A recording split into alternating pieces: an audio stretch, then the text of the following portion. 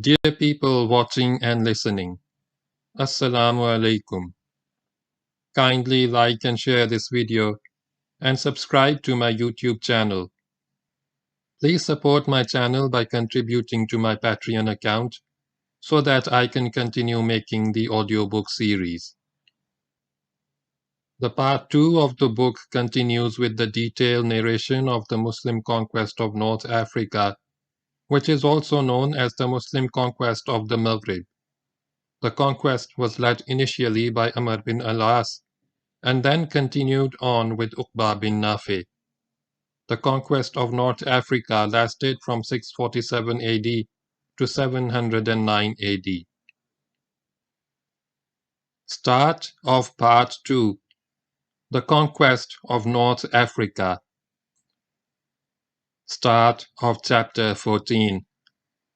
Objective Africa. Abdullah bin Saad settled down to ruling Egypt as its governor on behalf of the Caliph. Egypt was all his, a province of the Muslim state. He administered it well, showing intelligence and competence, with a special flair for getting money out of the province for Medina. And his master was well pleased with his governor and foster brother. There was no one to dispute his methods of extracting money from the Copts, for amrbinalaas was now living in retirement on his estate in Palestine, and no comparable personality remained in Egypt. As soon as he had settled down as governor, Abdullah bin Saad began to send raiding parties to the west, to the townships and tribes which were not part of the population of Egypt. These raids were launched in the border region of the west, where Egypt blended with Libya, and where the local population was Berber rather than Coptic. The raiding parties had a wonderful time. They captured slaves and cattle and goods, and returned to Fustat laden with wealth, of which 1/5 was sent to Medina as the share of the state, and the remainder distributed among the raiders. Abdullah bin Saad was an avaricious man, and thought that all this plunder was the surest sign of success. This was a quick way of getting rich, and the soldiers too went into their new role with gusto. The easy wealth brought in by these raids had the effect of whetting Abdullah's appetite. There was obviously lots more where this came from, Roman territory west of Egypt, and the prospects of even greater plunder induced Abdullah to write to the Caliph about the matter. He described the situation on the borders of Egypt and asked for permission to launch a major campaign to the west. In Medina, Usman called a council of war. This was in late 26 Hijri. All the senior companions were gathered at the council. The latest news about Egypt and the situation on the border were discussed, and everyone present agreed that the time had come to launch another major offensive as part of the Holy War. As a result of the discussion at this council, Usman took the decision that the Muslims would go into Africa. Orders were given for a large force from Arabia to march to Egypt, and augmented by the Muslim army already there invade Roman territory in the west. Over the weeks, contingents of various sizes from various tribes concentrated for the Holy War, and soon an army of 10,000 warriors was gathered at Medina, the largest part being from the Quraysh and the immigrants and Ansars. The doors of weapon stores were thrown open, and arms issued to those who did not have any, and 1,000 camels were provided by the state for carrying those who did not possess mounts of their own. The soldiers were in high spirits. There was much excitement about the new campaign. The Muslims were full of eager anticipation of the two rewards promised by God to those of the faithful who engage in holy war: victory and the good of this world for those who conquered, paradise for those who lost their lives. There were some fine and noble officers going with the expedition, and also one or two not so noble, but most of the leaders were respected and venerated Muslims. There was Ma'bad bin Abbas, a cousin of the Prophet sallallahu alaihi wasallam. There was Abdul Rahman, son of the first Caliph of Islam, Abu Bakr radiallahu ta'ala anhu. There were two sons of Caliph Umar radiallahu ta'ala anhu, Abdullah and Ubaidullah, the first of whom was a virtuous and gallant Muslim. There was Abdullah, son of Zubair, and there was Abdullah bin amrbinalaas, who, in sight of the shabby treatment received by his father, joined the Holy War. All these were sons of the first generation of companions who had formed the army of Prophet Muhammad sallallahu alaihi wasallam and had fought under him in the earliest battles of Islam. And these younger companions had covered themselves with glory in many campaigns fought in the time of the first two caliphs. Among those not so noble were two brothers, Marwan and Haris, sons of al-Hakam, of whom more will be said later. Before the departure of the expedition from Medina, Caliph Usman addressed the troops. He spoke of their duties as Muslims, of the religious obligation of the holy war in the way of Allah, and he wished them well. He ended his speech, I have instructed Abdullah bin Sa'ad to be good to you. I appoint over you Haris bin al-Hakam until you get to Abdullah bin Sa'ad, whereupon the command will be his. In Muharram 27 Hijri, that is October 647 AD, the army filed out of Medina on its way to Egypt. Upon arrival at Fustat, it was received with great joy, and here another 10,000 soldiers from the army of Egypt joined the force from Medina, bringing the total strength of the army to a full 20,000 men. With this army, sometime in December 647, Abdullah bin Sa'd Abi Sarh marched for the west. His objective was Africa. The Arabs called it Africa and believed in the legend that it was so named because it had been discovered and settled by Farik, brother of Misr bin Baisar, whose story the reader has already listened to in chapter 2. When Misr was given Egypt as his reward, and he founded the city of Memphis, Farik went and colonized Africa. There were one or two other legends also, but this was the most commonly accepted one. But when the Arabs spoke of Africa or Africa, they did not mean the Africa that we know today. They meant the northern belt of Africa bordering the Mediterranean, between Egypt and the Maghrib, the latter meaning west. Africa started at barqa and stretched westwards up to Bajaya on the Algerian coast, near the present Algiers.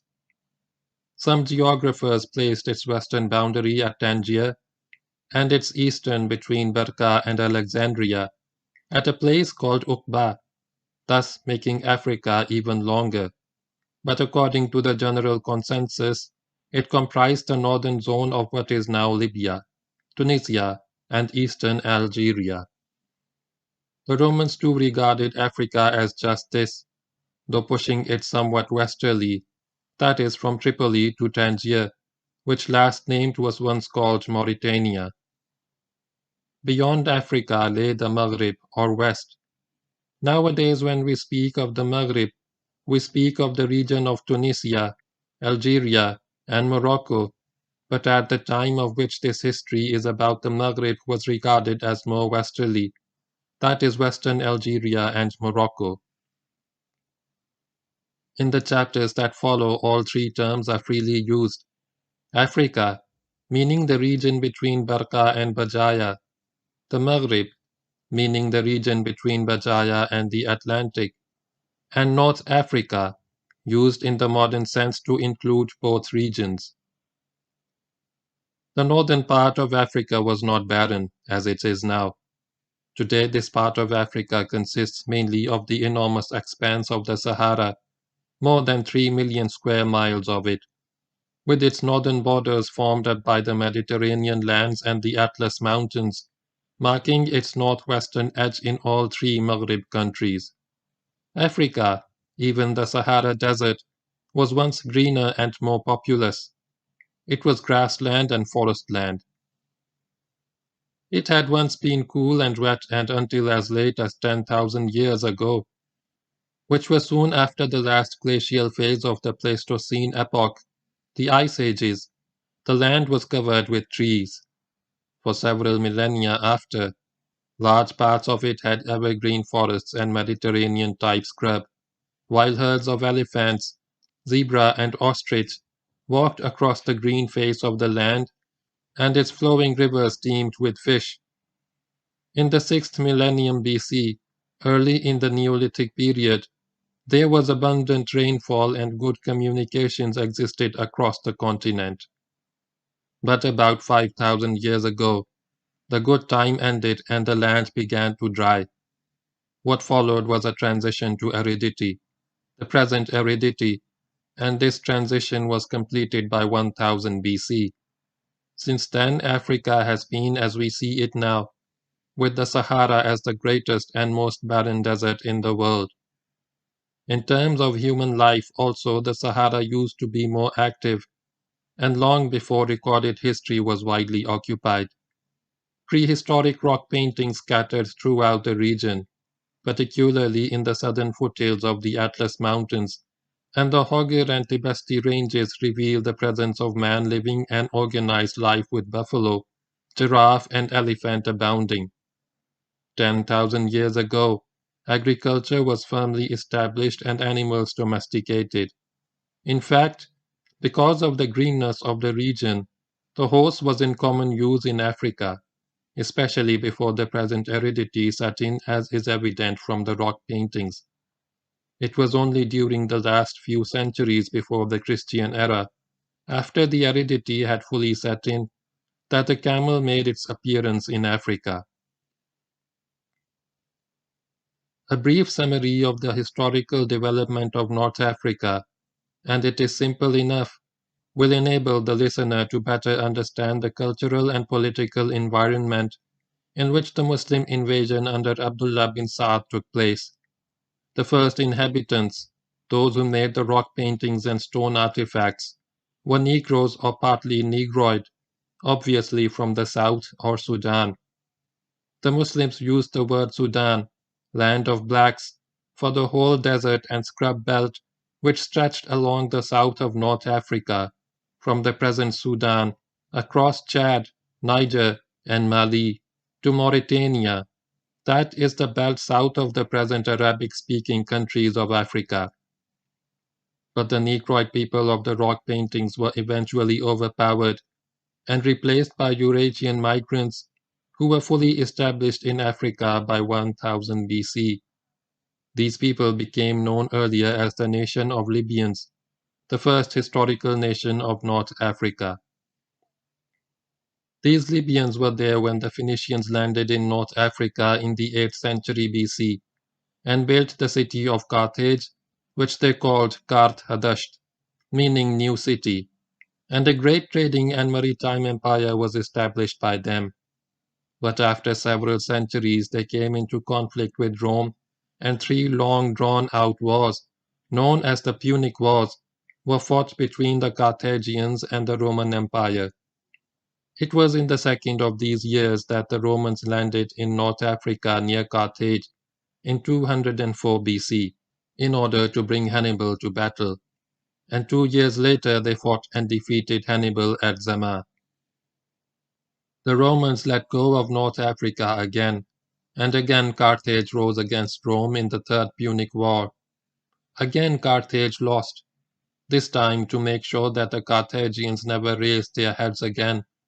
The Romans razed Carthage to the ground in 146 BC and made Africa a Roman province stretching from Tripoli to Tangier. The Romans were now here to stay, and in the 4th and 5th centuries AD, the settled areas of Africa were partially Christianized. Meanwhile, another migration of barbarians had begun from the east of the Eurasian continent. These were the German tribes, Visigoths, Ostrogoths, etc., large enough to be called nations. These nations first appeared in Western Africa in the 4th century AD. In the beginning of the 5th century, they crossed the Rhine, and a few years later overran most of Gaul and Spain. The Visigoths invaded Italy and in 410 sacked Rome. In Spain, the major barbarian nation was the Vandals. In Africa, the Roman governor, Count Boniface, who had his capital at Carthage, invited the Vandals to come to Africa. Soon after realizing the enormity of what he had done, he withdrew the invitation, but the Vandals came anyway, attracted by the wealth of Africa. In 429, King Genseric, or Genseric, led his nation of 80,000 Vandals into Africa and defeated the imperial forces stationed in the province.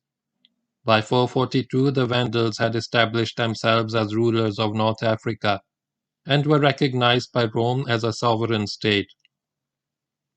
The Eastern Roman Empire, based on Constantinople, made an attempt to regain Africa in 468, but the attempt failed and the Roman troops were badly mauled by the Vandals. Then Justinian came to the throne at Constantinople and sent Belisarius with 18,000 men to bring Africa back into the imperial fold. In 533, Belisarius defeated and destroyed the Vandal kingdom. The Vandals renamed, of course, but as subjects of Rome. Late in the 6th century, with some reorganization of the imperial administration, a new appointment of exarch was created at Carthage, the exarch being a kind of viceroy ruling Africa on behalf of the emperor at Constantinople. This brings us to the time of our history. The father of Emperor Heraclius, who took over the empire in 610, was the exarch at Carthage, in other words, the governor of Africa. Heraclius died in 641, having appointed in the later part of his reign a patrician named Gregory as exarch or prefect of Carthage. After Heraclius, there was chaos at Constantinople. His two sons wore the imperial purple one after the other, and one after the other lost it. These were Constantine and Heracleonas, the latter being a son of Heraclius from his incestuous marriage with his niece Martina. In the same year, 641, Heraclius's grandson Constans II became emperor and some degree of stability returned to the Eastern Roman Empire. But eventually he had to flee Constantinople and went to Sicily. In 668, he was killed in his bath by an attendant. During the reign of Constans II in 647, in fact only a few months before Caliph Usman sent his army from Medina to Fustat, Gregory broke all links with the empire. He declared himself king and struck coins in his own name, and in this he had the support of the local population of Carthage. So when the Muslims set off from Fustat for Africa in the end of 647, they invaded the realm of King Gregory, stretching from Tripoli to Tangier.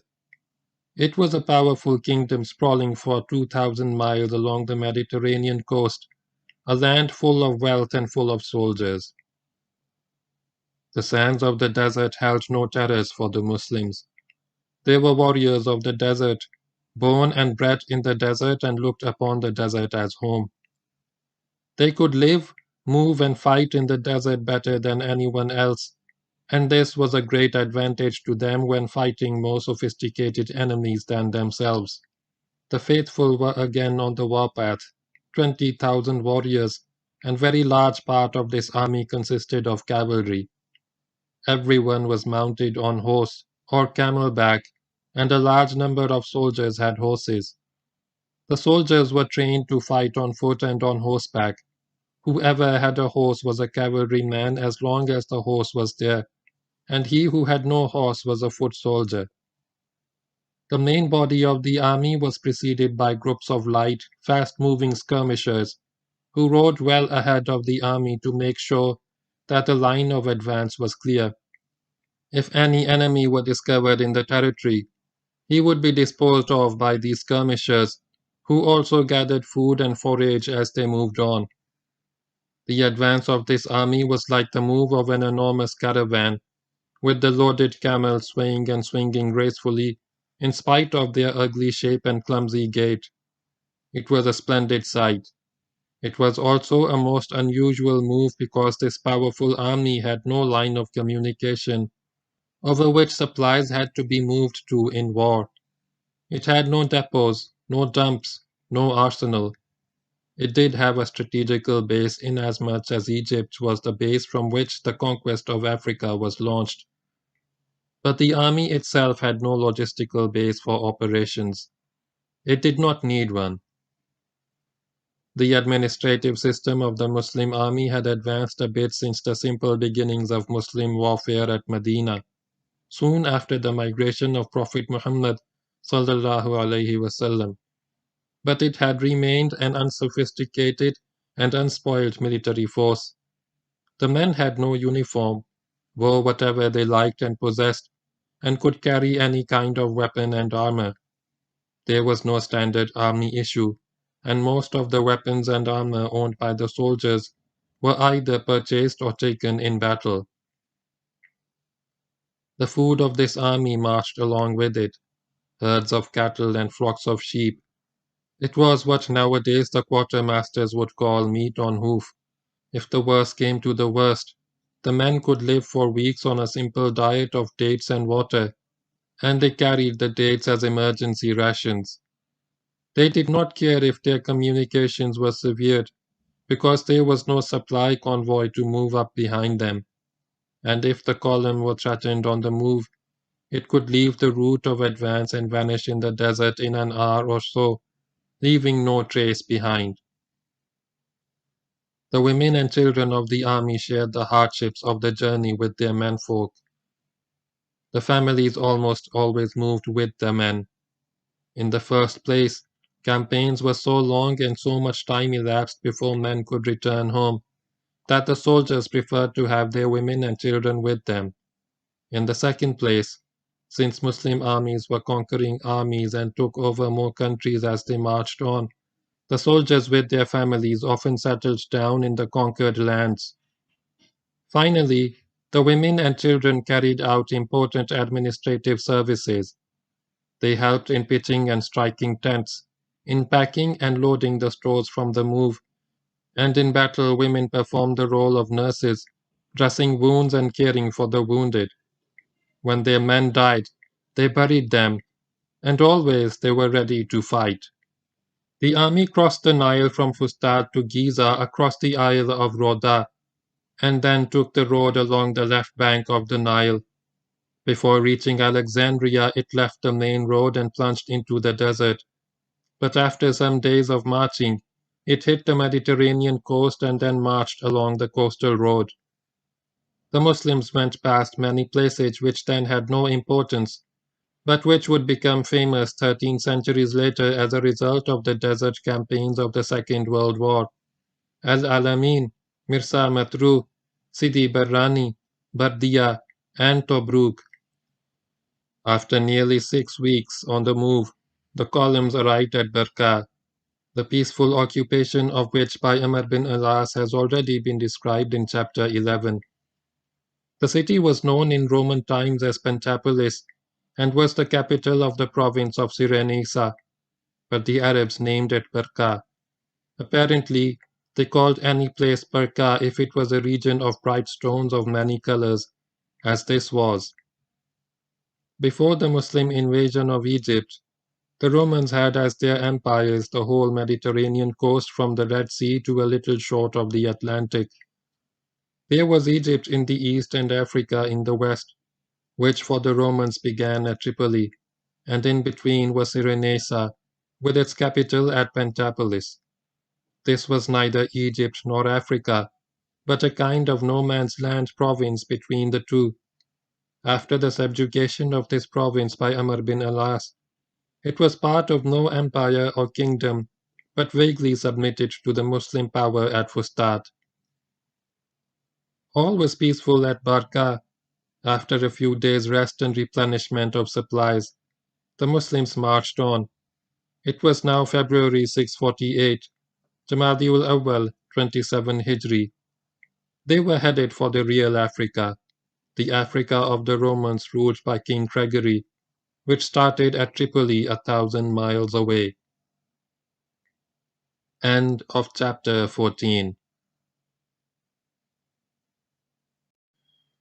Dear people watching and listening, Assalamu alaikum. Kindly like and share this video and subscribe to my YouTube channel. Please support my channel by contributing to my Patreon account so that I can continue making the audiobook series.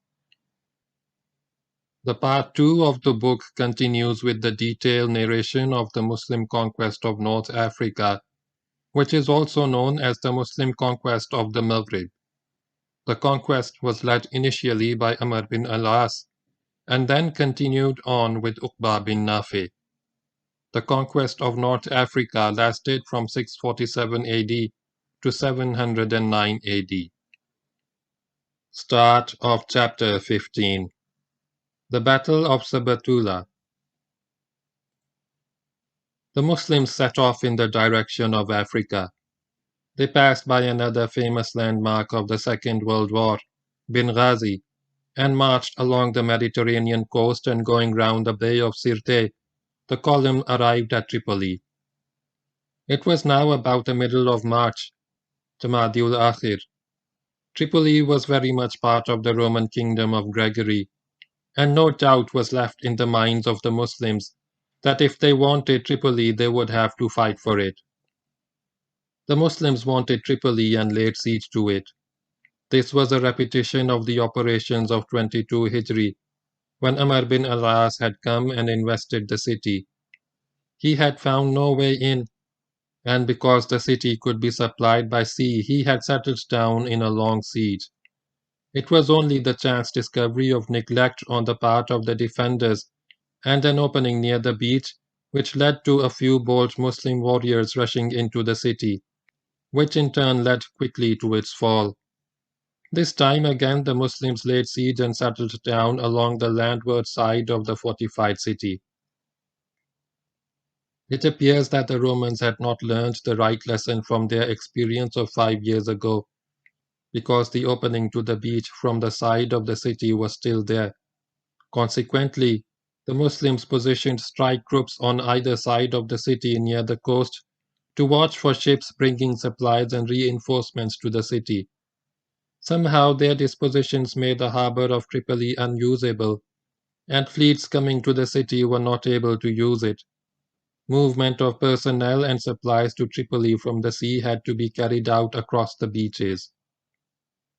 King Gregory of Africa sat in his palace at Subetullah, where he had established his capital.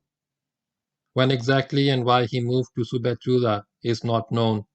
Perhaps he feared counteraction from Constantinople, against which he had rebelled, and Carthage was more vulnerable to a seaborne expedition than Subetullah, which was 150 miles south of Carthage and 100 miles from the sea to the east.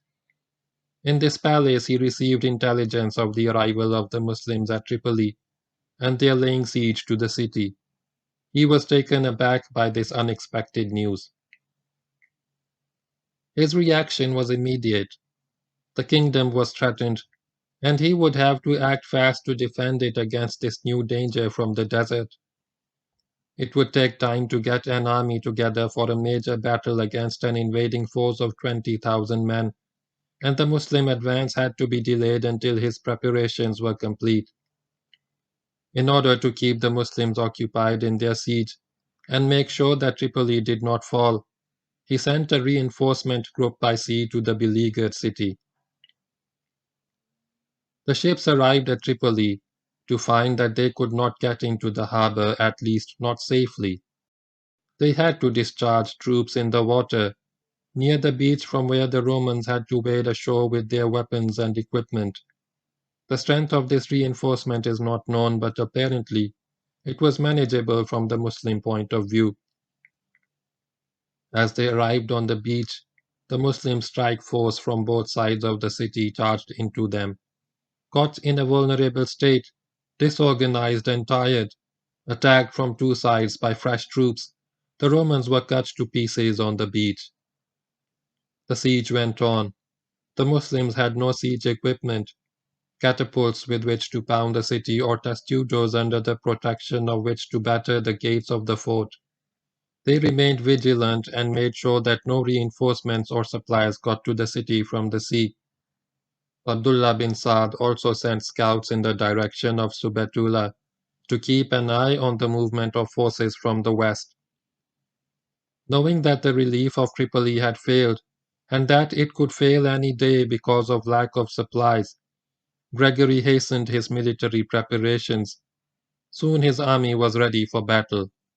It was a very large army, 120,000 strong according to historians, even Gibbon, but this figure is obviously a gross exaggeration. Such a vast army was not possible in the province of Africa, nor was there time to put it together, nor would it be possible to maneuver such a force tactically in battle. The actual strength of the Roman army may have been about half, that is 60,000 men, and we will work on this estimate in our account of the battle, acknowledging the possibility of error. Meanwhile, Abdullah bin Saad was getting tired of sitting at Tripoli and watching a garrison which showed no sign of giving in. For all he knew, this stalemate could go on for months, wasting precious time, while a few marches away lay the richest part of Africa, offering immense wealth to the invader. There would be Roman legions guarding that wealth, but they would have to fight in the open, which the Arabs preferred to siege warfare. Consequently, Abdullah raised the siege and marched to the west.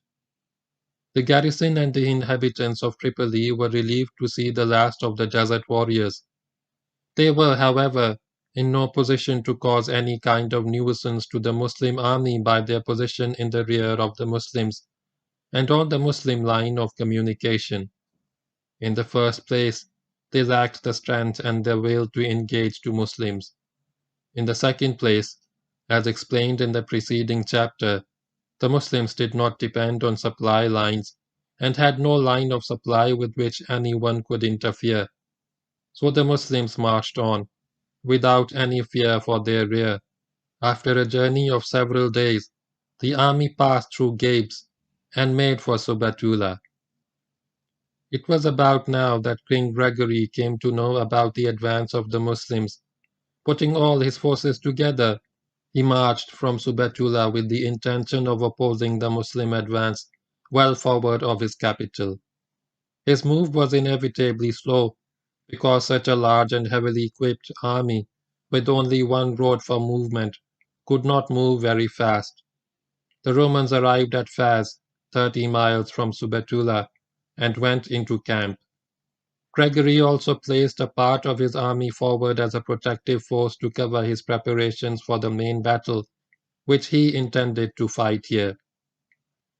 Hardly had the Romans gone into camp when the Muslim advance guard and all cavalry force appeared on the scene and without delay attacked the Roman covering force. After a short, sharp encounter, the latter was driven back to the main Roman camp. This was an inauspicious beginning for the Romans, and did nothing to restore the confidence of King Gregory, who appears to have been no great battlefield commander. He at once gave orders for his army to fall back on Subatullah. The Roman withdrawal from Faz was not molested by the Muslim cavalry, and a few miles short of Subatullah, the Romans turned and went into battle positions facing east. This was a better place for the Romans to fight a major tactical action. Being closer to their base gave them solid logistical advantages, and from this position they could give direct protection to the capital. While at Faz they could have been outmaneuvered. The more mobile Muslim army could outflank the Roman main body and get to Subatullah without engaging in a set-piece battle. The Roman strength lay mainly in infantry. They were not very strong in cavalry. Soon after the Romans had completed their retrograde movement, the Muslims arrived upon the scene and went into camp a short distance from the Roman front. As per Muslim custom, Abdullah bin Saad sent envoys to Gregory, inviting him to embrace Islam. failing which, if he preferred to avoid bloodshed, he could pay the jizya and come under Muslim rule.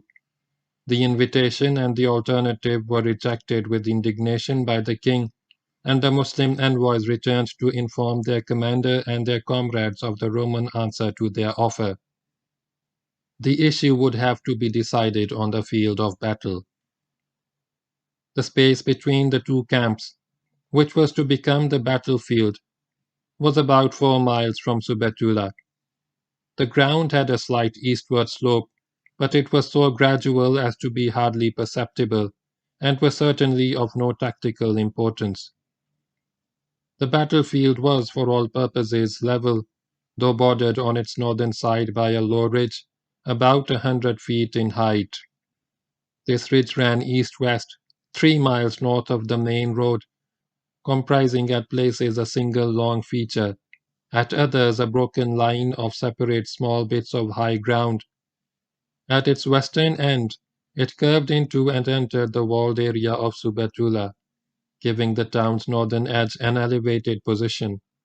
In other words, the northern wall of the town was built over the ridge. For the purpose of this narrative, we will call this ridge North Ridge.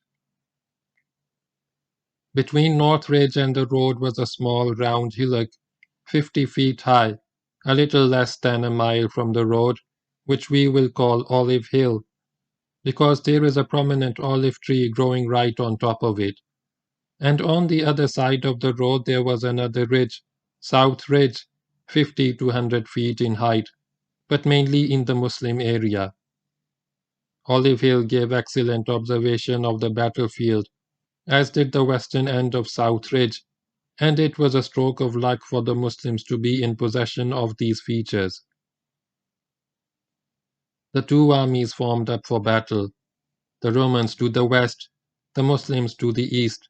The Roman front was 6 miles wide, lying astride the road, with their left on North Ridge.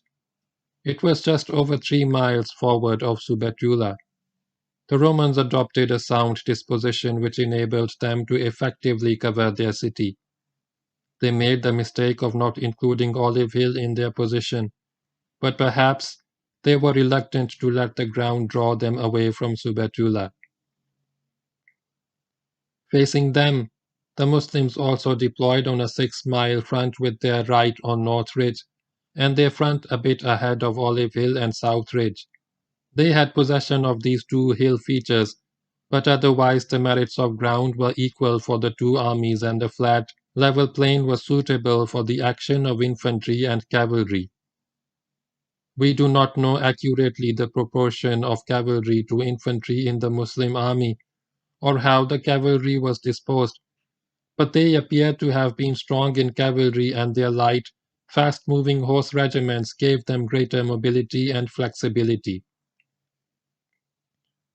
Both sides were full of fight, full of an eager anticipation of victory, full of a grim determination to win. Both knew that upon the outcome of this contest depended the fate of Africa. Either the kingdom of Gregory would survive and prosper, or the Muslims would gain another large province and the people of Africa would merge into the rising empire of Islam. If the Muslims lost the battle, it would be another generation, certainly another decade before they could venture again into the West with warlike intentions. The Roman army was the more imposing of the two, exulting in its numbers, its equipment, and its well-tried system of war. We call it the Roman army because until only a year before, it had formed part of the Eastern Roman Empire. The army had Romans and Greeks. It had Vandals, a blond Germanic people who had ruled Africa a little more than a century before. It had Numidians. Numidia was the province to the west of Subetula, who were Berbers and Negroes and sometimes a mixture of the two. And there were the true desert Berbers, dashing horsemen, individually brave but collectively more suitable for light operations and raids than a set-piece battle. The Roman army was magnificent to behold. Against this, the Muslims seemed few, only a third in number and less imposing in appearance, But in courage they were far ahead of their adversaries, and in faith they were above all mankind. The presence in their ranks of fine officers and noble Muslims, companions of their beloved Prophet sallallahu alaihi wasallam, further strengthened their confidence in themselves and their conviction of God's help in battle. They would win or die, they would return victorious or not return at all. The Romans and the Muslims were in high spirits, not because of their commanding generals, but in spite of them. Abdullah bin Saad was overawed by the numbers and splendid organization of Gregory's army. His men had little faith in him, and he knew it. He may have thought ruefully how much easier it was to extract taxes from a subject people than to command an army in battle against a powerful opponent. His men thought he was soft, and he was. Having given orders for battle and seen to the forming up and arraying of units and tribal contingents, Abdullah positioned himself at a suitable place behind the army, where there was no danger to his person. Gregory was not in high spirits either, mainly because destiny had at last brought him face to face with the Muslims. For the last quarter century, the Muslims had faced enemies in battle, first Arabs, then Romans and Persians, then Egyptians and Berbers, and everyone had fallen before their onslaught. Gregory was not in high spirits either, mainly because destiny had at last brought him face to face with the Muslims. For the last quarter century, the Muslims had faced enemies in battle, first Arabs, then Romans and Persians, then Egyptians and Berbers, and everyone had fallen before their onslaught. Now they were here, with Gregory and his new kingdom as their objective. And there was something about the Muslim cavalry which dismayed the king. There was a lot of it. Horsemen mounted on spirited, prancing Arabian horses, which were smaller but faster than his heavy chargers. The sight of the hard faces of the lean, tanned, battle-scarred veterans who rode these horses did not help Roman spirits. Gregory would fight this battle not because he wanted to, but because he had to. He had a large throne-like seat prepared for himself at the northern edge of the town, within the city wall, on the high ground which marked the end of the North Ridge. This place gave him good observation over the battlefield and became his command post. His staff and advisers were present here, and a number of horses were kept ready for him and his officers. When he sat upon his throne, 2 maids shaded him from the hot summer sun with peacock feathers. Behind him a large platform was erected, upon which others stood to watch the battle, including his daughter and her maids. The princess will appear shortly in our narrative. It was the midsummer of 648, last quarter of 27 Hijri. One fine summer morning the battle began. We know nothing about the details of the first part of this battle, except that there was a lot of fierce fighting, that at dawn the 2 armies would form up and the fighting would start, that it would go on uninterrupted until midday, when tired and hot, the soldiers would disengage and return to their respective camps for food and rest. The next day this process would be repeated, and so it went on for several days. There was no break in the fighting. Neither side could gain an advantage. There were no brilliant maneuvers, just hard, merciless slogging in a frontal clash of arms. Neither side would give in, each hoping that the next day would be better. The 2 army commanders made no attempt to influence battle by their presence at the front, but preferred the safety of their headquarters in the rear, from where they watched the fighting and waited for God's help. Then, when several days had passed like this, Gregory got the idea that he would gain an advantage over the invaders of his realm if he could get their commander killed. This would not be an easy thing to do, and anyone attempting the task would face great personal danger. So he decided to offer his daughter to the champion who carried out the deed. The daughter of Gregory was a beautiful maid, as lovely as she was intelligent and brave. From childhood she had been trained in the art of riding and the use of the bow and the sword, and apparently in this very battle she had been conspicuous not only for her beauty and rich adornment, but also her presence in the front line. Whether she did more damage to the bodies of the Muslims than to the hearts of the Romans, we do not know. Her name was Sabiya. Gregory sent for her. She came and stood on the platform behind him, accompanied by 40 maids. She was wearing her weapons as well as her fine clothes and jewelry. The king then announced, "By the Messiah and the Christian faith, if any man will kill the commander of the Arabs, Abdullah bin Saad, I shall wed my daughter to him, and give him all that she has, her maids and her wealth, and he will have a position near me which none else can hope for." As an afterthought, he threw in 100,000 pieces of gold. The offer of the king was soon passed on to everybody in the army, and the young soldiers, whether Roman or Greek or African, were excited by the prospects of winning not only a lady of incomparable beauty, but also wealth and honor. The king's offer had an excellent effect on the spirits of his army, and everyone dreamed of himself being the lucky winner. The news of this offer also spread in the Muslim army, and the courage of Abdullah bin Saad, never very high, suffered a further decline. He did not relish the idea of being a target of special efforts by the Romans. He countered Gregory's offer by announcing, "By the Prophet Muhammad, sallallahu alaihi wasallam, on whom be the blessings of Allah, whoever kills Gregory, I shall give him his daughter and all that she has." This was a good one, because it would cost him nothing. In fact, this amounted to making Gregory pay for his own death. Having made this announcement, Abdullah bin Saad drew from his command post, and as an extra precaution, went to his tent in the Muslim camp to think.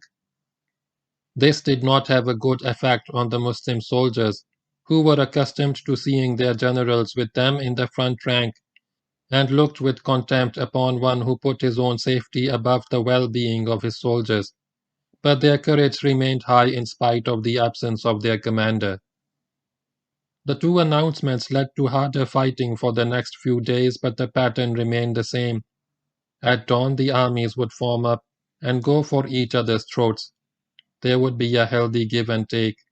Men would be killed and wounded, and by noon, suffering from fatigue and the heat of the day, the two sides would break contact and retire to the shelter of their camps. The bloody deadlock continued. Then one morning Abdullah bin Zubair, who was fighting in the right wing of the Muslim army, was approached by a Berber chieftain who was an officer in Gregory's army. He had things to tell the Muslims. Abdullah was the son of Zubair, our hero of the Egyptian campaign. Zubair had been a hero of many campaigns before that, and as a cousin of the Prophet sallallahu alaihi wasallam, and one of the special 10 companions, he had a high position indeed. Abdullah was born 20 months after the Prophet migrated to Medina, and had the distinction of being the first Muslim baby to be born in Medina. Now 25 years of age, he was a young man and a skillful fighter, having inherited most of the enviable qualities of his father. He was very well born, being not only a nephew of the Prophet but also a grandson of Caliph Abu Bakr, whose daughter Asma was Abdullah's mother, and everyone thought he looked just like Abu Bakr. Abdullah would one day become Caliph at Mecca and rule over much of Arabia for 12 years, in defiance of the Umayyad caliphs at Damascus. Finally, he would fall in battle, sword in hand, defending Mecca against the villainous Hajjaj bin Yusuf, who actually besieged and attacked the holy city and later crucified the body of Abdullah. But that is outside the scope of this history. For the present, Abdullah bin Zubair was here, in the right wing of the Muslim army, fighting the enemies of Allah in the Battle of Subatullah, and at this point in our narrative, talking with the Berber chieftain. The Berber had had enough of fighting and lost hope of a Roman victory. Wishing to end the battle and at the same time win the favor of the Muslims, he had stealthily crossed the lines to contact the Muslims and was now showing Abdullah bin Zubair how a Muslim victory could be hastened. He told Abdullah about the position of King Gregory, his command post, the fact that there were very few guards present with him, his nearness to the northern gate of Subatullah, which was open and unguarded. Since the battle had consisted over so many days of fierce frontal clashes, there had been no threat to the northern gate, and its security had consequently been neglected. If a Muslim group could carry out a cautious, unseen approach and then dash through the gate, it would get Gregory without anyone intercepting it. The Berber seemed sincere in what he said. Furthermore, he indicated the route which the Muslims should take, a route which lay behind North Ridge, and how to approach the gate through which they would reach the king. In fact, he offered to act as guide and lead the Muslims to the gate. As a result of this episode and the action of the Berber against his own commander, the northern gate would become known as Babul Ghadr, the gate of treachery. Within minutes a plan emerged in Abdullah's mind. He moved back from the Muslim right wing and rode to the camp to see the commanding general, who was still in his tent. He went to the tent but was stopped by a guard who stood in front of it. Abdullah asked the guard to be allowed to go in. "Let him be," said the guard, referring to his general. "He is thinking about your problem. When he has a decision to give, he will send for the people." "I have to discuss something with him," said Abdullah. "He has ordered me to keep people away from him until he calls me." Disappointed at not being able to put his ideas before the army commander, Abdullah bin Zubair began to walk away. His route took him past the rear of the tent. The rear flap was open so that Abdullah bin Saad was able to see him. He called to him, "Come here." Abdullah bin Zubair entered the tent from the rear. The commander-in-chief was reclining on a couch. "What brings you here, O son of Zubair?" he asked. "I have seen a weakness on the enemy's part," Abdullah bin Zubair explained. "I hope it is an opportunity Allah has given us, and I fear that it may be lost." He then described the situation as he saw it, the exposed position of King Gregory and how vulnerable he was. Abdullah bin Zubair had certain ideas about how to exploit the Roman weakness, what forces would be needed, how to time the operation to get the full benefit of surprise, and not only knock out the enemy commander, but also create a shock effect on his army which would facilitate its subsequent destruction. For Abdullah bin Saad, this was a gift from heaven. Here was a man telling him how to win the battle with a quick, neat maneuver like a surgical operation, and he was prepared to do it all himself, which meant that the army commander would not have to expose his person to danger in order to achieve victory. He came out of his tent. There were several officers present there, connected with units of the reserve cavalry. They were neither liaison officers who could carry his orders or the commanders of reserve units. We do not know the strength of the reserve, but we do know that there were several units. Its strength may have been a few thousand. Abdullah bin Saad put the entire reserve under Abdullah bin Zubair and told them to do what he did and go where he went.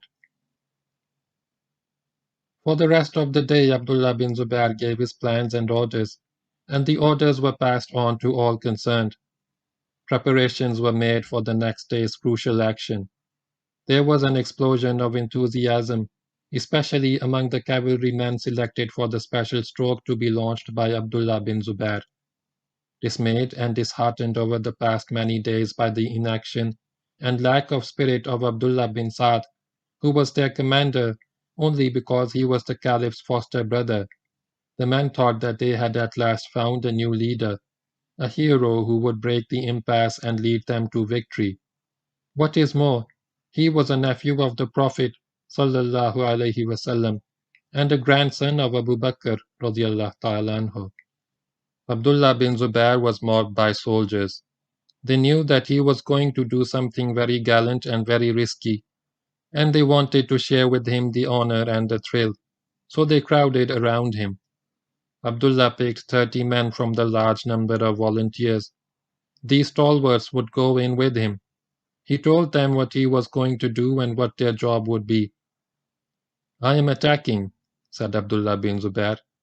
"Defend me against those who attack me from the rear, and I shall defend you from the front, inshallah." During the night that followed, groups of cavalry were positioned behind the right edge of the Muslim front, covered by the low hills which marked the end of North Ridge. By the morning, everything was ready. Every unit and group was in position. Everyone knew what he had to do. Even the main body of the army would go through the morning's pitiless work as if nothing else was going to happen. Bubbling with excitement, impatient for action, praying for victory, the army awaited the coming of the hour. Noon came, and the two armies, locked in combat since early morning, broke contact and separated. They began to pull back towards their respective camp, hardly looking at each other. If the Muslim movement was a bit slower than normal and apparently more reluctant, it was not noticed by the Romans. They just could not get back fast enough. The soldiers headed for their tents, taking off their armor as they went, fainting with fatigue and heat, drawing comfort from the thought that there would be no fighting till the next day. The king watched this engagement and the mutual retirement to camp. He would stay at this viewpoint a bit longer, watching the battlefield cleared of its dead and wounded, and the fallen weapons and equipment collected. Perhaps at this time he would make some adjustments for the next day's action. A large staff stood at a respectful distance, awaiting their master's orders. A few men of the royal bodyguard stood idly to his left, by the gate of treachery. Had they known that the gate would be so named because of the blow that was about to befall them, they would have been more watchful. Gregory did not see the small, dark mass emerge from behind North Ridge and make for the gate. The pattern of the last many days' fighting had been so fixed that nothing unusual had happened, and the king was not looking for anything unusual, nor noticed it. And the delayed presence of the Muslim army on the battlefield helped to divert the king's attention from the rapidly moving group of 30 horsemen, led by a bold rider who kept a few lengths ahead of his men. A much larger strength of cavalry was also on the move behind the cover of North Ridge, but would not be seen until a little later. The troop of horse raced at a fast gallop through the gate. The king still did not see him, but the few guards standing between the king and the gate quickly formed a line to face the Arab horse. The troop got nearer, with its leader away ahead of his men. As he approached the line of the bodyguard, the officer lowered his lance and charged. He broke the line and was in. He saw King Gregory mounted on a grey horse with his staff standing some distance beyond him. On one side stood the princess with her maids, and two of the girls stood nearby with peacock feathers in their hands. It was only now that Gregory turned and saw the Arab officer, but he was still not able to comprehend the meaning of this intrusion. What happened next is best described in the words of Abdullah bin Zubair himself. There was an open ground between him and me. He thought I was an envoy to him until he saw the condition of my weapons. Then he thought that I was running away to him. When I got to him, I struck him with my lance. He fell, and I threw myself upon him. As Abdullah drew his dagger to cut off the Roman's head, the two girls who stood nearby flung themselves upon him in an attempt to protect their sovereign, with the result that the first blow of Abdullah's dagger severed the hand of one of the girls. He managed to push them away. Again, using his dagger, he cut off the head of King Gregory. and fixing it on the point of his lance, raised it high in the air for all to see. In a few moments the officers of Gregory's staff were upon the Muslim warrior, and Abdullah was hard put to defend himself. But the danger passed as soon as it had arisen, because the 30 stalwarts arrived on the scene and made short work of the Roman officers. The fighting at the Roman command post had hardly begun when it was over.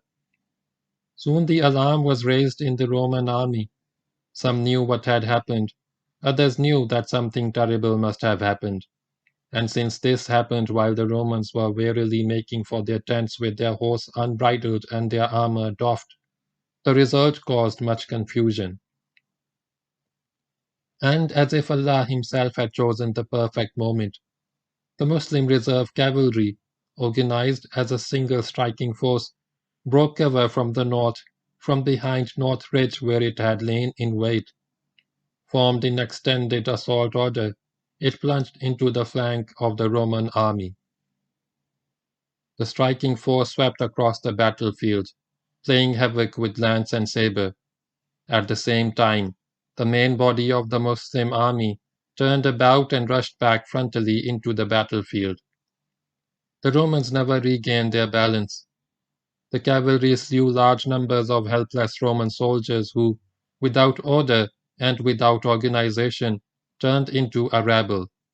The last action did not take very long. The battlefield turned into a slaughterhouse as panic-stricken Romans fled in all directions to escape the horror. Broken bodies of Romans and Greeks, Numidians and Berbers were strewn on the plain as a grim reminder of the terrible outcome of the last phase of the Battle of Subetula.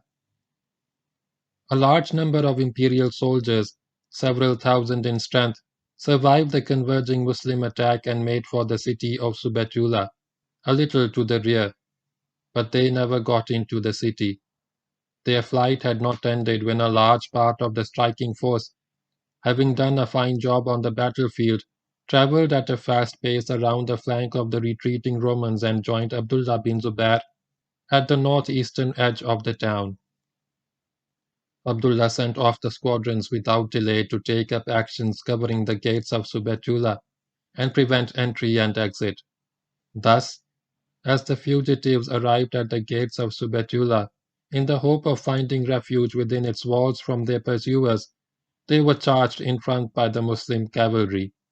Again there was much slaughter, and again the Romans broke and fled in all directions.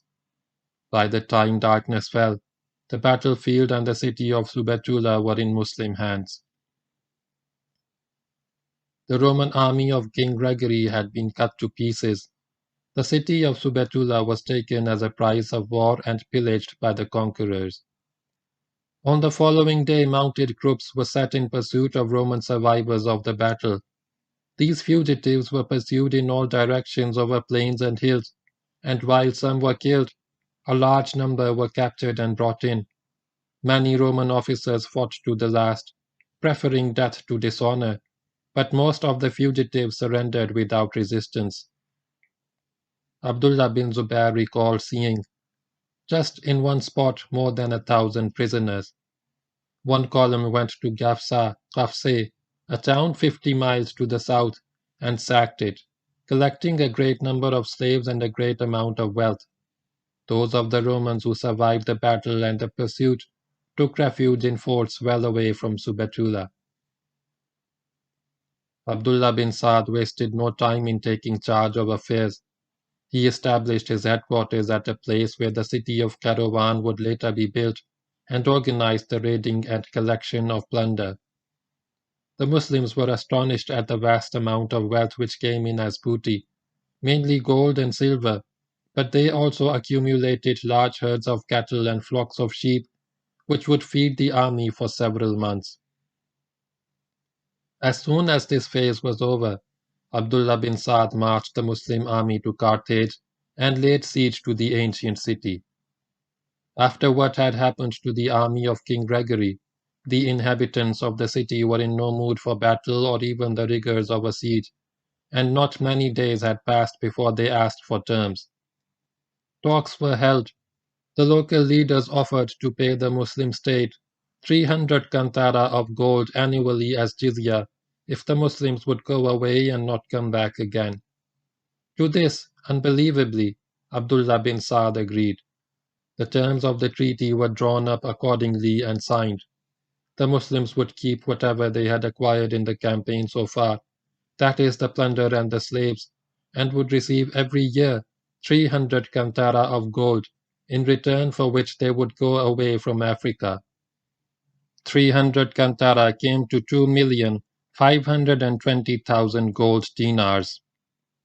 This payment was meant for the state and would go to Medina as jizya. Of the rest of the booty acquired in battle and pursuit, 4/5 were distributed among the soldiers.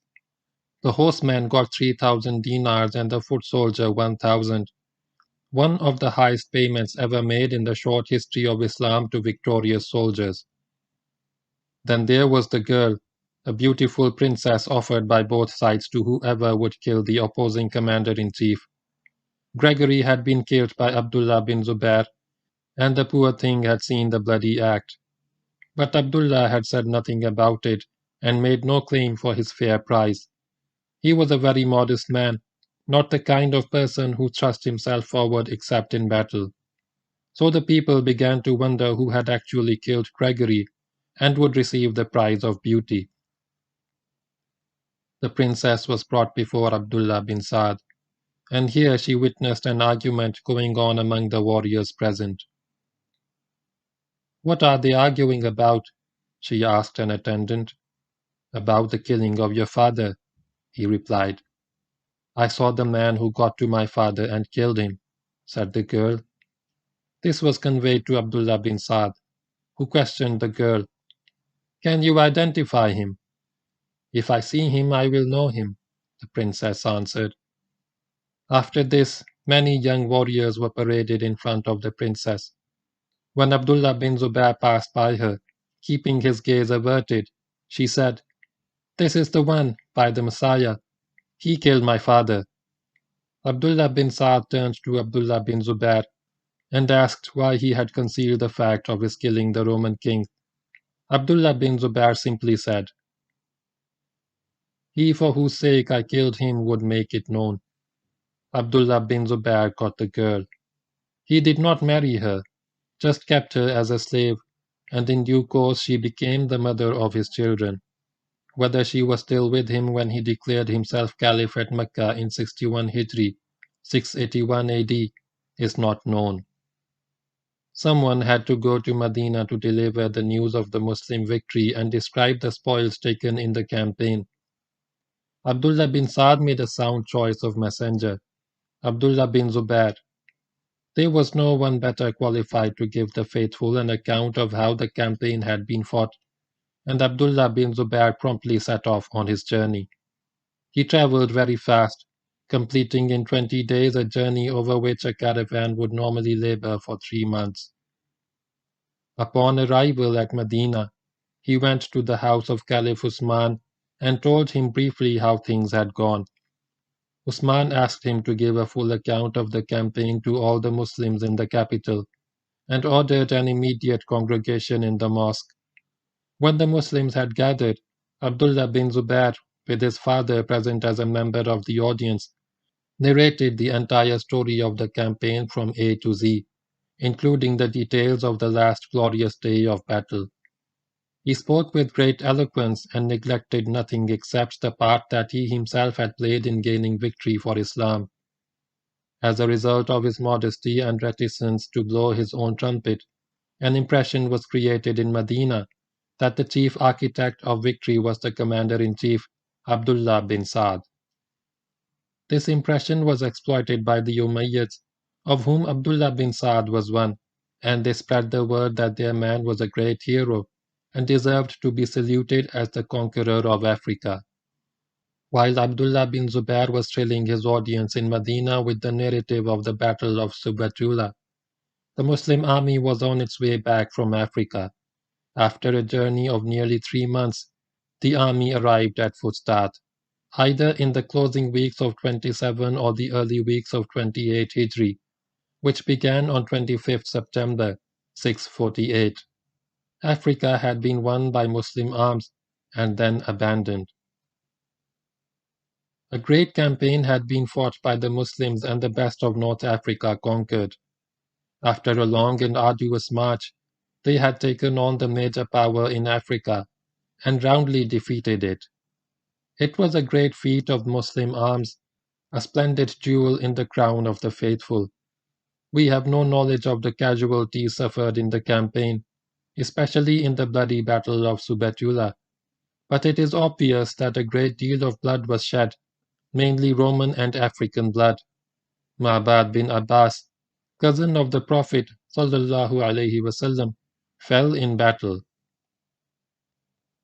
Having killed King Gregory and crushed his army in battle, the Muslims had put an end, though not permanently, to the remnants of the Roman Empire in Africa, after 8 glorious centuries of Roman rule. For the first time, they had come in conflict with and beaten a German nation, the Vandals who served in large numbers in Gregory's army. All Africa lay at their feet. A little push would have taken them to Tangier and the Atlantic. A new and vast land would be added to the world of Islam, in which the law of the Quran would run. The majority of the local population would sooner or later embrace the new faith, and the message of Islam would be spread to the western limits of the known world. But this did not happen. Having done so much, having suffered so much, having shed so much blood, and in the end having achieved so much, the victorious Muslim army of Abdullah bin Sa'd abandoned its conquests and marched back to Egypt. Only the wealth which they brought back and the memories of the campaign bore witness that they had set foot in Africa. The serious reader might question the wisdom of the campaign if it led to nothing better than this. The answer to this question lies in the fact that the strong hand of Umar was no longer there to guide the destinies of the Muslim state. Umar was averse to venturing into Africa and had forbidden Amrbinalaas to do so. But had he been in charge when this campaign was launched, his religious dedication, his political insight, and his driving ambition to strengthen the establishment of the Muslim state would have led to better consequences. And his generals, all close companions of Prophet Muhammad ﷺ, would outdo their caliph in religious zeal and selfless service to the cause of Islam. They were not only brave soldiers and exemplary commanders, but altogether perfect specimens of the holy warrior, unlike Abdullah bin Sa'd bin Abi Sarh, who had been an apostate and who had once been sentenced to death by the Holy Prophet ﷺ. With the departure of Umar, the temptation to acquire wealth raised its ugly head in the Muslim state. No longer was a strict watch kept on the finances of the governors of provinces and the generals of armies. Officers began to take liberties with money, which belonged to the state, and were not taken to task. This became evident in this very campaign, and the handling of the booty taken in the Battle of Subetula led to serious objections. When ordering the invasion of Africa and sending his 10,000 men from Medina to Egypt, Caliph Usman had written to Abdullah bin Sa'd, "If tomorrow Allah Most Glorious gives you victory in Africa, then yours is a fifth of the state's fifth of the booty given by Allah to the Muslims." Abdullah bin Sa'd remembered the words of the Caliph.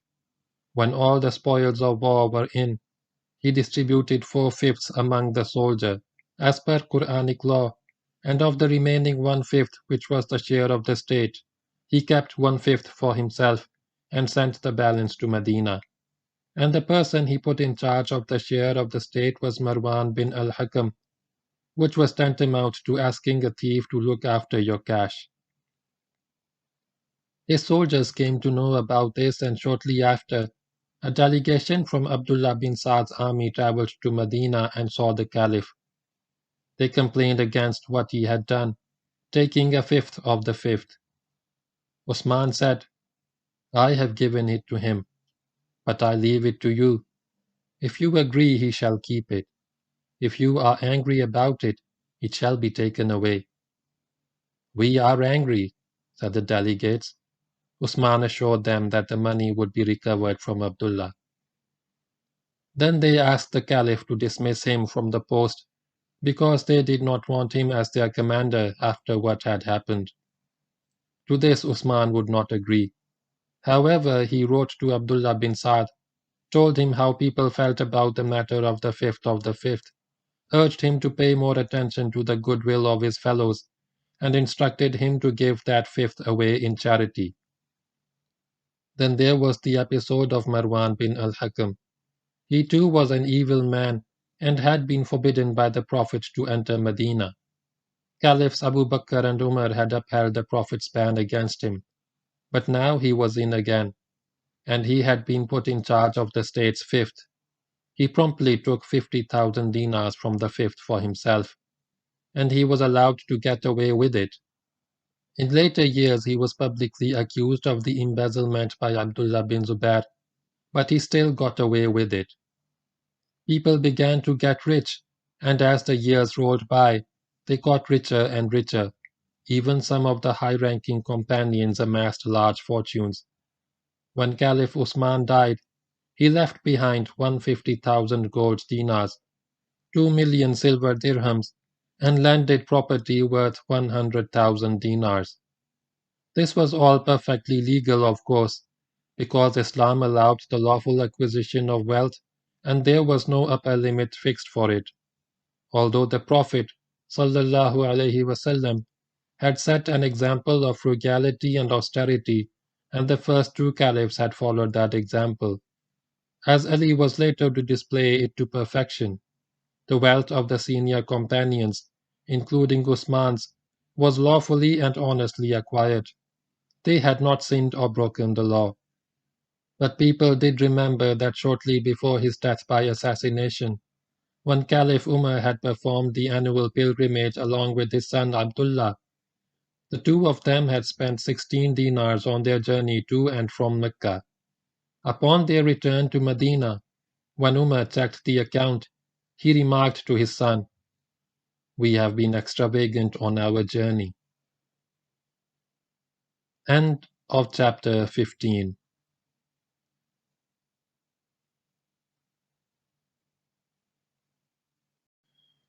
Dear people watching and listening, Assalamu alaikum. Kindly like and share this video and subscribe to my YouTube channel. Please support my channel by contributing to my Patreon account so that I can continue making the audiobook series. The part 2 of the book continues with the detailed narration of the Muslim conquest of North Africa, which is also known as the Muslim conquest of the Maghrib. The conquest was led initially by amrbinalaas and then continued on with uqbabinnafe. The conquest of North Africa lasted from 647 AD to 709 AD. Start of chapter 16. War in the Mediterranean. The next 3 years passed uneventfully in Egypt. Africa continued to pay its jizya dutifully, as stipulated in the treaty signed after Subetula, and Abdullah bin Saad continued to administer Egypt with efficiency and zeal. Then he turned his attention to the south, the land of Nubia.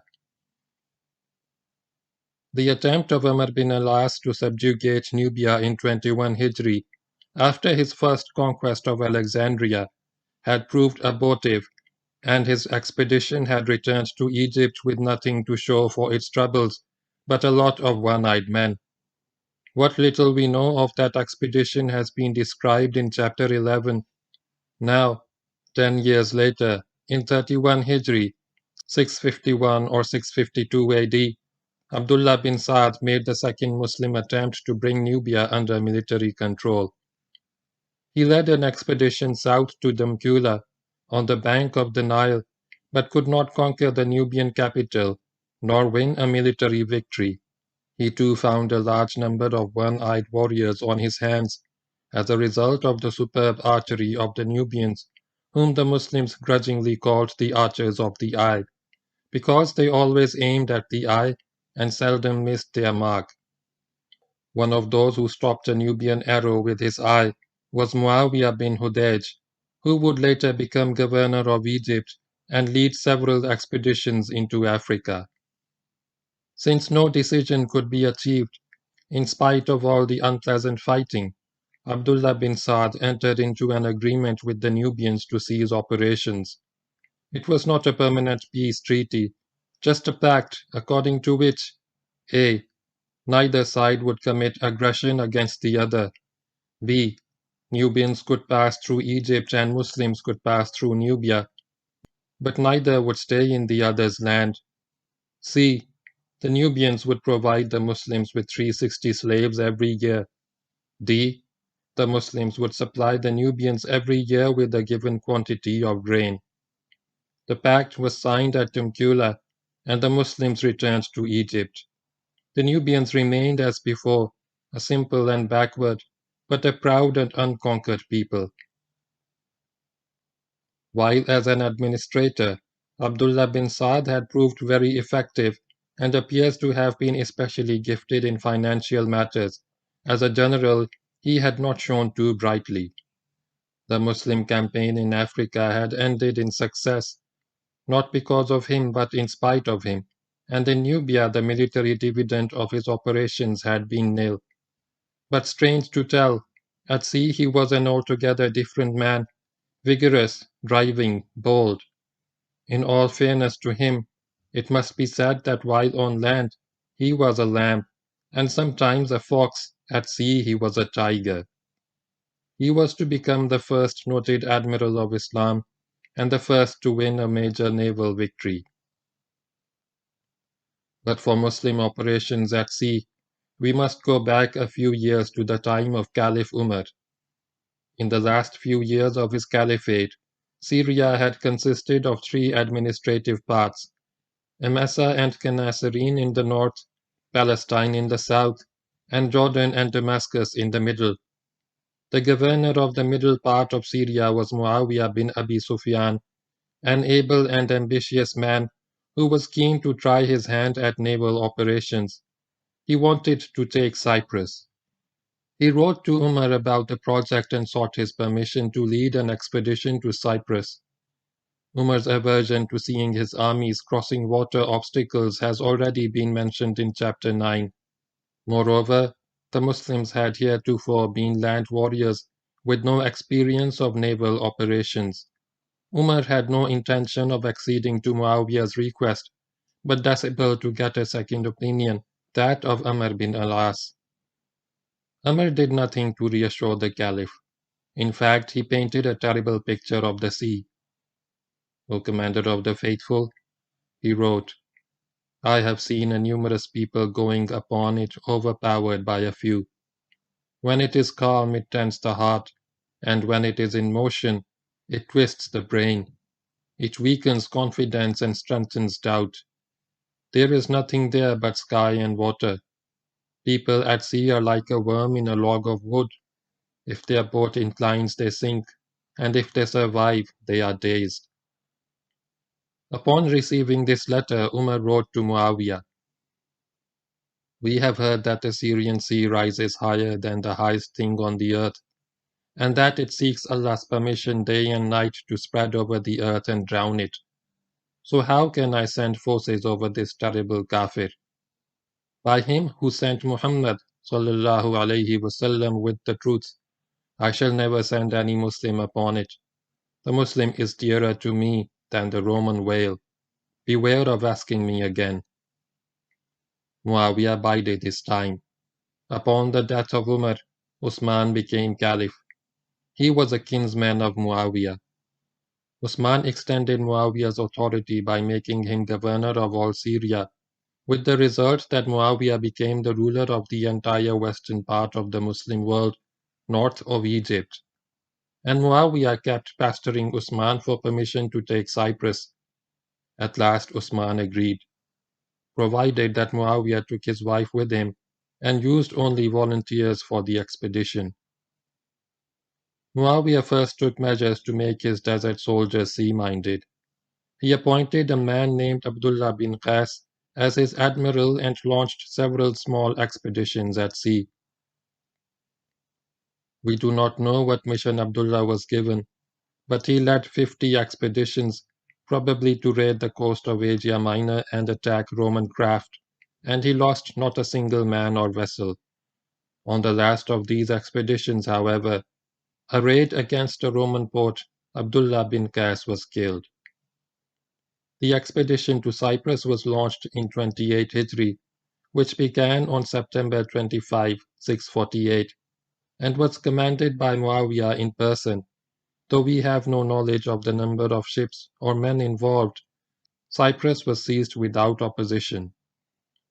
The Cypriots submitted to the payment of the jizya, 7,000 dinars a year, and the Muslims returned to Syria, leaving Cyprus in peace. What is unusual about the tax transaction is that the Cypriots would pay an equal amount to Constantinople, and this was an open arrangement. Both sides knew what the other was getting, and it was understood that neither would interfere. This was the first major naval expedition in Islam. It does not make an admiral of Muawiyah, because there was no naval battle, not even a minor engagement at sea. The honor of fighting the first naval battle of Islam goes to Abdullah bin Sa'd bin Abi Sarh. It took the Romans some time to recover from the defeats suffered by them at the hands of the Muslims in Egypt. Their attempt to regain Egypt in 25 Hijri had got off to a promising start, but thanks to the resumption of command by amrbinalaas, it ended in failure and disgrace. 2 years later, Gregory revolted in Africa, and this, a stab in the back by their own kind, was a very painful loss. It took the empire time to recover, but recover it did, and the naval expeditions launched by Muawiyah, culminating in the capture of Cyprus, drew Roman energies into shipbuilding and maritime operations. The Romans built a large fleet and got down in right earnest to preparing men and equipment for the sea. This led to a sense of naval rivalry and mutual apprehension. The Muslims now understood that with their command of the sea, the Romans could land a large force at any spot on the Syrian, Egyptian, and African coasts, and the Romans knew that by taking to the sea, the Muslims would pose a direct threat to all imperial lands, even Constantinople. In response to the Roman challenge, Abdullah bin Sa'd also built a fleet at Alexandria. The initiative taken by Muawiyah in the matter of Cyprus had opened the door to the sea, and Abdullah showed more openness of mind than most Arab military commanders of the time. He had a better grasp of naval potentialities than others did. But the fleet was little more than a means of transportation, as indeed was the Roman fleet, and naval battles in this period of history amounted to nothing more than land forces, fighting a land-type battle at sea, using the ship as a vehicle and platform. The Muslims had their soldiers to do the fighting, and engaged copts to do the rowing and other seaman work. The first naval clash between Rome and Islam took place in 31 Hijri, 651 or 652 AD. It was probably an attempt by the Romans to land troops on the Egyptian coast, but very little is known about this action. Abdullah bin Sa'd sailed out to meet the Roman fleet, and after some fighting, the Romans were repulsed. The Muslims gained valuable experience from this battle, which was given the name of Asawida. The next major naval action, known as the Savari, was fought 3 years later in 34 Hijri. We have no knowledge of the exact location of the Battle of Savari. We know from Zahabi that it was fought near the coast not far from Alexandria, and he is the only historian who mentions its general location. There is some confusion also about the composition of forces.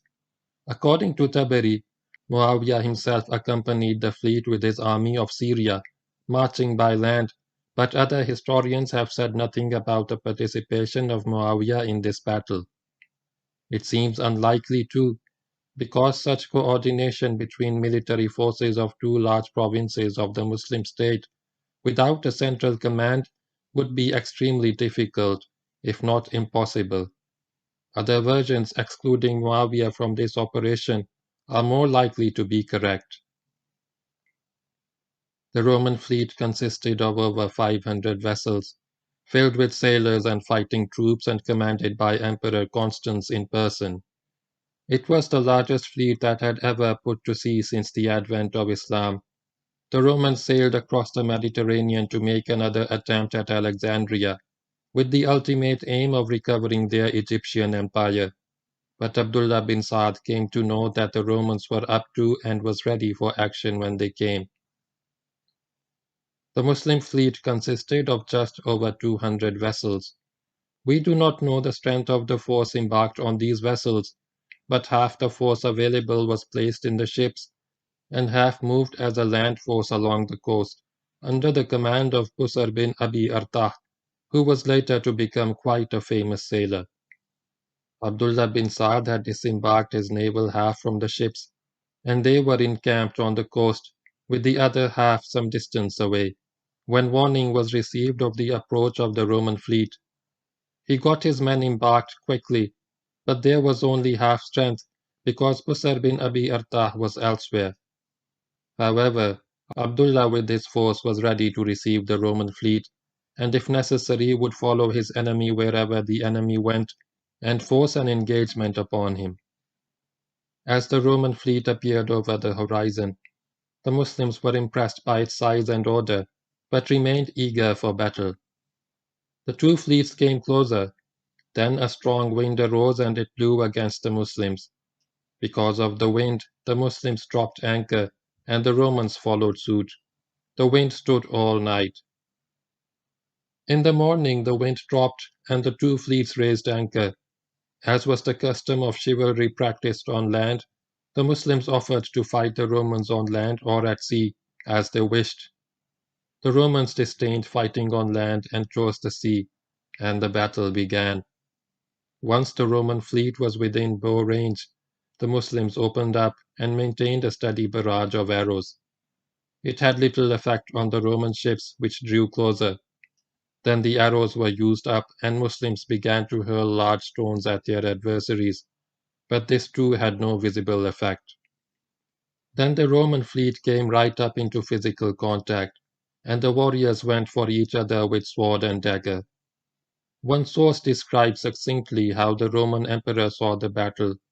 He kept in the rear, some distance away, for his own safety, and every now and then a messenger would come from the front line in a boat and tell him what was going on. After the start of battle, when the messenger arrived in his boat, Constans asked, "What is the enemy doing?" "They are fighting with bows and arrows," replied the messenger. "Then Rome has won," said the emperor. After a little while the messenger made his second trip, and again Constans asked, "What is the enemy doing?" "Their arrows are finished and they are throwing stones at us." "Then Rome has won," said the emperor. The messenger went back to observe the battle, and after a while came up again to make his report. Again Constans asked, "What is the enemy doing?" "Their stones are finished," replied the messenger. "They have tied their ships together and are fighting with swords." "Then Rome has lost," said the emperor. Rome had not lost, not for a long time. In fact, initially it was the Roman fleet which launched the attack and heated up the battle. Both fleets tied their ships together with several ships forming a group, and in some cases there was a tying arrangement for the masts also. This, and the fact that everyone was mixed up in a wild melee of ships and sails, gave this battle its name, Zatus Sawari, the Battle of the Masts. As the Roman fleet attacked, groups of Roman vessels assailed corresponding groups of Muslim ones. It appears that the Muslim formation and front-line organization was not very orderly, and the Romans broke the Muslim line in several places. This led to hard and vicious fighting with men leaping at each other, and using sword and dagger in an orgy of killing, crew assaulting crew, and men assaulting men. This is just the kind of fighting the Muslims loved, because in hand-to-hand combat, the hardy Muslim warriors, veterans of many battles, were superior to their relatively softer opponents. The Romans were slaughtered in huge numbers, but they fought on, and for a long time the battle hung in the balance. After a good deal of fighting at close quarters, the Romans accepted defeat. They broke contact and pulled back out of the battle area and sailed away to the north. The Muslims returned to the nearby coast, where they spent several days before marching off to Alexandria and then back to Fustat. It was a great victory for Muslim arms. The faithful had ventured into the sea, which had hitherto been the exclusive province of the Roman Empire, and which held terrors for many of them who had never taken their feet off firm land. They had taken on the most formidable navy of the time, one more than twice as strong as their own, and beaten it squarely. A very large number of Romans had been killed, and a very large number wounded among those who survived to return home. The Muslims too took heavy casualties in this battle, but even in terms relative to their strength, their casualties were light compared with those of the Romans. There was such ferocity in this battle, and such was its bloody harvest, that the nearby shore became the scene of a horrible spectacle for the next few days. Waves of the ocean lapping the shore carried blood, the blood overspreading the water, and incoming waves threw bodies upon the beach until the beach was covered by human corpses. Not for a long time would the Eastern Roman Empire dispute with the Muslims the command of the Mediterranean in a major naval engagement. The Romans had been beaten as soundly at sea as they had been beaten on land. The Battle of Savari, fought in 34 Hijri, 654 or 655 AD, was a feather in the cap of Abdullah bin Saad, an honor fairly won. It was a first, for no Muslim general before him had put on an admiral's hat, figuratively speaking, faced a powerful Roman fleet at sea and decisively defeated that fleet. But it was his last major achievement. He did not have much longer to go, and the year that followed the Battle of the Masts, that is 35 Hijri, was a momentous and very sad year for Islam. Most of the year was a period of unrest in the Muslim world. There was discontent in the provinces and widespread grumbling among the people. All this led, in the later months of the year, to grave civil disorder and rioting in the capital itself. The rioters were not the people of Medina but Muslims from Kufa, Basra, and Egypt. And they were not hooligans and looters but normal citizens who demanded the ouster of Caliph Usman, accusing him of incompetence and corruption. The Egyptian Muslims working against Usman at Medina were led by Muhammad, son of the late Caliph Abu Bakr. The violence of the disorder reached its climax on Zulhajj 18, 35 Hijri, May 17, 656, when the venerable and pious 82-year-old Caliph was assassinated by two of the rioters. Muhammad bin Abi Bakr was present with these two men, but did not himself strike a blow. One of the major causes of this tragedy was a person who has been mentioned in the preceding chapter, Marwan bin al-Hakam, the fellow who took 50,000 dinars from the state's share of the spoils of Subatullah and was allowed to get away with it. Some time after that battle, Usman appointed him as his principal advisor or secretary, and he began to wield enormous influence in matters of state. He was always there to advise Usman, and seldom was his advice beneficial for Islam or for Usman.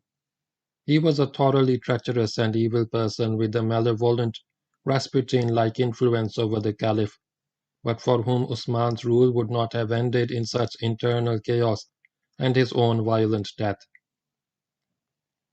Marwan, of course, got away with it, and with a lot more besides. The death of Usman was followed by several days of lawlessness in Medina. There was a complete absence of order and control. Then Ali bin Abi Talib became Caliph, and all citizens of Medina came and did obeisance, except for the clan of Usman, that is, the Umayyads, and a few chiefs who remained seated on the fence. Ali was the only one of the great companions big enough to accept the burden of the caliphate, knowing that whoever did so would be accused of having a hand in the murder of Usman, knowing also that he could have been the very first caliph of Islam. Soon after taking over as caliph, Ali dismissed Abdullah bin Saad from his post and appointed another man as governor of Egypt. Abdullah left Fustat and went to live at Ascalon in Palestine, and that was the end of his career. It was the end of his life too, because sometime in 36 Hijri, Abdullah died at Ascalon. He had never been a great man, as a Muslim, as a general, or even as a person, and his passing made not the slightest difference to anybody. End of chapter 16. Dear people watching and listening, Assalamu alaikum. Kindly like and share this video and subscribe to my YouTube channel. Please support my channel by contributing to my Patreon account so that I can continue making the audiobook series. The part 2 of the book continues with the detailed narration of the Muslim conquest of North Africa, which is also known as the Muslim conquest of the Maghrib. The conquest was led initially by amrbinalaas and then continued on with uqbabinnafe. The conquest of North Africa lasted from 647 AD to 709 AD. Start of chapter 17. The last days of amrbinalaas. Ali, himself the noblest, purest and bravest of Muslims, was not destined to know peace in his 5-year rule. There was civil strife and indiscipline in the provinces. Revolt raised its ugly head. Ali was faced with problems which had their origins in conditions which arose in Usman's time. In fact, the seeds of the civil strife and disorder were sown by the clannish Umayyads who dominated Usman's administration. Ali had to deal with the consequences, and his caliphate turned out to be a series of civil wars and revolts. The first revolt was by Talha, Zubair and Aisha, radiyallahu ta'ala anha, who ganged up against Ali. The first two were top-level companions, the third widow of the Prophet, sallallahu alaihi wasallam. Their revolt led to the Battle of the Camel, named after the animal atop which Aisha herself rode in battle in an armored litter, near Basra, rebels and crushed the revolt. The dead of this battle were hardly cold in their graves when Muawiyah raised the standard of revolt, or rather brandished it, for he had been in revolt all the time. Muawiyah was the son of Abu Sufyan, chief of the Umayyad clan and leader of the infidel Quraysh in their battles against Prophet Muhammad sallallahu alaihi wasallam. Father and son submitted to Islam upon the conquest of Mecca by the Muslims, when there was nothing else they could do, but continued to place their Umayyad connection above Islam. Muawiyah later went to fight in Syria, where he proved himself to be a good general, an able administrator, and a wily politician. Late in the time of Umar, he was appointed governor of a good part of Syria, and early in the time of Usman, he was appointed governor of all Syria, with his capital at Damascus. His naval expeditions have been described in the preceding chapter.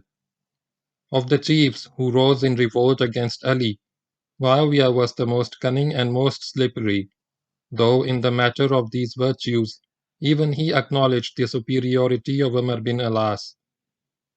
Amr was now living on his estate in Palestine, which province he himself had conquered before his Egyptian campaign. To him Muawiyah turned for help against the rightful caliph. For some time, Amr was on the horns of a dilemma, torn between moral right and worldly gain. He confessed to his son Abdullah, "With Muawiyah is this world, but not the hereafter." With Ali is the hereafter, but not this world. Abdullah urged him to reject Muawiyah's invitation, but Umar gave in to worldly temptation. He traveled to Damascus and agreed to become Muawiyah's right-hand man, in return after victory for the governorship of Egypt to be his for life. Ali and Muawiyah faced each other at Siffin, on the right bank of the Euphrates in present northeastern Syria. After a long, hard and bloody battle, fought in Safar 37 Hijri, corresponding to July 657, the army of Muawiyah was about to collapse when Umar saved it with a masterly trick. He snatched a hard-won victory from Ali's grasp and left him with the bitter taste of a wasted battle. In this, Umar was indirectly assisted by the treachery of the Kufans, who formed the bulk of Ali's army and who virtually mutinied just when victory was in sight.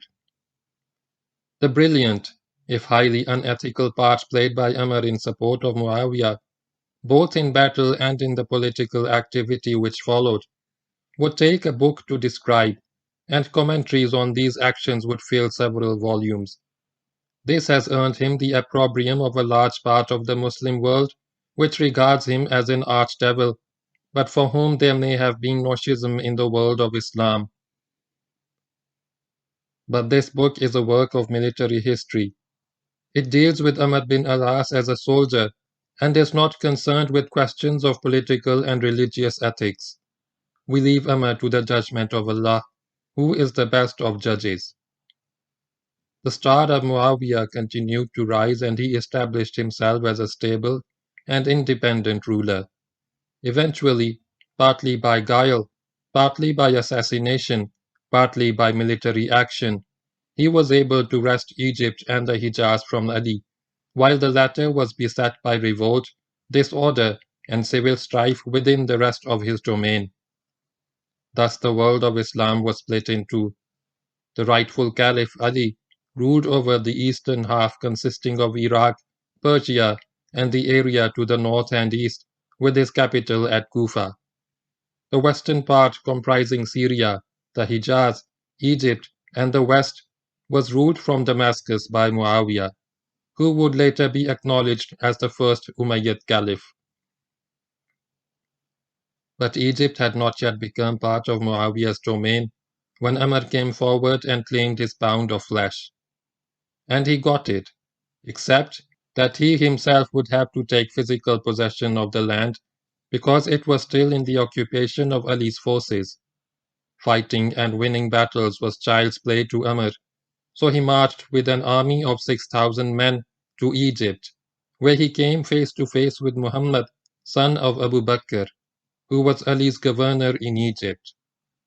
In the battle that followed, Umar not only defeated and killed Muhammad, but also had him sewn into the skin of a donkey and burnt to ashes.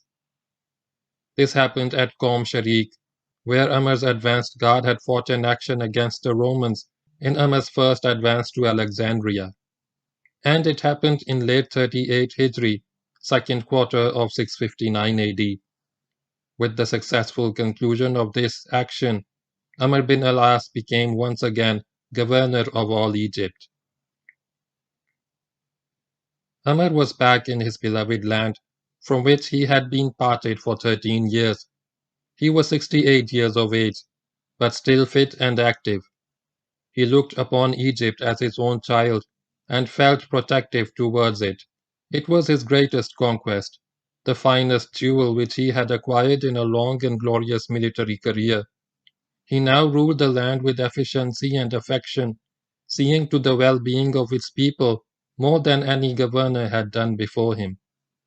When Muawiyah complained that he was not getting enough revenue from Egypt and that he needed more money, Umar flatly refused to give him more. He would say, "The governorate of Egypt is equal to the rest of the caliphate." Umar had come a long way since the days of his disbelief. He had once been among the most fearsome enemies of Islam, by his own assertion, the worst Islam hater. He had strained every nerve to damage the cause of Islam, had taken part with the idol-worshipping Quraysh in the persecution of Prophet Muhammad, sallallahu alaihi wasallam and his handful of followers in the days when they were only a handful. When in the 9th year before the migration, the Prophet sallallahu alaihi wasallam sent some of the Muslims to Ethiopia to escape persecution and seek refuge with its Jewish ruler, known as the Negus of Ethiopia, Najashi to the Muslims. Amr had followed them with a few bloodthirsty friends with the intention of killing them. He knew the Negus had visited him before in the course of trade, but the Negus refused to let him carry out the dastardly deed. The harassed Muslims felt safe and secure under the benign protection of the Jewish monarch. At last, unable to bear what had become increasingly unbearable, the Prophet ﷺ had migrated to Medina in what was later to be numbered as the 1st year of the Hijrah. And in the following year, a series of battles started between the Muslims at Medina and the Quraysh of Mecca, the first being the historical Battle of Badr. In these battles, amrbinalaas played a prominent and enthusiastic role, the most important one being Uhud, where he commanded the infidel cavalry. But the cause of Islam continued to prosper, and the Muslim state went from strength to strength. The greatest effort of the Quraysh was launched in 5 Hijri, but at the Battle of the Ditch, this effort pattered out and the Quraysh, who had gone out of Mecca like lions, came back to Mecca like mice. Amr still hated Muhammad and the new faith which he was spreading, but he was intelligent enough to see that with the failure of the Quraysh at the ditch, the scales had been tipped in favor of the Muslims. His shrewd perception left him no doubt that the star of Islam would continue to rise and the fortunes of the infidels continue to decline. So, as he himself related later, he got a few friends together, told them how he saw the situation and suggested that they go to Ethiopia. If the Quraysh win, we will return, he said, and if Muhammad wins, we will stay with the Negus, for it is better to be under the Negus than under Muhammad. His friends agreed to join him in this journey. They made preparations. They collected a large quantity of hides and skins to give as a gift to the Negus, because Amr knew from the past experience that this was the commodity which the Negus valued the most from Arabia. When their preparations were complete, they traveled to Ethiopia. This was sometime in 7 Hijri. Upon nearing the palace of the Negus, Amr saw a man emerge from the palace who he knew. This was a Muslim named Amr bin Umayyah and had been sent by Prophet Muhammad sallallahu alaihi wasallam as an envoy to the Negus. Amr bin al-As at once made his mind that after he had given his gifts to the Negus, he would ask him to let him have Amr bin Umayyah so that he could kill him. This killing of an envoy of Muhammad sallallahu alaihi wasallam would raise Amr's stock in the eyes of the Quraysh. Amr bin Umayyah came out of the palace, and Amr bin al-As went in. The Negus was delighted to see him. "Welcome, O my friend," he said. "What gift have you brought me?" "O king," Amr replied, "I have brought you gifts." Amr advanced and offered his gifts, which were accepted and much admired. Then Amr bin al-As took up the matter of Amr bin Umayyah. "O king, I have seen the envoy of Muhammad at your door, and he is our enemy. Give him to me so that I can cut off his head, for he is the envoy of a man who is an enemy unto us." On hearing this, the Negus got very angry. He stretched forth his arm and struck himself on the nose with his fiat. It was such a hard blow that Amr thought he must have broken his nose, and wished the earth would open and swallow him up, just to get him away from the infuriated king. But the king controlled himself and calmed down. Then he spoke firmly to Amr. "You are asking me to give you the envoy of a man to whom the angel Gabriel has come even as he had come to Moses, so that you may kill him?" Amr at once took a mollifying attitude. "O king, if it is so, then so be it. He has received the same angel Gabriel as came to Moses. Yes, the Negus continued, and by him in whose hands is the life of the Negus. Woe to you, O Amr! Listen to me and follow him.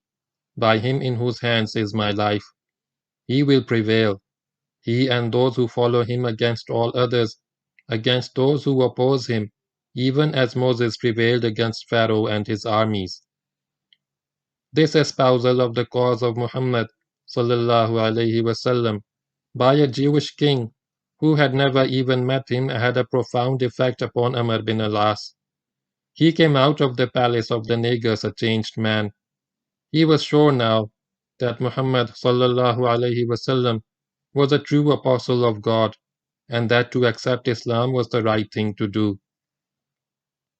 Amr and his friends returned to Mecca. From there he set out for Medina, and was pleasantly surprised to be joined on the way by Khalid bin al-Walid and one other, who were traveling to Medina with the same intention. They went to the Prophet ﷺ and submitted. This happened on Safar 1, 8 Hijri, May 31, 629. Then there was the assassination attempt against Amr, soon after his return to Egypt as governor. What happened was that three misguided Muslims, may their memory be cursed, took it upon themselves to rid the world of Islam of its three leading personalities: Ali, the rightful caliph at Kufa; Muawiyah, the successful rebel ruling the western part of the Muslim world from Damascus; and amrbinalaas, governor of the largest and most prosperous province of Islam.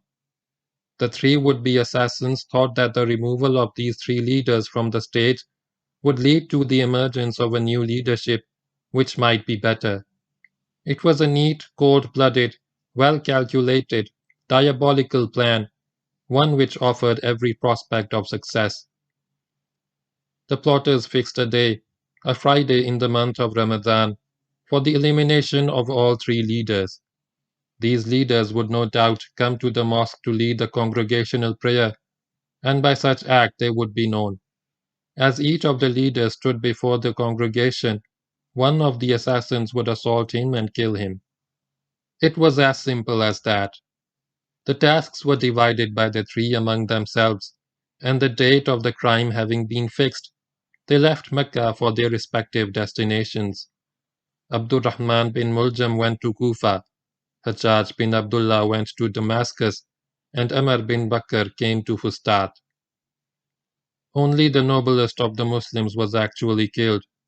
On the day of the crime, Friday, Muharram 17, 40 Hijri, January 24, 661 AD, Ali, the commander of the faithful, was mortally wounded. He died 3 days later. In Damascus, the assassin's knife could do no more than cause a gash in Muawiyah's buttock, and apparently it was a big one, before he was overpowered. Muawiyah got away with a deep flesh wound. In Fustat, the attempt misfired altogether. Amr bin al-As was not well that day. He was suffering from indigestion and could not leave his house. So he nominated his chief of police to lead the prayers in his stead. This man was none other than our hero of many battles in the Egyptian campaign, Kharija bin Huzaifa, the Hazar Mard, the equal of 1,000. As Kharija took his place in front of the congregation and faced Mecca, Amr bin Bakr, also known as Haruri, leapt at him and stabbed him to death. The assassin had never seen Amr before and believed he had killed Amr. He only realized his mistake after the bloody deed was done. But he was a truthful fellow. When taken before Amr, he said to him, "By Allah, I sought none but you." Amr replied, "But Allah did not seek me." The would-be assassin of Amr was also, apparently, a simple fellow, and the words of Amr seemed to have made quite an impact on him. He kept saying, "I went to Amr and Allah wanted Kharija." When making his confession, Haruri revealed the whole plot of the three assassins to kill Ali, Muawiyah, and Amr on this day, and believed that the two other leaders were already dead. He was told that he would be executed for murder, and upon hearing this, the fellow burst into tears. He was asked if he was surprised at this punishment for such a crime, and he replied, "No, by Allah, I am only sad that my two comrades have succeeded in killing Ali and Muawiyah, while I have failed to kill Amr." He was executed without delay. Amr realized that he was alive only because of his upset stomach, which had kept him away from the mosque where the assassin waited. Whenever he discussed the event with friends, he would say, "Never has my stomach done me any good, except on that day."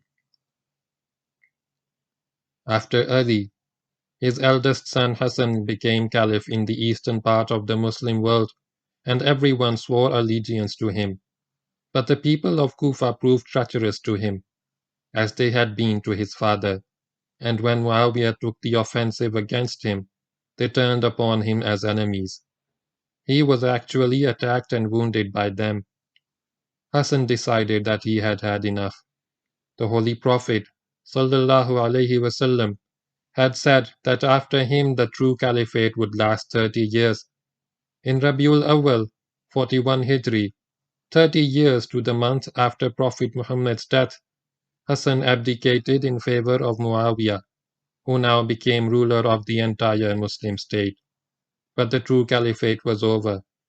Henceforth, Muslim rulers, though calling themselves caliphs and assuming the title of commander of the faithful, would in reality be sultans, whether Umayyad or Abbasid or Fatimid.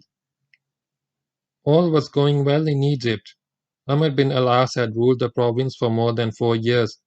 He was now 73, and in the 43rd year of the Hijrah, the month of Ramadan was coming to an end. Then the icy wind of death began to blow. The icy hand of death stretched forth to get him. Amr lay in bed. He knew that his time had come, and his eyes filled with tears. His son Abdullah, who stood beside him, was astonished to see tears in the eyes of his illustrious father, whom he had always known as a hard and fearless man. He asked, "O father, is it fear of death that makes you so?" "No," replied Amr, "it is what is to come after death." Amr was a troubled man. He had a sense of guilt. There is no record in history of any statement made by him to inform us of what actually pricked his conscience, but it was probably the part he had played in the conspiracy against Ali, whom he knew to be the true and rightful caliph. Some of his words support this view. In fact, Ali had warned him, in the days when Amr was planning his most devilish tricks against him. "I know of a day when you will regret this, and that is the day of your death. You will wish you had not supported hostilities against a Muslim, and not taken a bribe against justice." Abdullah tried to comfort his father. He reminded him of his services to the Prophet ﷺ and his conquests in the way of Islam. Amr listened quietly to his son. When Abdullah had finished, Amr said, "I have known 3 occasions in life, on any one of which if I had died, I know what people would have said. Allah sent Muhammad, on whom be the blessings of Allah and peace, and I was the most in hating what he brought. I wanted to kill him. My hostility to the religion of Allah became so strong that I went across the sea to the Lord of Ethiopia, seeking the blood of the companions of the Messenger of Allah. If I had died then, people would have said, 'Amr has died an idol worshipper, an enemy of Allah and of His Prophet, one of the people of hell.' Then Allah cast Islam into my heart, and I went to the Messenger of Allah. He stretched his hand towards me for obeisance, and I gripped his hand. I said, 'Am I swearing allegiance on the understanding that my past sins are forgiven? I will then know that I start in Islam without sin.' The Messenger of Allah replied, 'O Amr, Islam wipes out whatever was before it of error, and the migration wipes out whatever was between it and Islam. If I had died then, people would have said, 'Amr has become a Muslim, and has migrated with the Messenger of Allah. We hope for much good for Umar with Allah. Then I achieved high command and there was mischief. I feared this the most. He had nothing more to say for the moment, and Abdullah took his leave. Some more time passed. Death took another step towards Umar. He knew that this was the end. He sent for Abdullah, who hurried to his father's side. The son knew, as did the father, that it was last post for the old soldier. "O my son," said Umar, "when I am dead, bathe me yourself, and when you have bathed me, put some camphor on my body. Wrap me in 3 garments and bind me with my waistband, for I am a warrior. When you have finished, take me quickly. Let no mourner follow me and no torch. Put me in my grave and cast earth evenly over me, and know that you have left me alone and afraid. When you have buried me, pray over me, and stay long enough to sacrifice a camel and distribute its flesh." Then Umar turned to prayer. He addressed his Lord and sought forgiveness and mercy. He died on the day of the Eid al-Fitr, Shawwal 1, 43 Hijri, January 4, 664. The Nile into which he had flung the epistle of Caliph Umar, challenging it to withhold its flood, was in the process of falling, after Allah had commanded it to flow and then to stop. The Fustat which he had founded as the new capital of Egypt was now a bustling town. Abdullah bin Amr led the funeral prayer for his father. Then they buried him at the foot of the hill of Muqattam, near Fudge. The grave was right by the road on which people traveled to Mecca and Medina, and as the Muslims passed by his grave, they would pray for him. Amr died a very wealthy man. According to Masudi, the wealth he left behind consisted of 325,000 gold dinars, 1,000 silver dirhams, grain worth 200,000 dirhams, and an estate in Egypt valued at 10 million dirhams. This is probably somewhat exaggerated, but the fact that one of the great captains of history had passed from the realm of the living to the realms of the dead made no difference to the world. Muawiyah appointed Umar's son Abdullah as governor of Egypt, and the world went on as if nothing had happened. End of. Dear people watching and listening, Assalamu alaikum. Kindly like and share this video and subscribe to my YouTube channel. Please support my channel by contributing to my Patreon account so that I can continue making the audiobook series. The part 2 of the book continues with the detailed narration of the Muslim conquest of North Africa, which is also known as the Muslim conquest of the Maghrib. The conquest was led initially by amrbinalaas and then continued on with uqbabinnafe. The conquest of North Africa lasted from 647 AD to 709 AD. Start of chapter 18. Back to Africa. Muawiyah ruled as caliph at Damascus. After the abdication of Imam Hassan in 661, there was none left to contend with Muawiyah or dispute his authority. Things settled down in the Muslim world. Muawiyah had no high position in Islam. In fact, as a Muslim, he rated rather low. But as a ruler and administrator, he was shrewd and able, and his rule was marked by political and administrative success. In Egypt, after the death of amrbinalaas in 43 Hijri, 664 AD, his son Abdullah was appointed as governor. This suited Muawiyah for the time being. Abdullah knew Egypt and understood its problems. He was an able and respected officer, and his loyalty to the caliph had never been in doubt. He did well as governor and ruled Egypt for 4 years before being relieved. But during his tenure as governor, there were no operations and no events of historical significance took place in Egypt or nearby. The forwardmost garrison of Islam stood at Barqa, under the command of uqbabinnafe. about whom much will be said in subsequent chapters. In Carthage, too, everything was quiet and everyone was contented with his lot. After the revolt of Gregory and the shake-up which always follows such a revolt, and after the bloody battle of Subetula, and the brief siege and peaceful surrender of Carthage, things had returned to normal. The people selected another man to be their king, a Roman citizen named Hubahiba, obviously an Arabic rendering of some Roman name.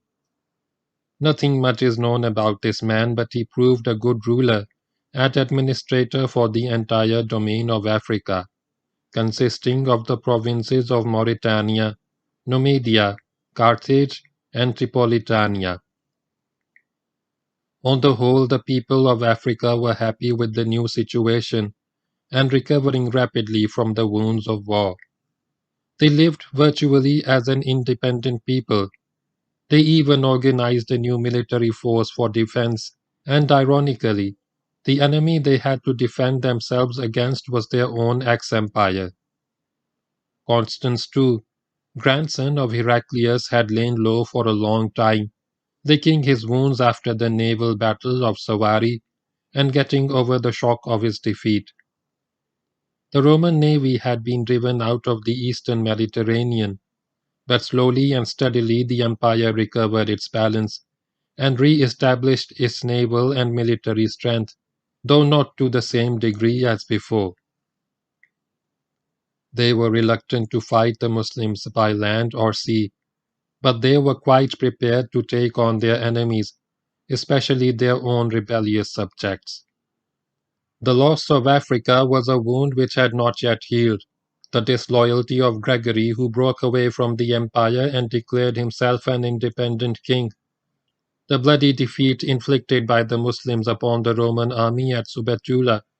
The willingness with which the population of Carthage surrendered to Abdullah bin Saad, and the 300 kantara of gold paid to the Muslims by the Africans. The cumulative effect of all this rankled like a thorn in the imperial side. Instead of feeling sympathy for the losses suffered by his African subjects and coming forward to relieve their distress, the petty-minded Constans decided to make the Africans pay him the same as they had paid the Muslims, that is 300 kantara of gold. The man chosen by Constantinople to re-establish Roman rule in Africa was a general named William.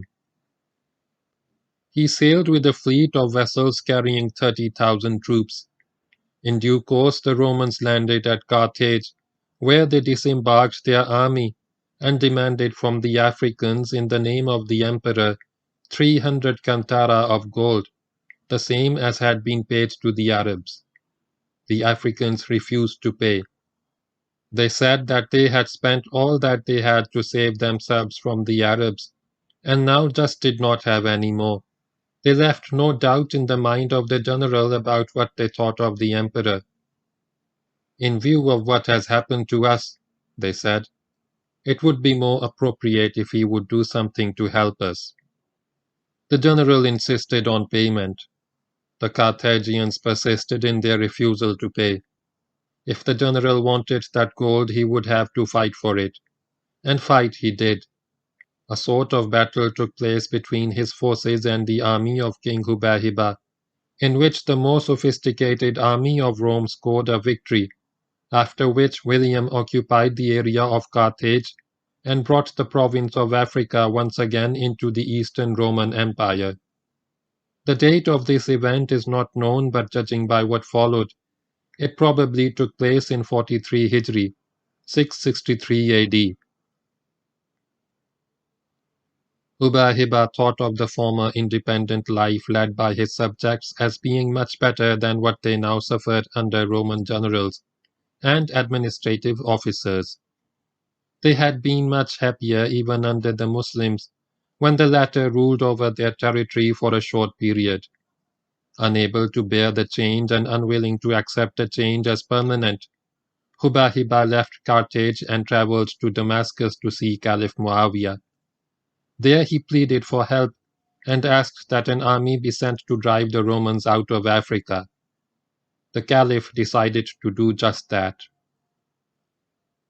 In 45 Hijri, an army was dispatched from Damascus for the purpose of fighting and defeating William in Africa, and destroying or driving his Roman soldiers out of the territory. This army was placed under the command of a general named Muawiyah bin Hudaj, who was known as a staunch supporter of the Umayyad cause.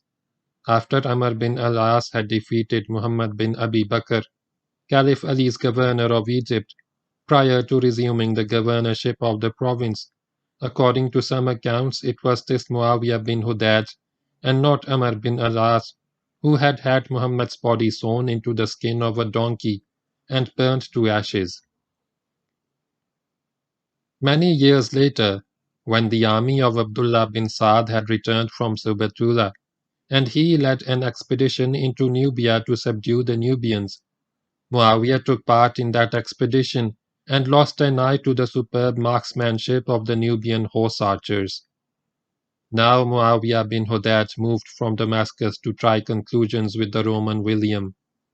There is mention in history of his having led 2 expeditions before this into Africa, in 34 and 40 or 41 Hijri, but nothing is known about them except that they took place. The army marched to Alexandria and then to Barqa, where it was joined by a contingent under uqbabinnafe. At Barqa, the ill-fated king Hubayba died and the march went on without him. Some weeks later, Muawiyah entered Africa with an army of 10,000 men, which included a sizable body of noble Quraysh and Ansars, companions of Prophet Muhammad sallallahu alaihi wasallam. Among the younger officers serving in his army were Abdullah bin Umar, Abdullah bin Zubair, and Abdul Malik bin Marwan, the last named being the son of the scoundrel Marwan, who had embezzled funds after the Battle of Subatullah.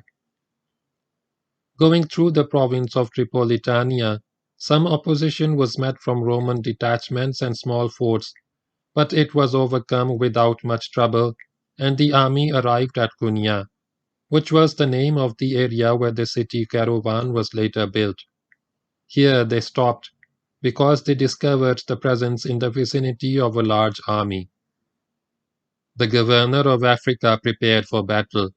Scouts brought word of the approach of the Muslims, their entry into African territory, their quick disposal of Roman outposts on the way. Before the Muslims arrived at Kunya, William had set his army in motion. Part of it moved by land and part of it by sea on the same ships which had brought the troops from Constantinople. As the Muslims arrived in Kunya, the Roman army of 30,000 men was camped at Susa. It was not apparently a brave army, for the ships were kept ready for embarkation in case of a reverse in battle.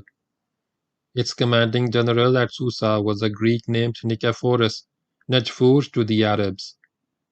After a few days, when it became obvious that the Romans were not going to make any move to contact the Muslims, Muawiyah bin Hudaj organized all the cavalry of his army into one mounted corps and appointed as its commander Abdullah bin Zubair, our dashing hero of Subatullah. Abdullah was instructed to go and fight the Romans. The actual strength of his cavalry corps is not known. Abdullah bin Zubair moved towards Susa. He got onto some high ground by the coast 12 miles from the city and camped for the night.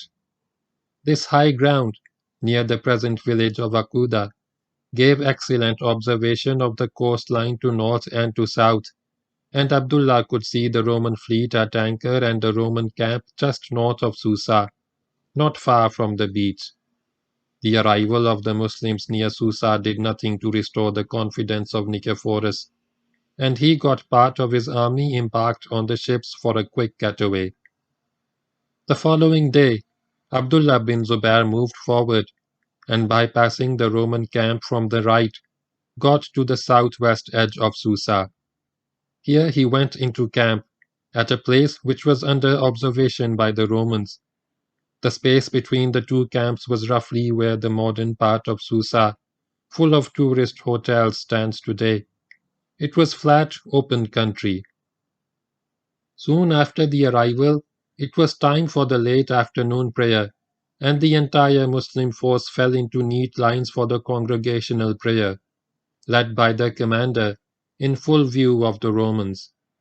The Christians watched in awe as the Muslims prayed and rose and prostrated themselves as one man behind the man who was military commander, as well as prayer leader. The next day, the Romans lined up for battle. We do not know if this was the full strength of the Roman army or part of it, and we have no details of the battle that followed. All we know is that Abdullah bin Zubair attacked the Roman army, and before long the Romans were in full retreat, some escaping by land routes towards Carthage, and others sailing away in their ships. Hardly had the Roman army fled the battlefield when Susa opened its gates to the Muslims and was occupied without bloodshed. A little later, Abdullah moved back to the main Muslim camp and reported to his commander-in-chief. Some units of the Roman army, while retreating from Susa, stopped at the city of Jalola, 24 miles from Kunya, and fortified the city. As soon as Muawiyah heard of this development, he sent Abdul Malik bin Marwan with a cavalry detachment of 1,000 horse to take the city. Abdul Malik moved away and laid siege to the city. Over the next few days, the Muslims made several attempts to get into the fort, while the Romans made several attempts to sally out and break the siege. Casualties were taken by both sides, but there was no decision either way. When Abdul Malik saw that he was getting nowhere, he decided to return to the main body of the army and pass the problem back to his army commander. He lifted the siege and began to move back to Kunya. Hardly had his cavalry moved a couple of miles when the Muslims noticed a large cloud of dust rising behind them. Thinking that the Romans had come out in pursuit of them, Abdullah Malik turned and formed up to receive the Roman assault. He also sent a few scouts on to contact the Romans. The scouts found no Romans on the way. They went on until they had got to Jalola, and here they found that a large part of the wall of the fort had collapsed. This was the cause of the cloud of dust seen by the Muslims. Abdul Malik was immediately informed and came galloping back to the now vulnerable city. Taking full advantage of the situation, the Muslims attacked the fort through the breach and got in. In no time, Roman resistance collapsed, and the Muslims took Jalola as a prize of war, collecting an enormous amount of booty. History tells us very little about what happened after this. We know from Gibbon that 80,000 captives were taken by the Muslims in this campaign, including those acquired from captured towns and cities. This figure may be somewhat exaggerated, but as for the casualties suffered by both sides and what happened to General Najfor and Governor William, about these matters history is silent. The Muslims took all of the province of Carthage, going as far as Bizerta, and during the process overrunning a number of smaller forts in order to eliminate the last remnants of Roman resistance. A large part of the Roman army got away by sea, some sailing to Sicily and others to Constantinople. But those who could not get away became part of the 80,000 captives. Nothing more happened till the following year, 46 Hijri, 666 AD, and returned to Africa. How much of Sicily was really affected by the raid is not known. The greatest prize taken by the Muslims in Sicily was an idol made of gold and silver and studded with precious stones. Muawiyah sent this idol as a special gift to Caliph Muawiyah at Damascus. The Caliph gave it as a present to his mother Hind, the redoubtable woman who had eaten the liver of the noble Hamza radiallahu ta'ala anhu at the Battle of Uhud. Hind promptly sold the idol and kept the money. This made the Muslims very angry, but there was nothing they could do about it. Sometime after this raid on Sicily, Muawiyah bin Hudayj packed his bags and returned with his army to Egypt. The war was over, as had happened in the campaign of Abdullah bin Sa'd. Nearly 20 years before this, the Muslims came and conquered and went back again. They had won a great victory and the Romans had been trounced and once again driven from Africa. But no durable system was established to incorporate Africa into the permanent structure of the Muslim empire. In the year following his return from Africa, in other words, early in 47 Hijri, 667 AD, Muawiyah bin Hudayj replaced Abdullah bin amrbinalaas as governor of Egypt. He was to keep this post for nearly 4 years. There were some who thought that he had got the job as a reward from Caliph Muawiyah for the part played by him in restoring Egypt to the Umayyad domain, especially the killing of Muhammad, son of Abu Bakr, and having his corpse sewn into the skin of a donkey and burnt to ashes. Muhammad's brother, Abdur Rahman bin Abi Bakr, was very forthright in his accusation. "O Muawiyah," he said, "you have received your reward from Muawiyah bin Abi Sufyan. When you killed Muhammad bin Abi Bakr, he would appoint you governor of Egypt, and he has so appointed you." The one-eyed governor denied the allegation hotly. "I did not kill Muhammad bin Abi Bakr for a governorship. I only killed him for what he did to Usman." End of chapter 18.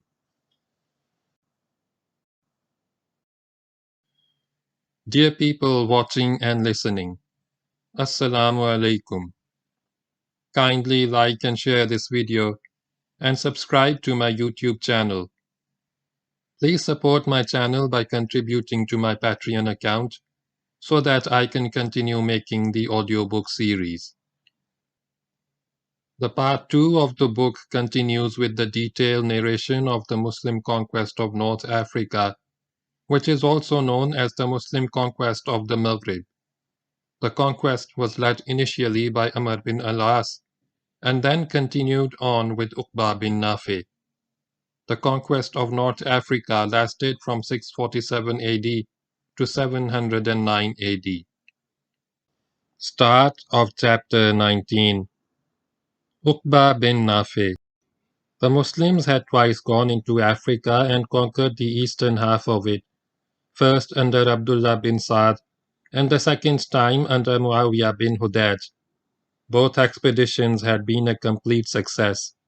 Yet, after resounding victories of the Muslims had abandoned their conquests and returned to their base in Egypt.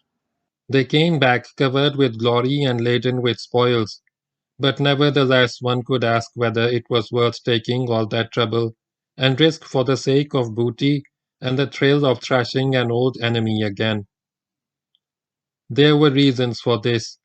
In Umar's time there was a sound strategical logic to the conquests of Islam, but he did not wish to extend the conquest too far or stretch his armies to the point of weakening them. The caliphates of Usman and Ali were troubled times, and neither was sufficiently free from internal problems to seek distant horizons. During Muawiyah's rule, conditions remained unsettled for many years, and it took him time to consolidate his position. Africa was just too far away from Medina, and the conquest of far-flung regions did not seem important. But since there was an element of the raider in the Arab makeup, and booty was always welcome, the expeditions were launched and their success was regarded as sufficient justification for the risk and trouble. Now Muawiyah was more firmly established as the ruler of the Muslim world. All opposition to his rule had been silenced, and he felt free to take measures to expand the territories of Islam and widen its boundaries. The rise of the Muslim naval power added a further dimension to the potentiality of Muslim conquest. Now they could conquer and keep and plant the standard of Islam in the conquered territories. In 50 Hijri, 670 AD, Muawiyah made up his mind to take Africa and incorporate it into the Muslim empire. There would be a third expedition to Africa, and this time it would be a lasting conquest. The Romans did not come back to Africa. It would be many years before their strength was sufficiently restored for them to challenge again the Muslim occupation of their former territories. But within Africa, there were plenty of Romans, those living in the western part of Africa, Numidia and Mauritania, and even in the Carthage area, not every garrison or fortress had been eliminated by the Muslims. So the Romans were still there and re-established their posts and their administration. With them were the Berbers, many of whom were Christianized. The local Romans and Berbers had no love for Constantinople and no desire for reunification with the empire, but existed as a separate group of peoples, distinct from Rome and Spain. Their existence posed no threat to the Muslims in Egypt, but their presence did mean that the return of the Muslims to Africa would not be a walkover. Another invasion would mean extensive campaigning and hard fighting, and the man chosen for this task was the noble Uqba. He was uqbabinnafe bin Abd Qais bin Lakit bin Amir bin Umayyah bin Tarf bin al-Haris bin Fihr. He was from the Bani Fihr and was born a few years before the death of the Holy Prophet sallallahu alaihi wasallam. Since any Muslim living in Medina in the time of the Prophet sallallahu alaihi wasallam was regarded as a companion, Uqba was a companion, a little one. He was a seasoned and battle-hardened veteran of the Egyptian campaign and the expeditions into Africa. He had commanded the Nubian expedition sent by amrbinalaas, but in this operation he and his men had a difficult time, and many had lost their eyes because of Nubian archers. He had fought in Africa several times, and was now positioned at Barqa with frontier garrison. Uqba was cast in a heroic mold. He was a born soldier. He sought battle and victory with the eagerness of a passionate lover, not for personal glorification, but to spread the word of God and establish the true faith. The hardship of battle was a joy to him. The din of battle was music to his ears. In many ways he resembled Khalid bin al-Walid, bold, fearless, dashing, thinking of a life spent in the holy war as the perfect life for a Muslim. In the 13 years of life left to him, he was to be the perfect example of the romantic knight of Islam, ending a glorious military career in a great, bloody act of martyrdom.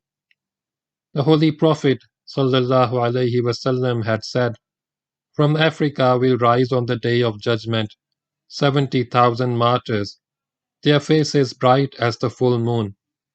Uqba would be the most illustrious of these martyrs.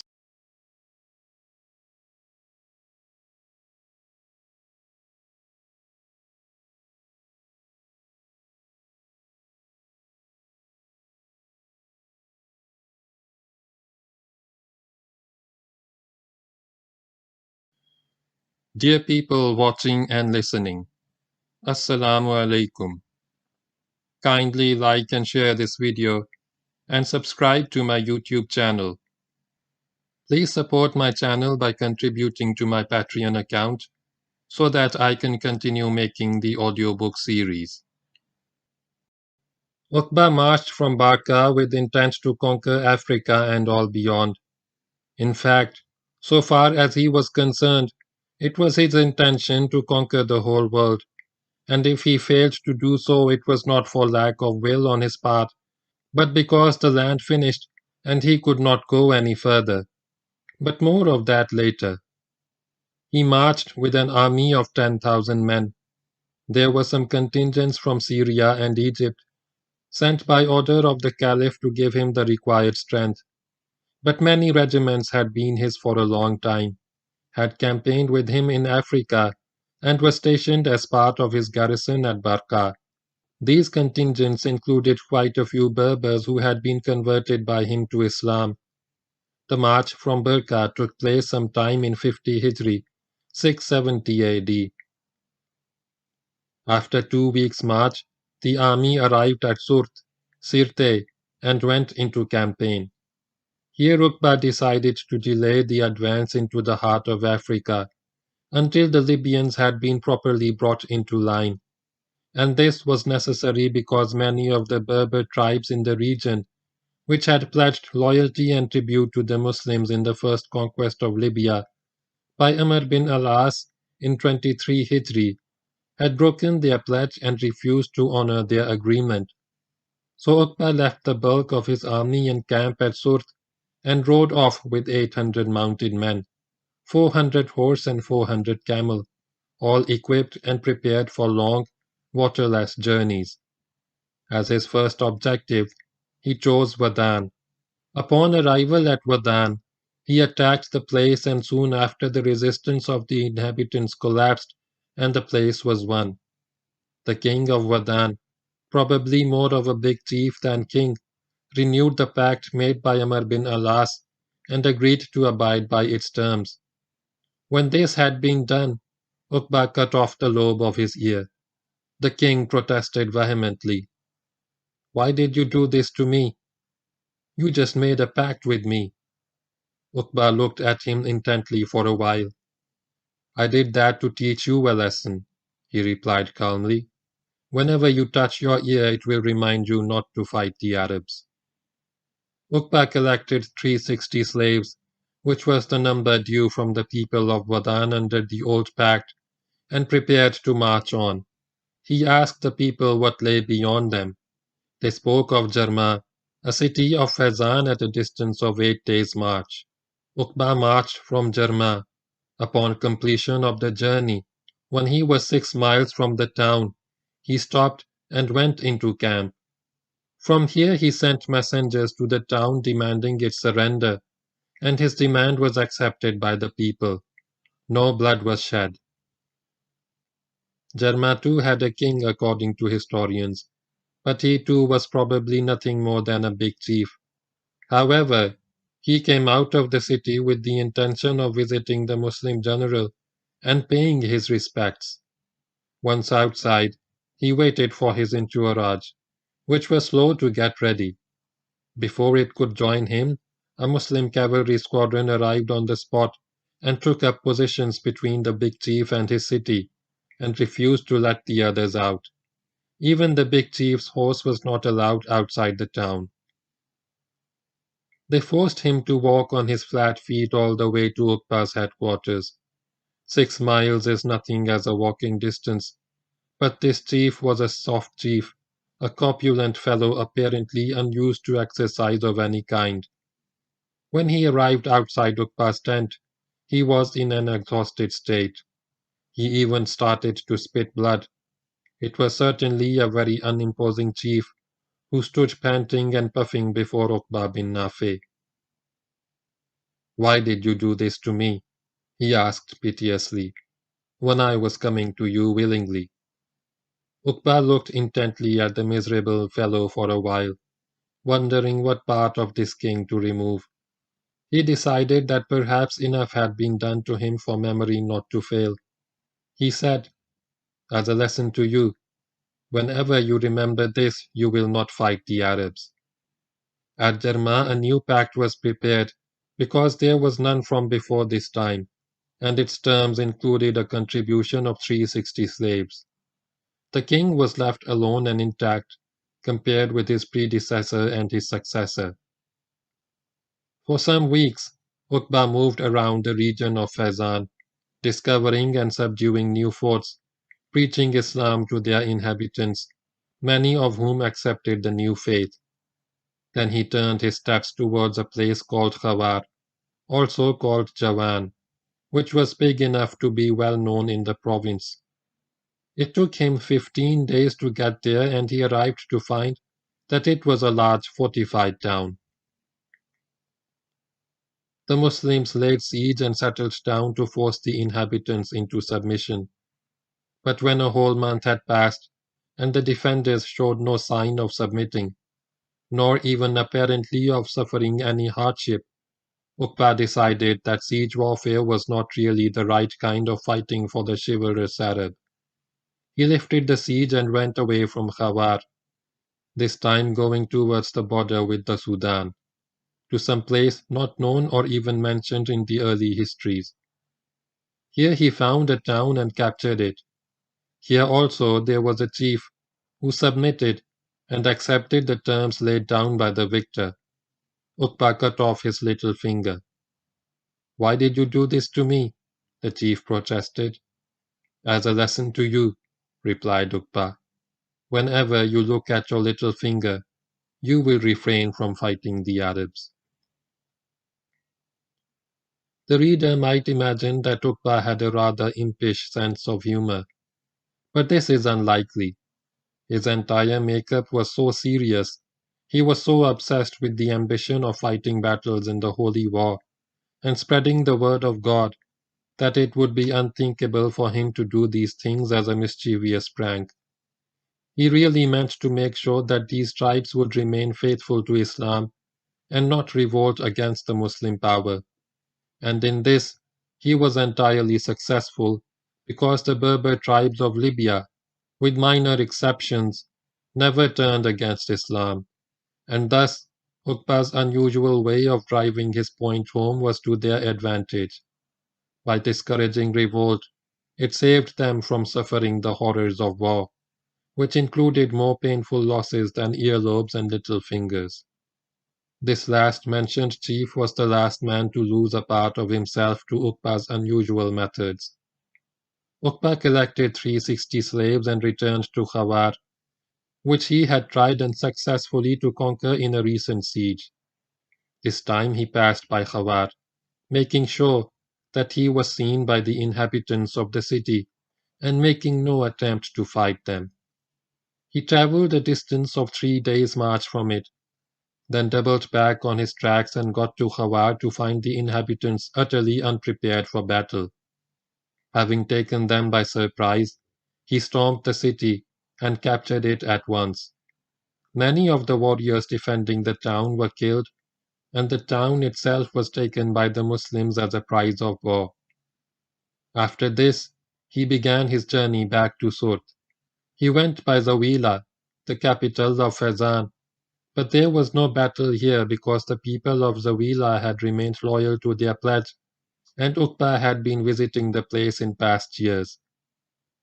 On his way, he found a few other places which resisted and were taken by force of arms, and after an absence of 5 months, he rejoined the main body of his army at Surt. A few days later, Uqba set the army in motion towards the west. He occupied Tripoli and from here sent a column to Ghudamis, a large city on the main route to the Sudan. The Sudan meant and was the region of the blacks. This column captured Ghudamis without difficulty and returned to join the army on the route of march. All the important places in the eastern part of Africa, including the province of Tripolitania, were now in Muslim hands. The Muslims went on to Lake Kafsa and the nearby district of Castilla, which included the towns of Tozar and Nafta. The remarkable thing about Castilla was that its people were dog eaters. They bred and fattened dogs for eating, and it is believed that they fed their dogs on dates. From Kafsa, Uqba sent a mounted column northwards as advance guard on the road to Susa under one of his lieutenants, who captured a fort near the city of Majana, 15 miles from Kafsa. The main body of the army moved up to join the advance guard, and here Uqba decided to stop for a while. Another year had begun, 51 Hijri. It began on 18 January 671.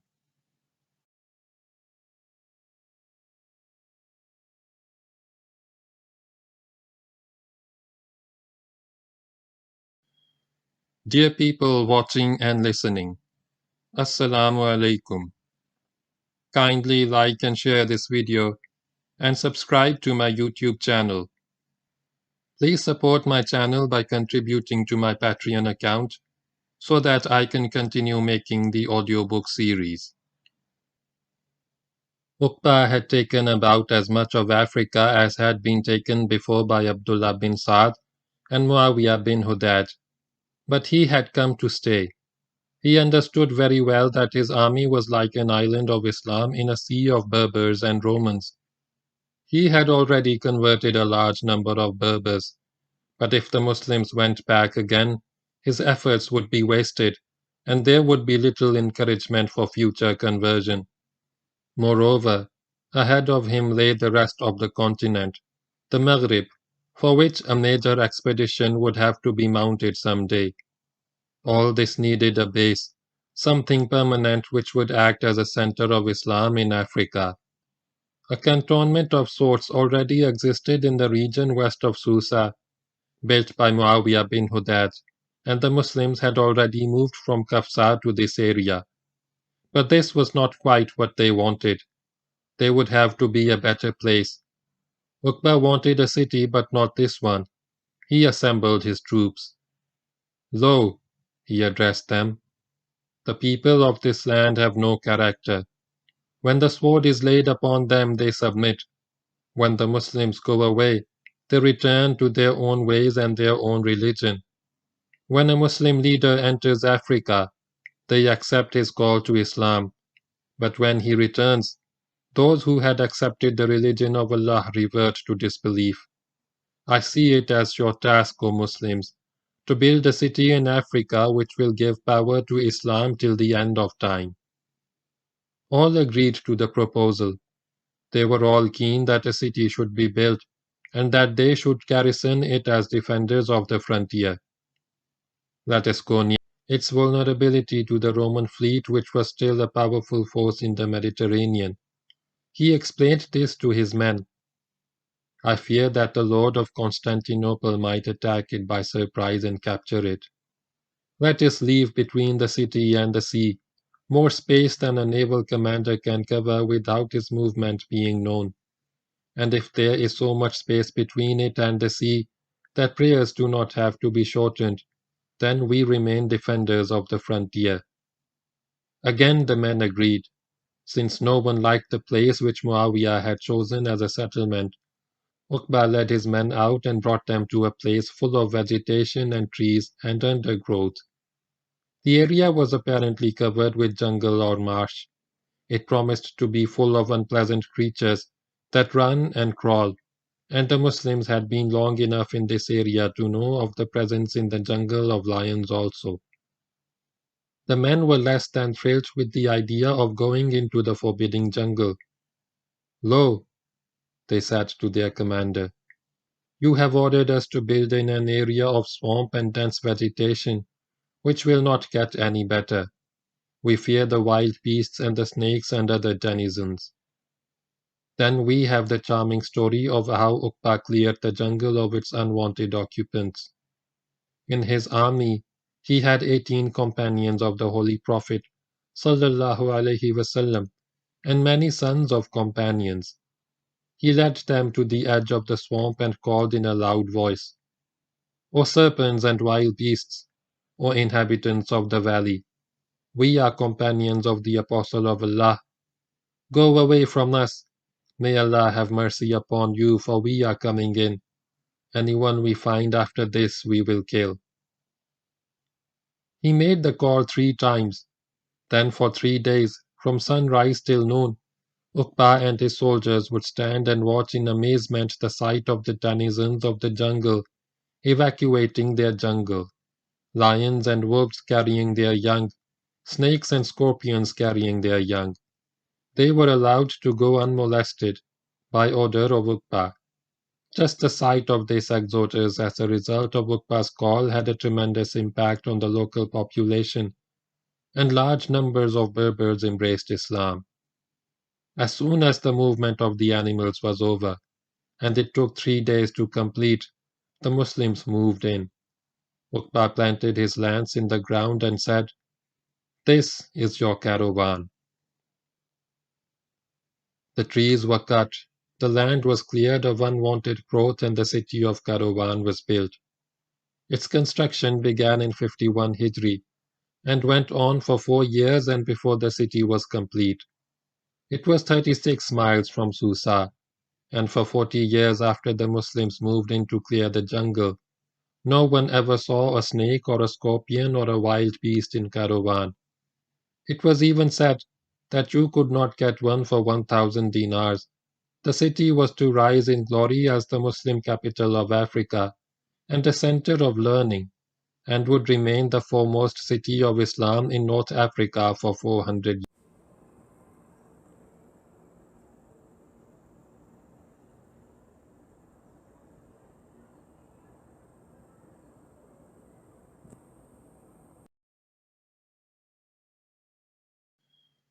Dear people watching and listening, Assalamu alaikum.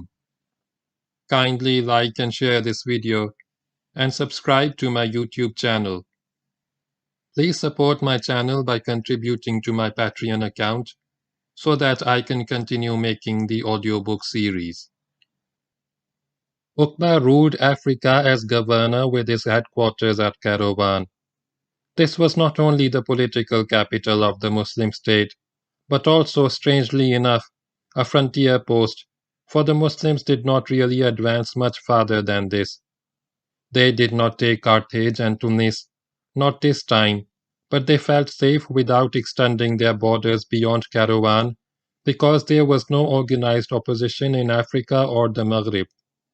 As stated earlier, Uqba and his army were like an island of Islam in a sea of non-Muslims, Berbers, Romans, Vandals, but the non-Muslims were without any cohesive central authority, or even a common objective or theme. That is why the Muslims did not have to clear and subdue the entire region, which they now regarded as theirs.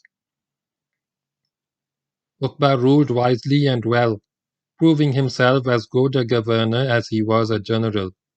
He had plans for leading a powerful expedition to the west, but that would have to wait for a little while. The city of Caravan had to be built and proper garrisons established. Meanwhile, his people were happy, his region was safe, all was well with Uqba's world, and then came the crash.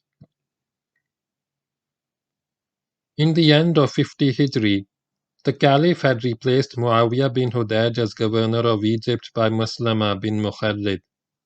This man was one of those champions sent by Umar who were regarded as the equal of 1,000 men to reinforce amrbinalaas before the fall of Babylon.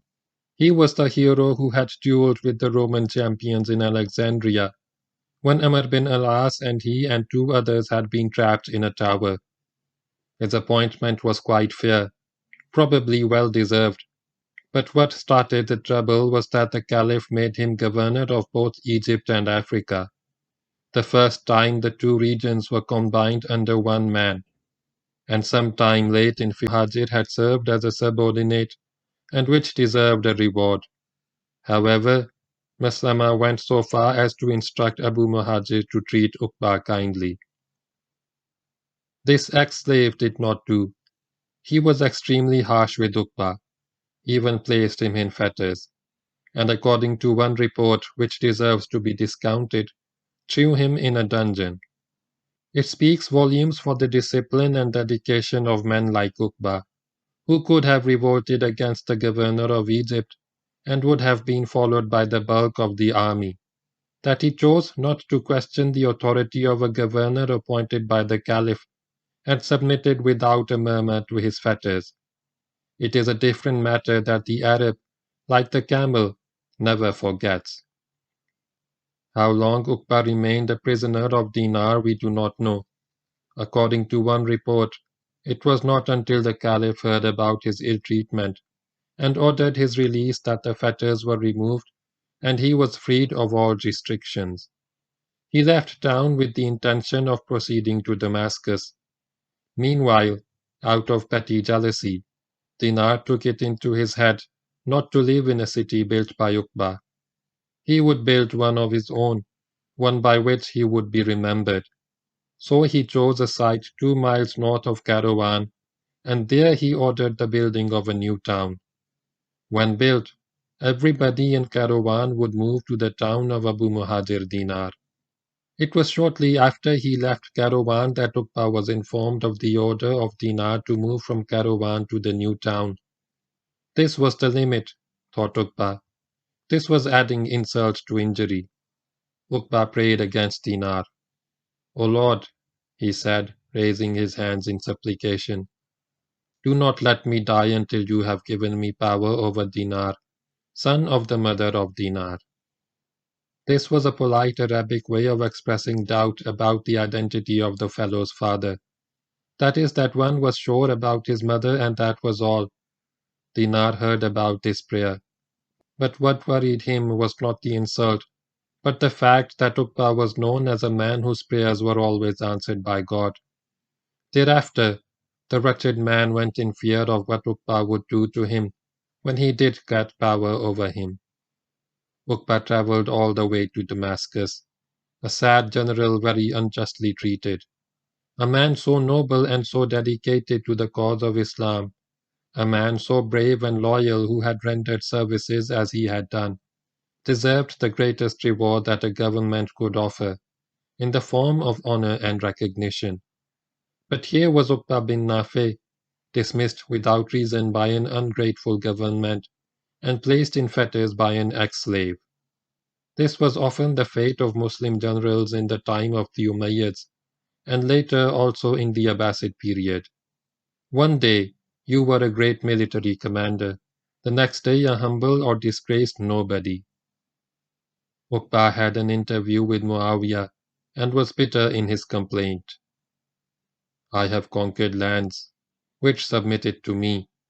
I built edifices and established a mosque for the congregation and settled people. Then you sent a slave of the Ansars who treated me very badly in my dismissal. Muawiyah, a wily politician, made many excuses and promised to restore him to office, but actually did nothing. He had used Uqba and did not need him any more. For many years our noble hero had to cool his heels and await justice.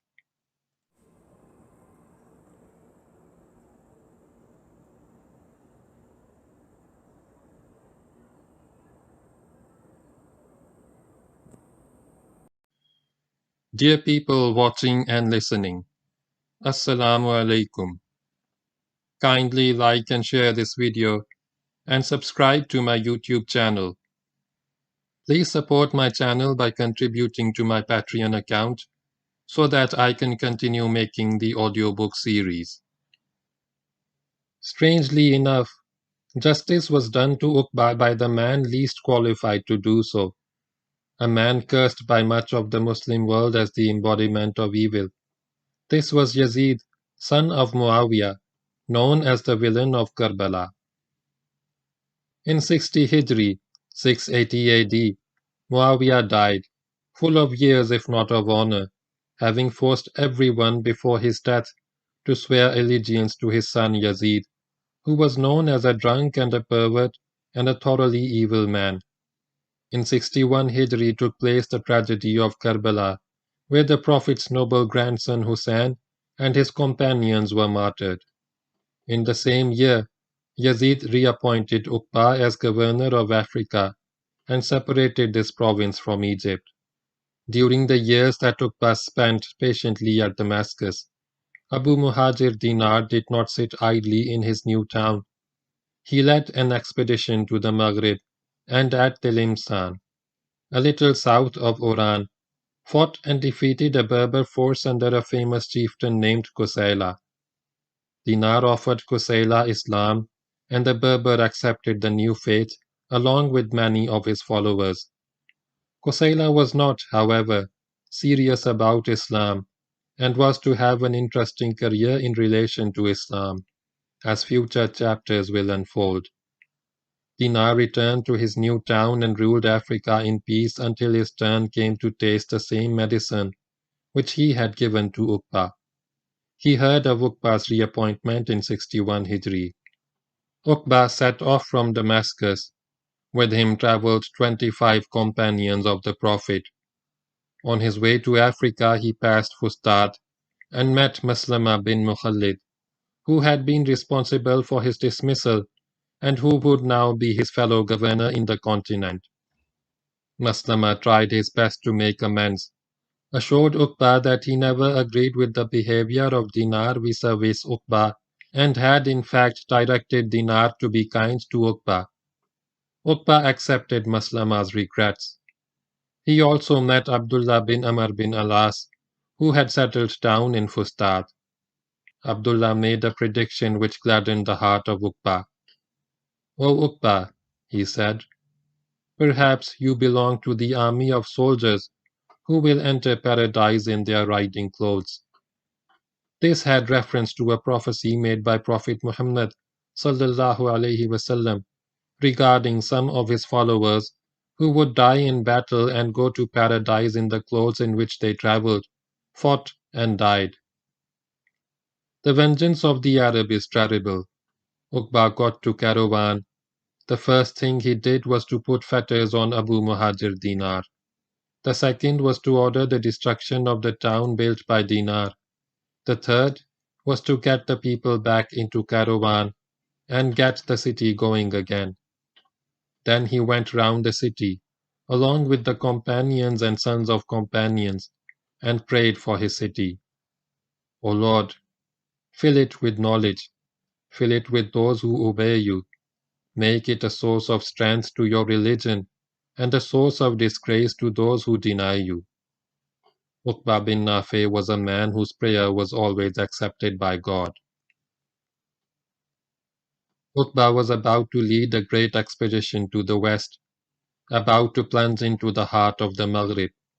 He was about to advance like an irresistible force from city to city, from fortress to fortress, from hill to valley, flattening all opposition in his path, and sounding the call to prayer in every conquered town and district. He would fight Romans and Berbers, but mainly Berbers, whose heartland was the Maghrib, and whose greatest strength lay in the Maghrib.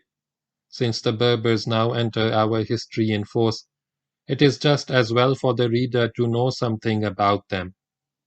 A good deal of research has been carried out on the Berbers by historians and scholars. Ibn Khaldun wrote many chapters on their origin, their tribal structure, their political and social organization, religion, history, etc. Later scholars of the West have carried out deep and systematic research on the subject of these people. The picture of their background, however, is still not very clear, and there is still a good deal that is vague in our knowledge of the Berbers. Moreover, there is no need for the reader to have more than a casual acquaintance with these people, enough to understand their organization and character. The Berbers are not one race or one group of people, but several groups who entered the mainstream of North African life, coming from many directions and interacting upon one another. They eventually evolved into a group with similar racial and cultural characteristics. The group in time became the largest one inhabiting the northern zone of Africa from western Egypt to the Atlantic, populating the modern countries of Libya, Tunisia, Algeria, Morocco, and present-day Mauritania. The ancient Mauritania was roughly what is now northwestern Algeria and northeastern Morocco. Originally, it appears, the Berbers were an oceanic people. They came from Crete, Cyprus, or Asia Minor, perhaps even from parts of Greece. They came to Palestine as a maritime nation and invaded Canaan in about the 12th century BC. They were the Philistines of the Bible. Eventually, the conflict between them and the Semites culminated in a battle between King David and Goliath, the gigantic king of the Philistines. Goliath was slain in single combat by David in his battle, which took place in the early part of the 10th century BC, and as a result of their defeat, the Philistines were forced to move out of the land. They came to Egypt, but their presence was not welcomed by the Copts, who drove them out of their country. They went to Barqa, and here they split into various tribes and clans, some settling in Libya, and others moving farther west into the Maghrib until they reached the shores of the Atlantic. These people were the ancestors of the Berbers. The dating of such events in history is not very accurate. Either the Berbers came in contact with the Greeks and Romans in North Africa, or the Greeks and Romans came in contact with the Berbers in North Africa. The Greeks first appeared in Libya in the 6th century BC, but even before the Berbers got to North Africa, there were European peoples living in the region who fused and became one with the newcomers. In later centuries, the Berbers fought the Romans, won some battles tactically but lost most wars strategically, and submitted to Roman rule. It came to be understood that the coastal cities and valleys would belong to the Romans, the mountains and the deserts to the Berbers. The Berbers are of Eurasian stock. They have Caucasoid features with brunette pigmentation. They are often fair and blonde, especially in the mountains of the Maghreb.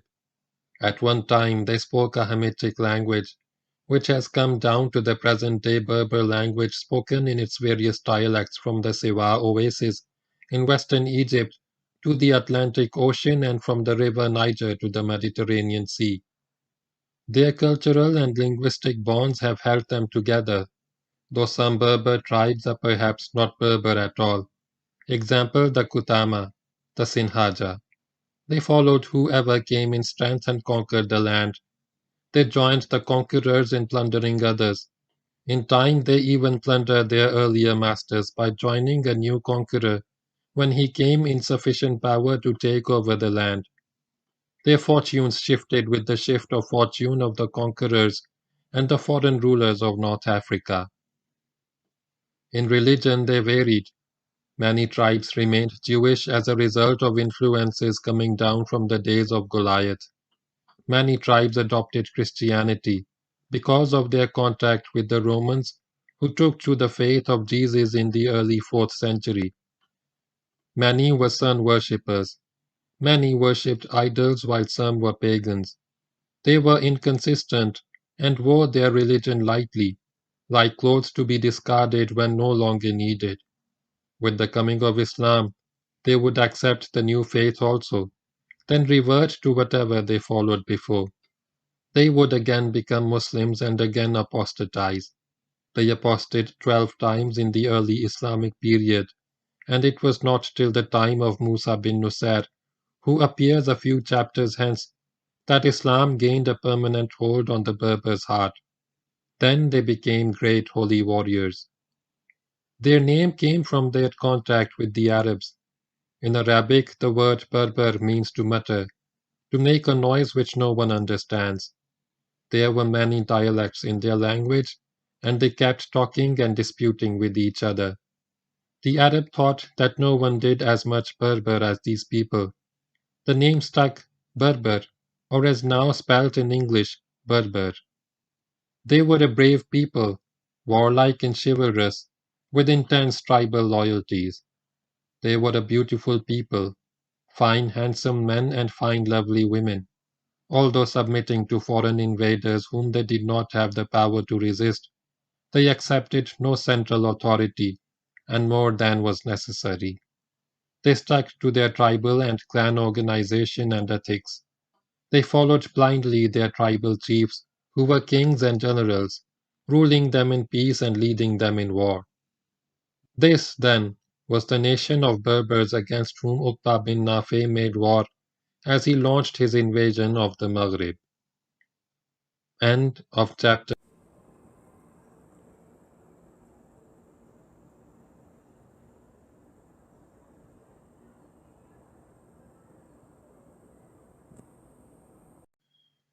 Dear people watching and listening, Assalamu alaikum. Kindly like and share this video and subscribe to my YouTube channel. Please support my channel by contributing to my Patreon account so that I can continue making the audiobook series. Start of part 1 of chapter 20. Uqba's invasion of the Maghreb. The vindictiveness shown by Uqba towards Abu Muhajir Dinar was part of the Arab character of the time. It was quite simple. He, Uqba, would do to him, Dinar, what he, Dinar, had done to him, Uqba. Perhaps he gloated over the power which he had now gained over the ill-fated and ill-advised ex-slave and ex-governor, but he was just in his treatment. Uqba had been put in fetters by Dinar, so Uqba put Dinar in fetters. And to indulge his Arab pride, Uqba kept Dinar with him all the time, and wherever he went, his prisoner went with him. Thus Dinar had to accompany the commander on the invasion, which was about to begin, with fetters on his feet.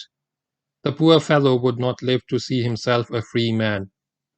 Uqba set off from Kairouan in about the middle of 61 Hijri, spring of 681 AD. He had an army of 10,000 at Kairouan, of which half was left as a garrison, and he picked up more soldiers as he went along, adding contingents from Berber tribes as they were converted, but historians make no mention of the full strength of his army. It may have numbered 20,000 men at its peak, and he set out not with a comprehensive plan of strategical maneuver to conquer all of the Arab, but in the spirit of fighting the infidel, when he found him, where he found him, with the aim of crushing the resistance of every unbeliever who raised his head. The unbeliever raised his head at Bagaya, a large city at the foot of Jabal Orus. The city no longer exists, but was near the present Khanchela. Romans and Christian Berbers gathered in strength at Bagaya and fortified the city, making it clear that they would resist the Muslim advance. They drew Uqba like a magnet. He arrived at Bagaya and strung a line of posts around the city, keeping the main body of his army in camp some distance away for use in battle, should the Christians sally out in strength. The Christians had no intention of remaining in the fort just because a few posts had been placed around them. They came out of their city with the bulk of their army, which was larger in strength than the Muslim force opposing them. The two armies formed up outside the city and the battle began. It was a bloody, pitiless struggle with no mercy sought or shown, with every man straining every nerve and both commanders striving manfully for victory. Before the day ended, the Christian army had been cut to pieces, with corpses of Romans and Berbers strewn all over the battlefield. In this first, fierce battle of what was to be a long, fierce campaign for the Maghrib, Uqba had won a clear victory and inflicted a crushing defeat upon the enemy. The carnage was frightful, a bloody omen of what lay ahead for uqbabinnafe. The city of Bagaya was taken without further resistance, and the Muslims treated it as a prize of war. What the Muslims valued the most in the booty was the horses captured by them, which were the best they had ever seen and the best they had ever acquired in this campaign. But Uqba kept his men in camp outside Bagaya, feeling more at home in the open than inside a large city.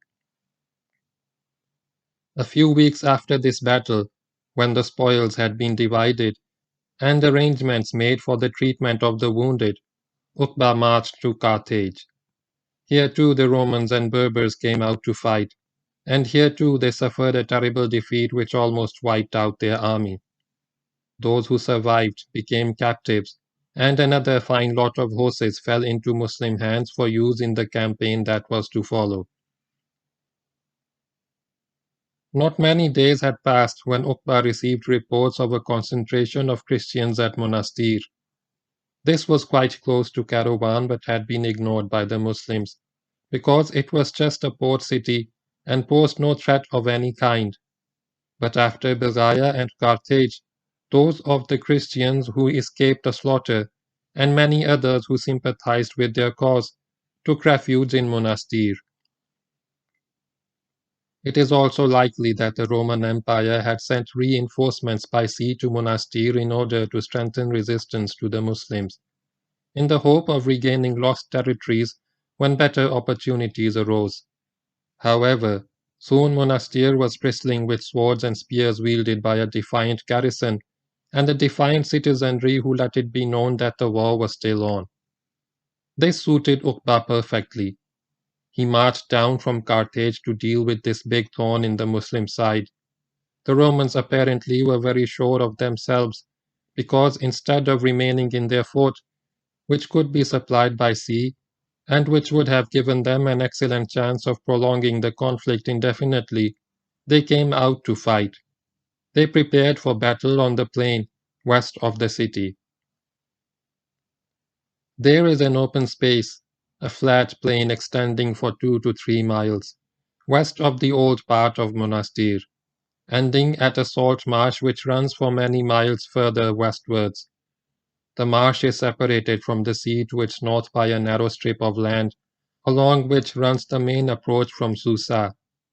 Uqba passed by Susa and advanced along the strip to Monastir, and on the plain between Monastir and the marsh, the two armies squared off for battle. Again there was a terrible clash of arms, and the battle hung in the balance for a long time. There was a time when the Muslims were hard pressed and thought that this was the end. But eventually Uqba's presence in the front rank and the fierce tenacity of the Muslims paid off. The Romans and Berbers broke and turned in flight. The Muslims pursued them to the gates of Monastir.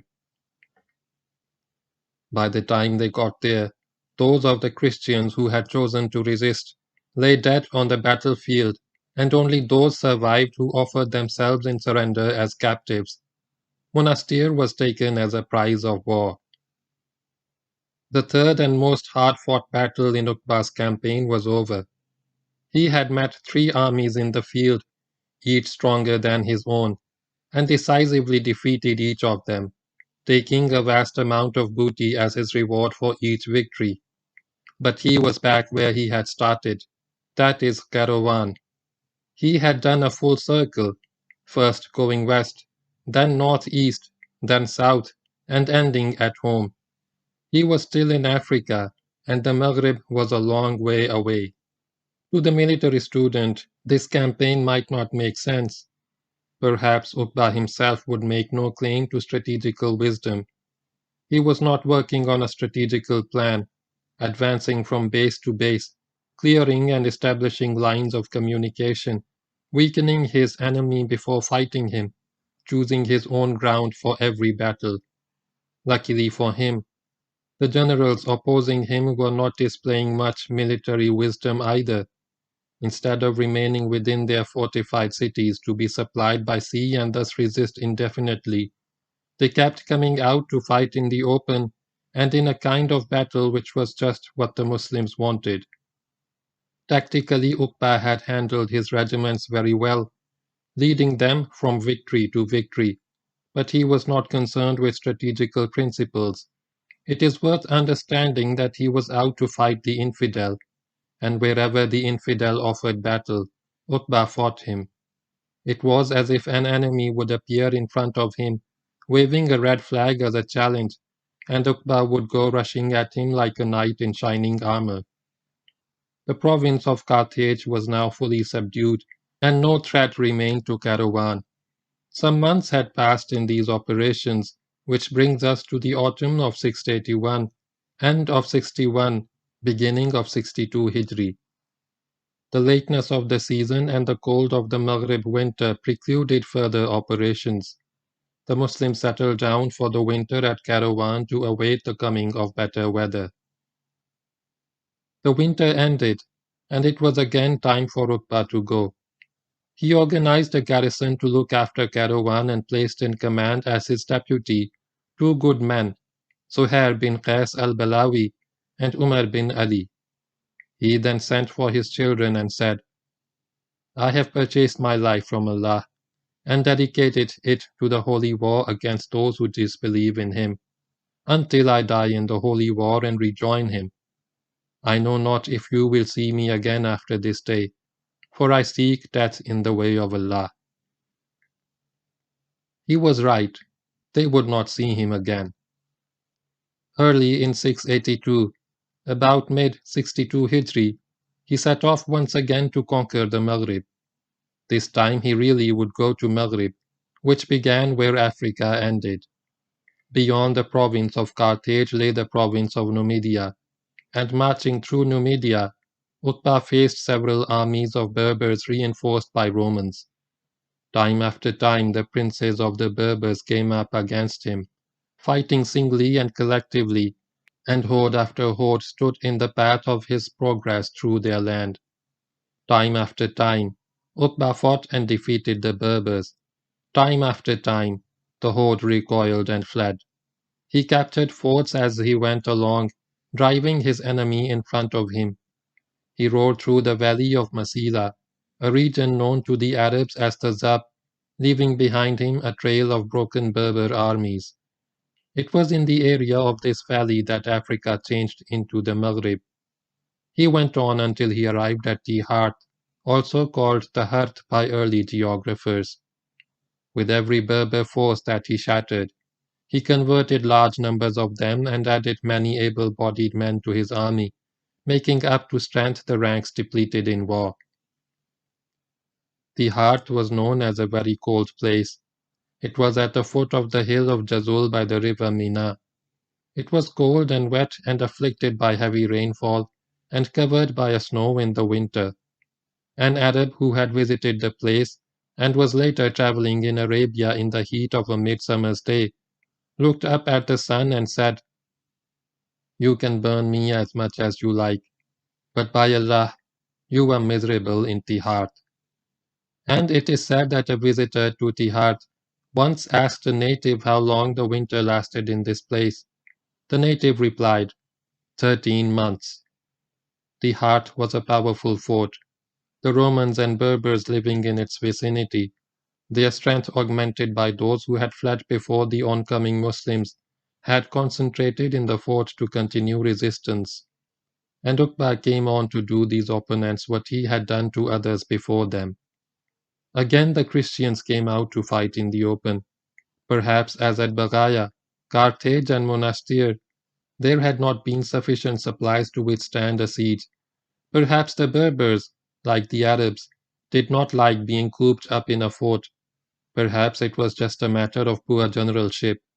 Whatever the reason, the defenders of Tihart came out to fight in the open and received a terrible thrashing at the hands of the Muslims. The Christians turned and fled, leaving a battlefield covered with bodies, hoping to find safety within the fort, which they should not have left in the first place. The Muslim cavalry galloped after them, caught up with them, went through them, cutting them down left and right, and got to the gates of the fort before the stricken army arrived. Here in a last bloody action the Muslims slaughtered the fugitives and spared only those who readily laid down their arms. Uqba spent no longer than was necessary at the Heart, rebuilding his strength. He resumed his relentless westward advance, but now the enemies who remained in his path would no longer fight him. The Christians fled from his route of march, scattering in all directions, abandoning towns and villages. Many contingents locked themselves up within forts and wisely would not come out to fight, preferring the safety of the fortress to the doubtful glory of fighting a great Muslim conqueror. Uqba had no desire to get involved in siege operations. It was not the way of the Arabs, nor did he have any siege equipment. Whenever a defended fort lay in his path, he would circumvent it and march on, fighting only those tribes which stood in the open to dispute his passage. All who opposed him bit the dust. When the last of the opposition had been cleared, Uqba passed from province of Mauritania to the province of Tangier, governed by Count Julian on behalf of the Gothic king of Spain. End of part 1 of chapter 20.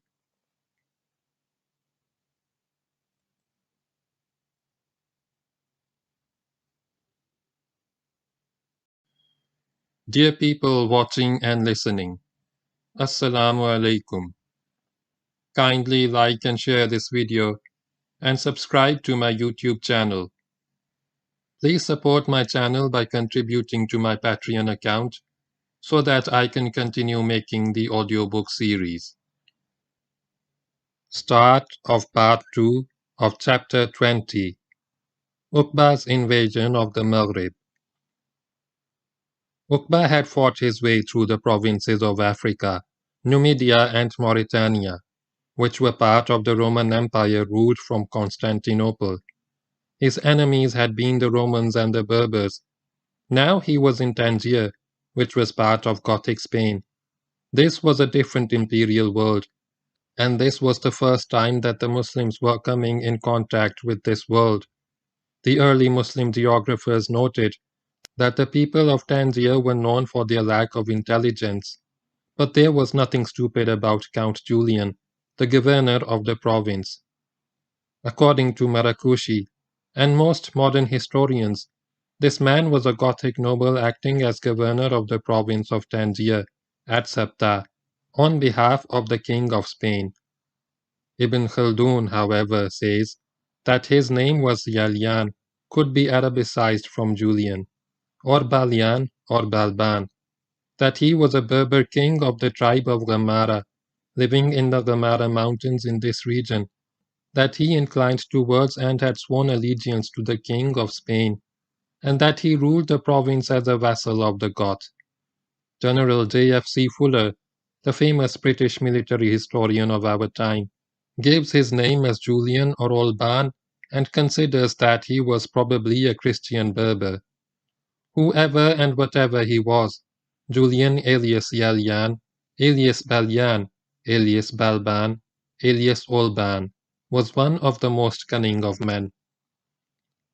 He lost no time in offering Uqba a bait which the simple warrior swallowed, hook, line, and sinker. Julian was terrified of facing the advancing Muslims, having heard how the fierce and proud tribes of Berbers, whom the Romans and Goths feared to clash with, had been broken to pieces whenever they rose to impede the Muslim advance. Julian knew that he and his army of Goths and Berbers could only oppose the Muslims at the cost of their lives. Uqba's fame as an irresistible commander and a dauntless warrior had preceded him. Tangier and all who lived in the province trembled at the approach of this new conqueror from the desert of Arabia.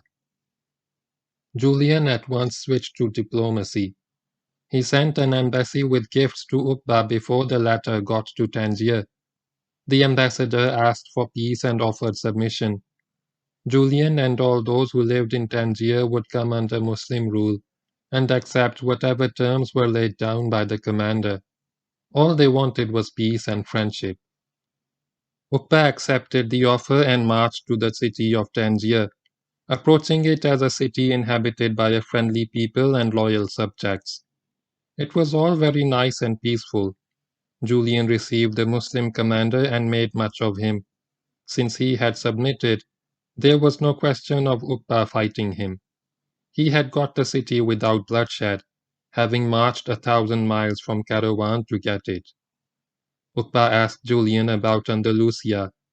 It appears that he was the first Muslim general with the ideas of conquering Spain, but Julian deflected him gently, turned him southwards, where more Berbers and the most terrible Berbers lived. "You have left the Romans behind you," said Julian. "There is none in front of you but Berbers. They are like animals. They will not enter Christianity or any other faith. They eat carrion. They eat the flesh of their cattle and drink their blood from the neck. They disbelieve in the great God and do not know him. And the most powerful of them are the Masamida." In much the same way might an Indian officer advise the British as they made their way to the northwest frontier of India in the middle of the 19th century, have warned them to beware of the tribes of Mahsuds and Wazirs. But Julian was not warning Uqba. He was tempting him, egging him on. The Goths were afraid to fight the Berber tribes of the High Atlas, and tried always to keep them at arm's length and in a reasonable state of satisfaction. Julian now hoped to kill two birds with one stone. He would have the Berbers beaten into submission without himself getting involved, and would weaken or break the Muslim power. Thus ended the new threat to the Spanish provinces which he governed. If he had his way, the two enemies of Spain would fight each other, weaken each other, and perhaps destroy each other in the process. We do not know if the wily count made an actual pact with Uqba or the extent to which he came under Muslim rule. We know that he submitted and asked for peace, and Uqba accepted his submission. Historians speak of Uqba conquering Tangier without bloodshed. It was probably some loose kind of arrangement which broke up as soon as the Muslim army moved out of sight. Julian's strategy worked beautifully, and Uqba fell into his trap. Fired by zeal at the prospect of a new challenge from the unbeliever, and finding no infidel willing to fight him in Tangier, Uqba turned south and advanced into the mountains of Daran to fight the terrible tribe of Masamida. He was a knight of Islam seeking the pleasure of Allah. Uqba first went and took Walili, a town between the present Fez and Meknes. He then marched on to the mountains of Daran to fight the Masamida. The Masamida, plural of Masmuda, were a large and powerful tribe comprising four main subdivisions, namely the Ghaz, Asad, Kutama, and Bani Samghara, each fiercer and more violent than the other. The Ghamnara, of which Julian was chief, if he was indeed a Berber and not a Gothic, was also part of his tribal group. The Masamida had remained unconquered for centuries in their mountain fastnesses, and this had bred in the tribe a fierce pride and a jealous suspicion of any intruder who might enter their area. They were brave, warlike, tenacious, and possessed the alertness of a tribe always at war. They were the most bloodthirsty and most dangerous of the Berber tribes of the High Atlas. They owned and occupied the mountains of Daran in the province of Sus al-Adna. There were sections of the Masamida living in Buna and Sabta also, but the major part of this tribe, which Uqba would now clash with, lived in the mountains of Daran. This was the name then used for the mountains which comprise the center of the High Atlas. That is the highest part of what is now called the Atlas Range, with peaks often rising to above 10,000 feet.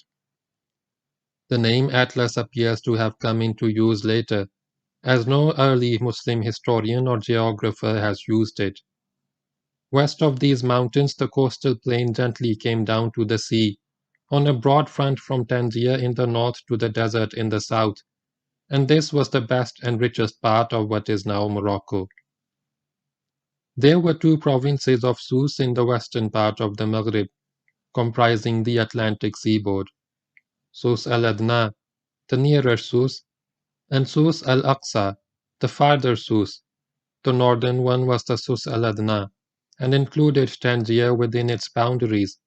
It ran down to about where Marrakesh was built later, and it spread to the southeast to include the High Atlas and its foothills bordering the desert. Farther southwest lay the province of Sus al-Aqsa, which ended where the desert began. A strategist would have marched along the coastal plain of the Atlantic seaboard. This plain offered the most suitable terrain for offensive movement. It was the richest part of the country, with the kind of land an invader likes to get hold of. It had the best communications for military movement. After its occupation, the invading general could deal with the difficult tribes from a position of strength, take his time, let them take their time, even leave them to enjoy their high, wild mountains. Above all, the general would avoid getting into these mountains because they formed the most difficult region for offensive maneuver. But the high, wild mountains were just the region into which uqbabinnafe plunged with his hardy warriors. Uqba's tactical handling of battle against the Romans and Berbers had been excellent. He had won every one of those battles. He obviously knew his stuff as a battlefield commander. But either he was no strategist or he deliberately ignored strategical requirements for the sake of what he considered the overriding objective of earning merit with Allah by fighting infidels. The unbelieving Masamida were there, and that is where he would go. If strategy did not like what he was doing, strategy could. Uqba would soon learn that strategy could not be ignored all that lightly. and that an army breaks the principles of war only at the peril of its life. The Masamida were awaiting for him. They saw him coming. They may even have been warned of his approach by the crafty Julian. They led him on.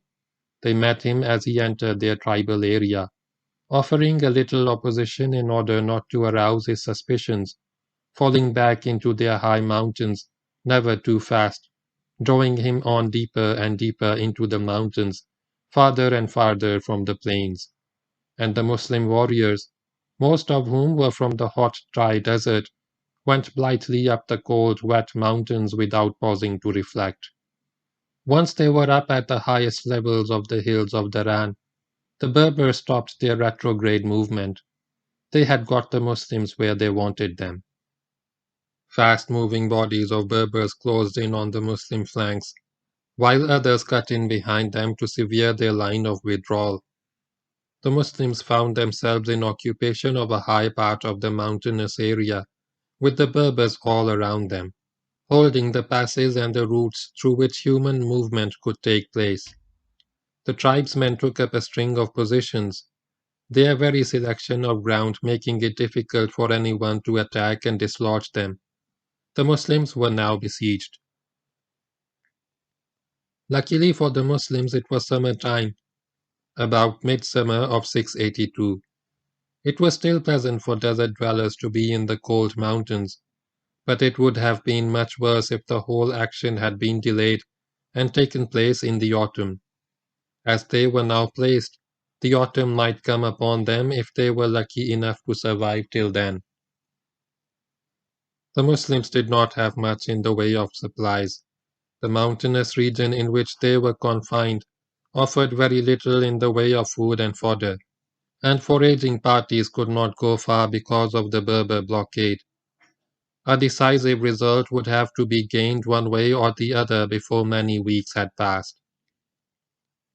This was a most unusual siege. It was more of a blockade. It had been brilliantly contrived by the Berbers who had led the Muslims into the mountainous area, and then formed a ring around them to prevent reinforcement and escape, and to starve them into submission. The Berbers had no intention of attacking the Muslims. They knew that it would be folly to do so. If they could just hold the Muslims within the ring, prevent their getting out and stop food getting in, they would starve them into submission or starve them to death. It was a siege, but without forts, without towers and without engines of war. The Muslims were vastly outnumbered by the Masamida, who occupied every hilltop and sat across every track. Uqba realized how he had been led into the trap and reacted with characteristic violence to break the Berber blockade. He launched fierce attacks against the Berber positions, but all his attacks were repulsed. The Masamida had heard what had happened to their brothers at the hands of Uqba, and were determined not only to avoid their fate, but also to take revenge for what their brothers had suffered. No mercy would be shown. The vengeance of the Berber was no less terrible than the vengeance of the Arab. Uqba continued to launch his attacks to break the Berber hold on the mountain fortress, but without success, and so this unusual operation wore on. The Berbers would not come in, the Muslims could not get out. Supplies were running out. There was no question of surrender. In the first place, Uqba was eager for martyrdom. In the second place, the Berbers would slaughter them anyway. When the supplies ran out, the end would come, and the mountains of Daran would see a lot of martyrs going up to heaven. Belatedly, Uqba realized that it was easier to get inside a hostile tribal area than to get out of it. It is a feature of tribal life that when not fighting outsiders, the tribes fight each other, clan against clan within the tribe, tribe against tribe within the land. This happens everywhere in all tribal societies, in all races of men. Local feuds are kept alive by the vindictive nature of the tribal character, and it takes little to fan the flames, which never go out anyway. So it was the Berber tribes of the Maghreb, in the two provinces known as Sus. There were three large tribes in the region, namely the Masamida, the Zannata, and the Sinhaja, the last of which, according to Ibn Khaldun, was probably not Berber at all. These tribes often fought one another, having nothing better to do. The Masamida and the Zannata were particularly acrimonious in their hostility towards each other. They would never let an opportunity slip to inflict damage upon the other, especially when the other tribe was vulnerable. This was part of the tribal game. It was when the Muslims had abandoned hope of breaking out of the Berber ring and had reconciled themselves to a bitter and bloody end that the Zannata fell upon the Masamida.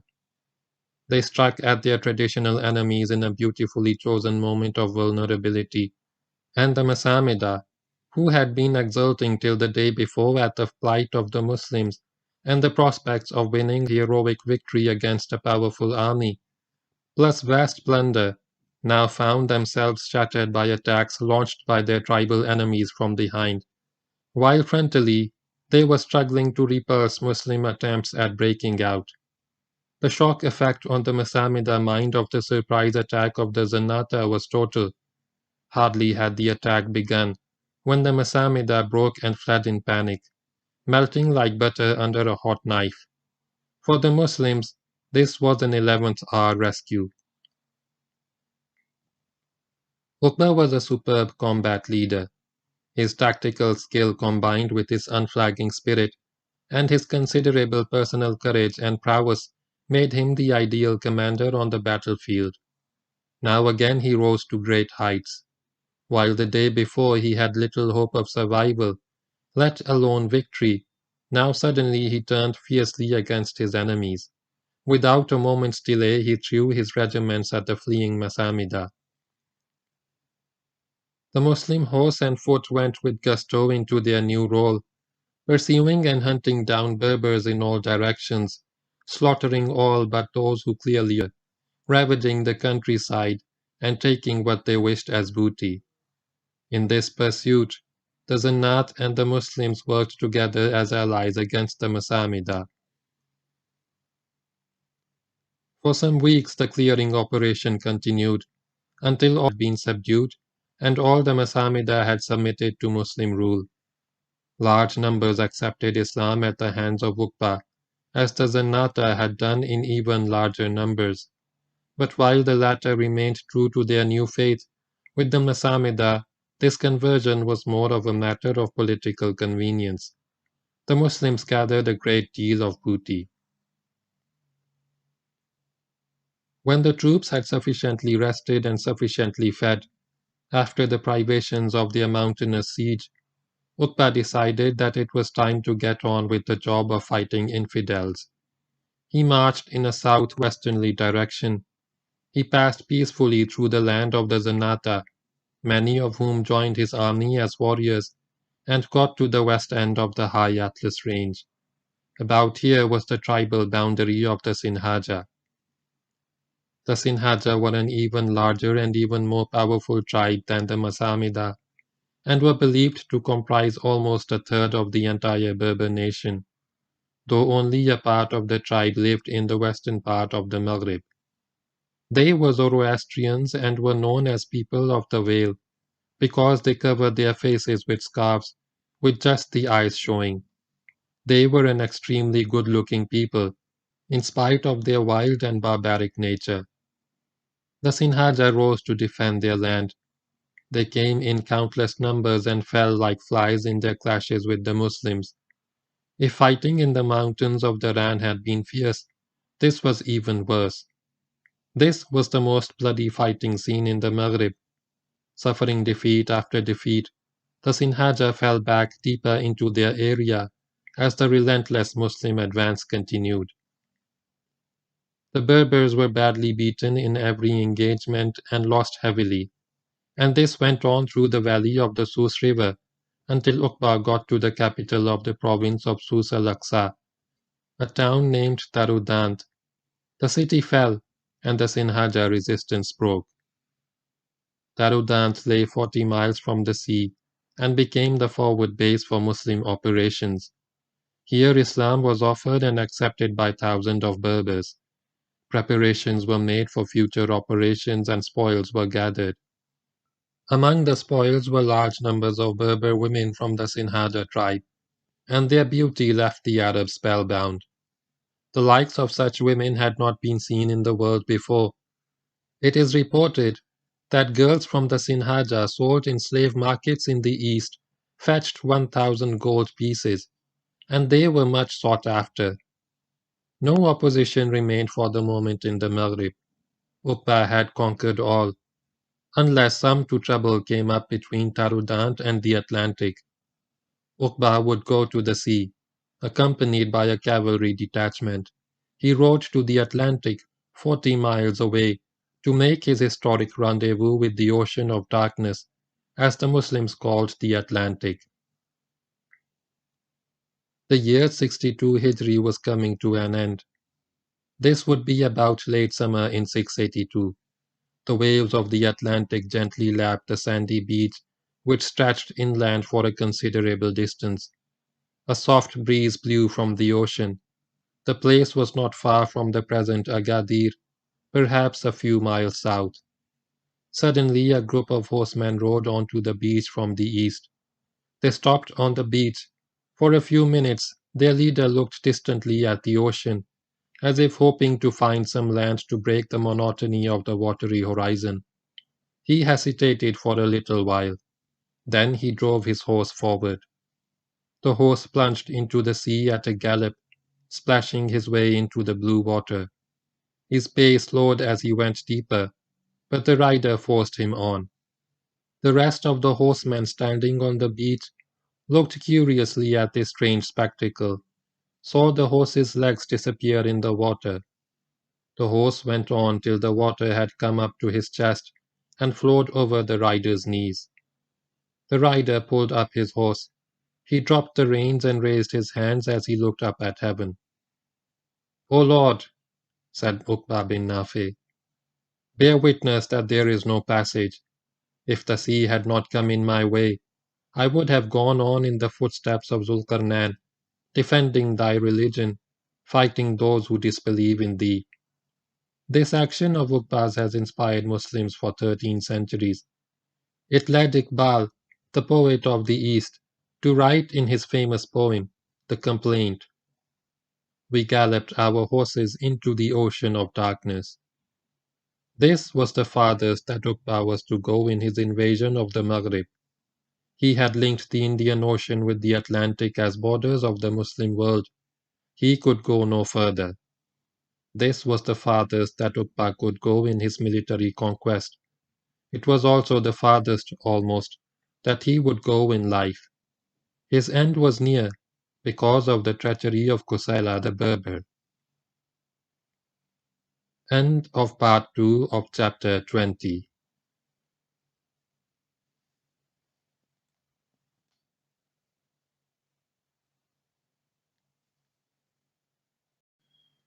Dear people watching and listening, Assalamu alaikum. Kindly like and share this video and subscribe to my YouTube channel. Please support my channel by contributing to my Patreon account so that I can continue making the audiobook series. Start of part 1 of chapter 21. The end of Uqba. There was treachery in the heart of Kosaila the Berber. He thirsted for revenge. His proud spirit had been hurt and his dignity outraged by uqbabinnafe. And like the Arab, the Berber never forgave. But to understand the tragic drama which was now to unfold, we must go back to Kusaila's first contact with Islam, and that takes us much farther back than the time of Uqba. Kusaila bin Lamzam was a big chief of the Berbers.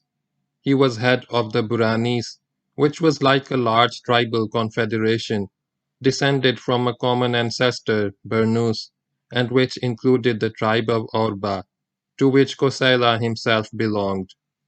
He was acknowledged by the Romans as chief of chiefs of the Berbers and a major representative of his race in its dealings with the empire. His position in his tribe was undisputed, and outside the tribe, he was regarded as one of the distinguished nobles of the Berber race.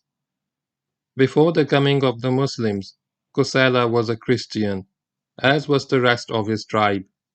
During the first Muslim invasion of Africa in 27 Hijri, that is 648 AD, the invasion by Abdullah bin Sa'd bin Abi Sarh, he came into contact with Islam and became a Muslim. Whether he and his tribe were part of the army of Gregory, which was trounced at Subatula, and whether he came in military conflict at all with the Muslims is not known. But whatever the circumstances of his conversion, he became a Muslim, though it was a conversion in a purely formal sense and without a true change of heart. A quarter of a century passed. In the 50s of the Hijra, while Abu Muhajir Dinar was governor of Africa, Kusala apostatized. Those of his followers who had followed his example in becoming Muslims also apostatized and all went back to the Christian faith.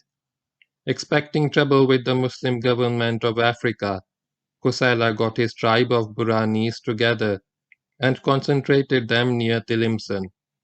Abu Muhajir marched against him.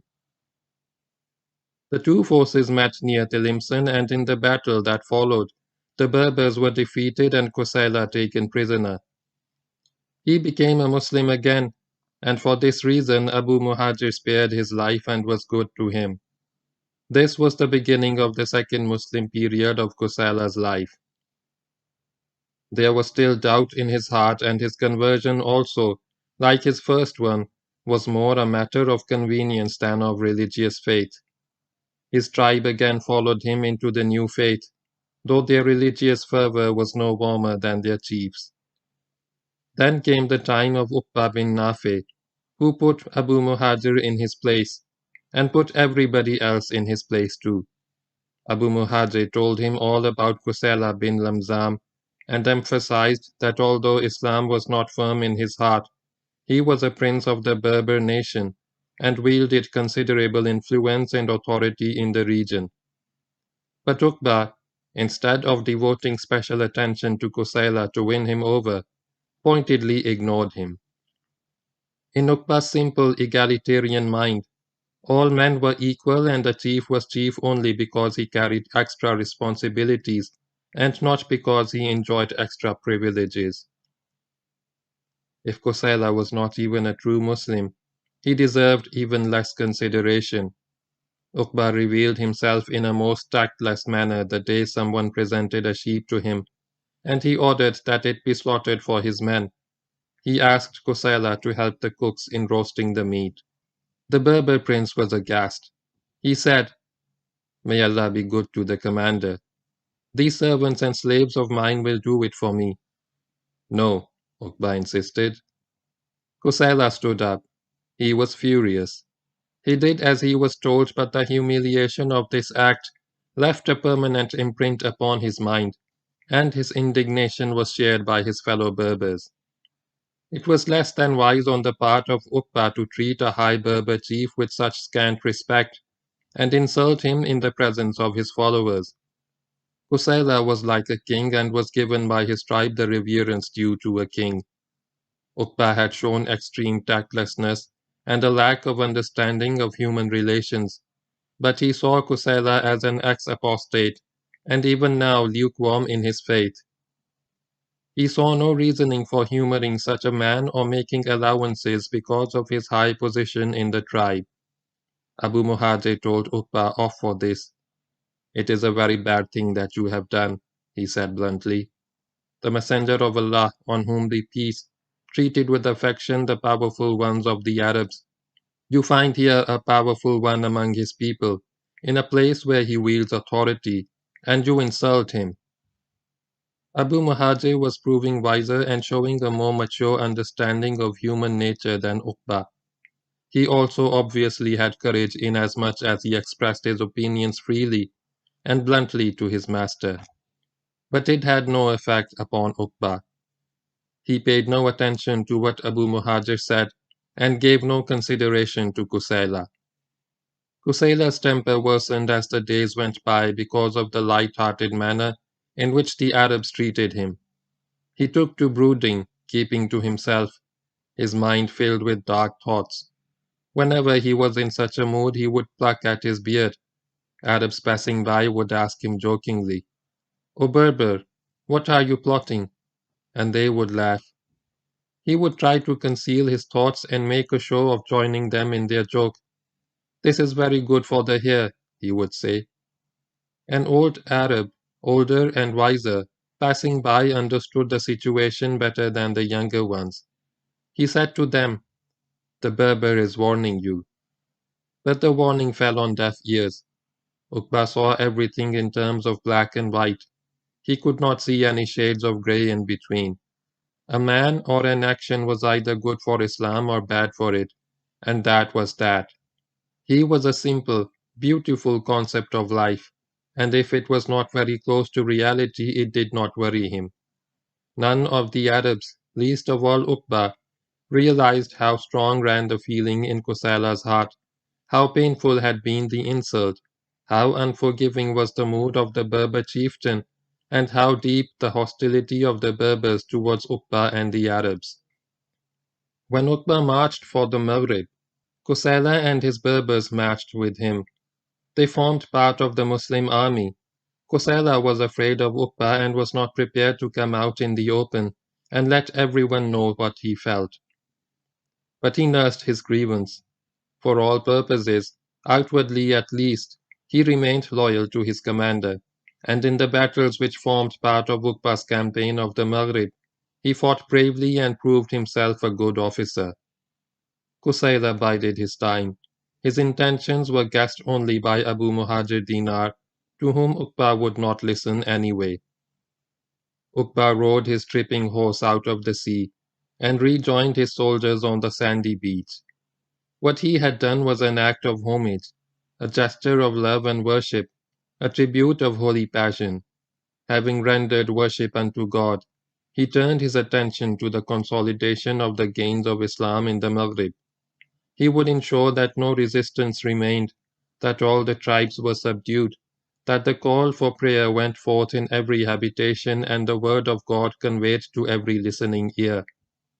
He rode over hill and valley with the sword in one hand and the Quran in the other.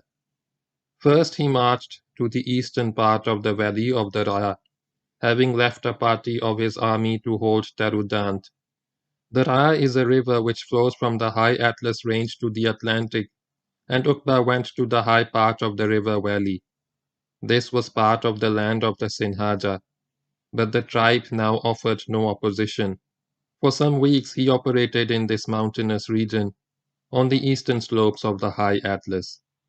He went to Ighir, then to Tama, then to Shakir, then to the land of the Dukala, another but smaller Berber tribe. He called the Dukala to Islam, as he had done at all the places previously visited. But unlike the inhabitants of those places, these fellows rejected the call.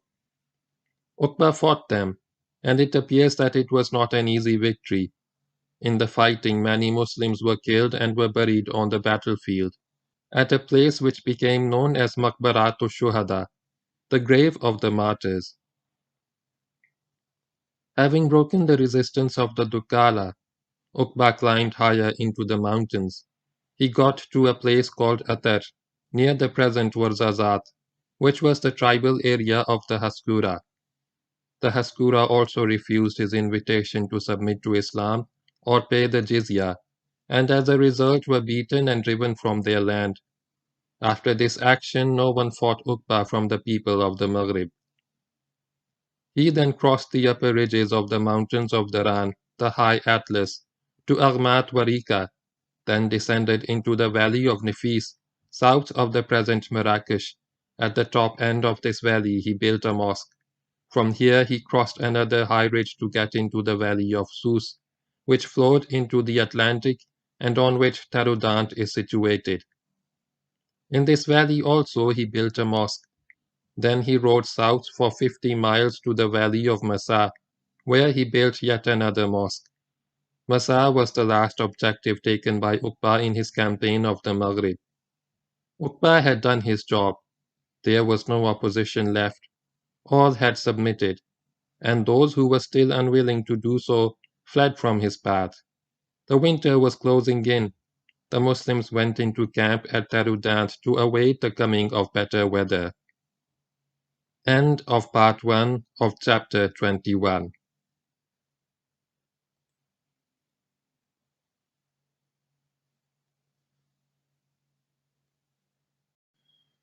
Dear people watching and listening, Assalamu alaikum.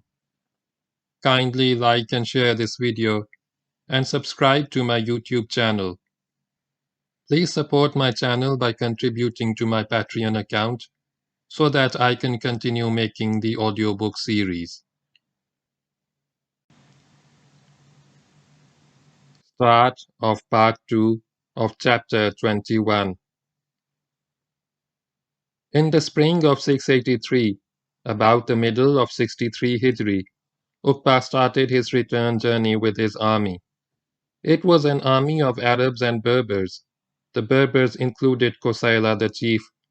We do not know what route was taken by Uqba from the Maghrib, but he did not go via Tangier as there is no record of any further meeting with Count Julian, the wily governor of the province. Except for avoiding Tangier, he probably took the same route back. He faced no problem on the way as he left the far Maghrib, passed through the near Maghrib, and re-entered Africa in the region which is now the northeastern part of Algeria. Nobody opposed his march. Some tribes were friendly, some indifferent, many were positively unfriendly, but they avoided confronting him and watched in brooding silence as he passed. To Uqba their dimly concealed hostility was not apparent, since he himself was pure-hearted and incapable of deceit or duplicity of any kind. He judged others by the same standards, and could not tell an enemy until he stood up waving a hostile flag. The army made a long halt at Tubna, near the present Biskra. The war was over.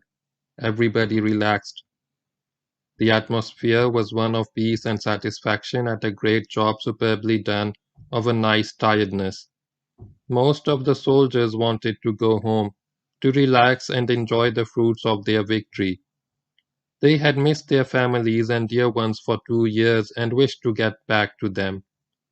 They had marched 3,000 miles to the Atlantic and back in 18 months, had fought scores of battles against the fiercest enemies and made them bite the dust. Now they wanted to hang up their weapons and rest their weary limbs. Uqba let them go. They dispersed from Tubna, the bulk of the army going to Kairouan, while some Berber clans returned to their tribal areas in the eastern part of the Maghrib. Uqba failed to notice that it was mainly the Arabs who were going away, not so much the Berbers. Soon only a handful of loyal Arabs were left with him, 300 in all. Beside them were camped thousands of Berbers from the tribes of Buranis under their chief Qusayla bin Lamzan. The day of reckoning was fast approaching, but Uqba still did not see the danger. Abu Muhajir Dinar saw it very clearly. The disloyalty of Qusayla, his readiness to respond to Roman overtures to turn against the Muslims, his overwhelming strength compared with the small force left with Uqba, formed a clear pattern in Abu Muhajir's mind. Then some dispute came up which led to a confrontation between the Arabs and the Berbers. What this was we do not know. Perhaps it was an incident engineered by Qusayla to test Uqba's reactions, and it had the effect of bringing matters in the open. Now there was no pretense. Abu Muhajir warned Uqba about the intentions of Qusayla. He added, "Hasten against him before his position gets stronger." It took Uqba only a few minutes to throw his small force into battle formation in front of the Berber camp. He himself stood ahead of his men, with his hand at the hilt of his sword, facing Qusayla. Beside him stood Abu Muhajir, still in fetters. Qusayla was a brave and redoubtable chief, but he hesitated. There was something about uqbabinnafe. Qusayla knew that Uqba played with death as joyfully as a child plays with a favorite toy. Qusayla dropped his gaze and turned away. He left what could have been a battlefield, followed by his furiously indignant tribe. "Why did you turn away from him?" his officers demanded angrily. "He has only 5,000 men, while we are 50,000. His comrades have gone from him and there is no one to help him." Either the Berber officers were exaggerating the strength of the two forces or historians made an error in recording the figures. Neither could Uqba have had 5,000 men, nor could the Berbers have numbered 50,000. If Uqba had commanded 5,000 men here, he would have thrashed any number of Qusaylas. And 50,000 soldiers just could not come into one camp, nor be deployed in one action against a compact front formed by 5,000 defenders. The Muslims were actually 300, and just a few more. The Berbers numbered several thousands at the moment, probably not more than 5,000 men. Uqba at once struck camp and marched to Tahuza, a little to the east of Biskra. This was a flourishing town with a large Roman population, but the Romans had heard of the dispersal of the Muslim army, and as Uqba appeared in sight, they saw that there was little more than a small regiment of cavalry with him. They closed the gates of the town of Tahuza. Uqba appeared near the wall with his small faithful band. The Romans on the wall hurled stones at him, and then fired arrows. He spoke of Allah and Muhammad and called them to Islam. They abused him. Uqba pulled back from the fort. He moved a few miles to the south and pitched camp in the open near the south-western foothills of the Taurus Mountains. This was his last move. Meanwhile, Qusayla had been in touch with Roman elements. Many Romans joined him. In discussions with them and with the elders of his own tribe, he agreed to seize the initiative and not let the Muslims get away. A plan was made. His army, which was mainly a Berber army with a few Roman detachments, would march to Tahuza and fall upon Uqba, where he was camped with his 300 veterans. The fact that Tahuza was in the center of the tribal region of the Buranis, Qusayla's tribal group, facilitated his plans. The Berbers moved like a vast horde on a semicircular front, looking from a distance like a swarm of locusts. Qusayla had at last come out in his true colors. He was out to wreak vengeance, and the fact that his intended victim had been his commander and comrade in arms over nearly 2 years of hard, victorious campaigning made no difference to the Berber chief. He had waited for the moment when Uqba would be weak and vulnerable, and that moment had now come. At a measured pace he led his army towards the Muslims. The Arabs stood defiantly to face the oncoming Holocaust. They were mainly companions and sons of companions, and others close to them. 300 devout Muslims. There was something starkly beautiful in this situation, in the spirit of the Muslims awaiting death, in the inflexible determination of their leader to win in the right cause or die the death of a martyr, in the treachery of his opponents, in the events as they unfolded. Uqba had faced death in 100 battles and earned great merit with Allah. Having beaten the Berbers into submission and established the superiority of the Muslim Arab in war, they were not about to bend the knee before the same Berber. One side of the battlefield was open, and the Muslims could have retreated in haste to join their comrades in caravan, and then come back to fight Qusayla again. In fact, this course would have been better for Uqba and for Islam in Africa, but it was not the way of uqbabinnafe. He offered 2 rakats of prayer. Beside him stood Abu Muhajir Dinar. He had behaved badly with Uqba when becoming governor a dozen years ago, but since then, after his own fall from rank and position, He had proved a good man and a good Muslim. He had fought bravely beside Uqba for 2 years, given his commander sound advice in matters of war and peace, and earned no less merit as a holy warrior. Although his feet were still in fetters, he had no regrets, no tears to shed. The spectre of certain death cleansed the hearts of the two men of all vindictiveness and resentment and grievance. They were about to face their Lord. The certainty of a violent and bloody end purified their spirit and revealed two very noble natures. Uqba did not wish Abu Muhajir to stay with him and die, did not wish him to even suffer any more. He ordered that the fetters be removed. "Go and join the Muslims," he said to his erstwhile prisoner. "Take command of them. I seek martyrdom." "And I, by Allah, seek it with you," replied Abu Muhajir. Again Uqba tried to get the fetters removed. Again Abu Muhajir refused, saying, "It is Allah who has thrown me in irons." The two embraced each other for the last time. Then they drew their swords and broke their scabbards, and upon Uqba's command, his men also broke their scabbards and dismounted from their horses to fight on foot, a double gesture of defiance and acceptance of death. The Berbers hurled themselves at the compact body of the faithful.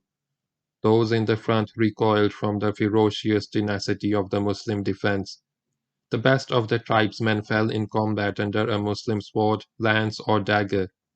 They came again, pressed on. Those who fell were replaced by others as eager for blood. The Muslims knew that this was the end, but they were determined to send many infidels to hell before their own end came. They fought like wild animals at bay, tearing the Berber companies to pieces as they came on. There was no weakening, no flagging of spirit. In the din and dust of this savage clash at Tahuza was enacted the last glorious scene in the beautiful drama of Uqba's conquest of the Maghrib. The ranks of the faithful began to thin.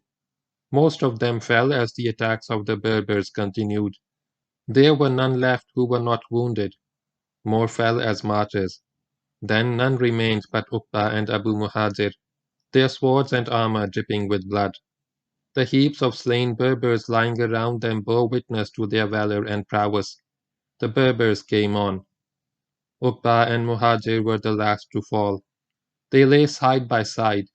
They died as brothers in Islam, having forgiven each other and hoping for forgiveness for themselves. They joyfully drank the cup of martyrdom which both had eagerly sought. This happened in the late summer or early autumn of 683, early part of 63 Hijri. The place where Uqba fell and was buried is now known as Sidi Uqba. Prophet Muhammad ﷺ had spoken about Tahuza in his lifetime. He had said, "In the future men from my following will be killed there, fighting in the way of Allah. Their merit will be like the merit of the people of Badr. They will not change. They will come to the day of judgment with their swords upon their shoulders." Muslim scholars believe that this prophecy related to Uqba and his men. Perhaps Uqba had heard of the prophecy. Perhaps this was the reason for his not seeking safety in flight. He was about 60 when he died, having been born in the time of the Prophet ﷺ, but after the migration. This is how Uqba had wished to die, a glorious and gory end to a life spent fighting in the way of Allah. He was one of the noblest of the Muslims, brave and virtuous, with an inflexible dedication to the cause of Islam. He was a brilliant general on the battlefield, an inspiring leader whose followers preferred death beside him to life without him. He was too good-hearted and pure to understand the machinations of his foxy Berber allies, too direct in seeking battle with the infidel to use principles of strategy which would have got him his conquest with less sweat and blood. He was incapable of fear or falsehood. If he was tricked by others, it was because of the purity of his character and his trusting nature. Those very Berbers and Romans who eventually cornered him and killed him when he was vulnerable, held him in reverence even after his death. May Allah be pleased with uqbabinnafe. There was alarm and despondency in Caravan. The two men left in charge of the place, Zuhair bin Qais al-Balawi and Umar bin Ali, were brave officers and devout Muslims, but after the tragedy of Tahuza, it was not easy to keep up the military enthusiasm of the people. There were troops present to defend Caravan, and had they been put to the test of battle, they would no doubt have given a good account of themselves.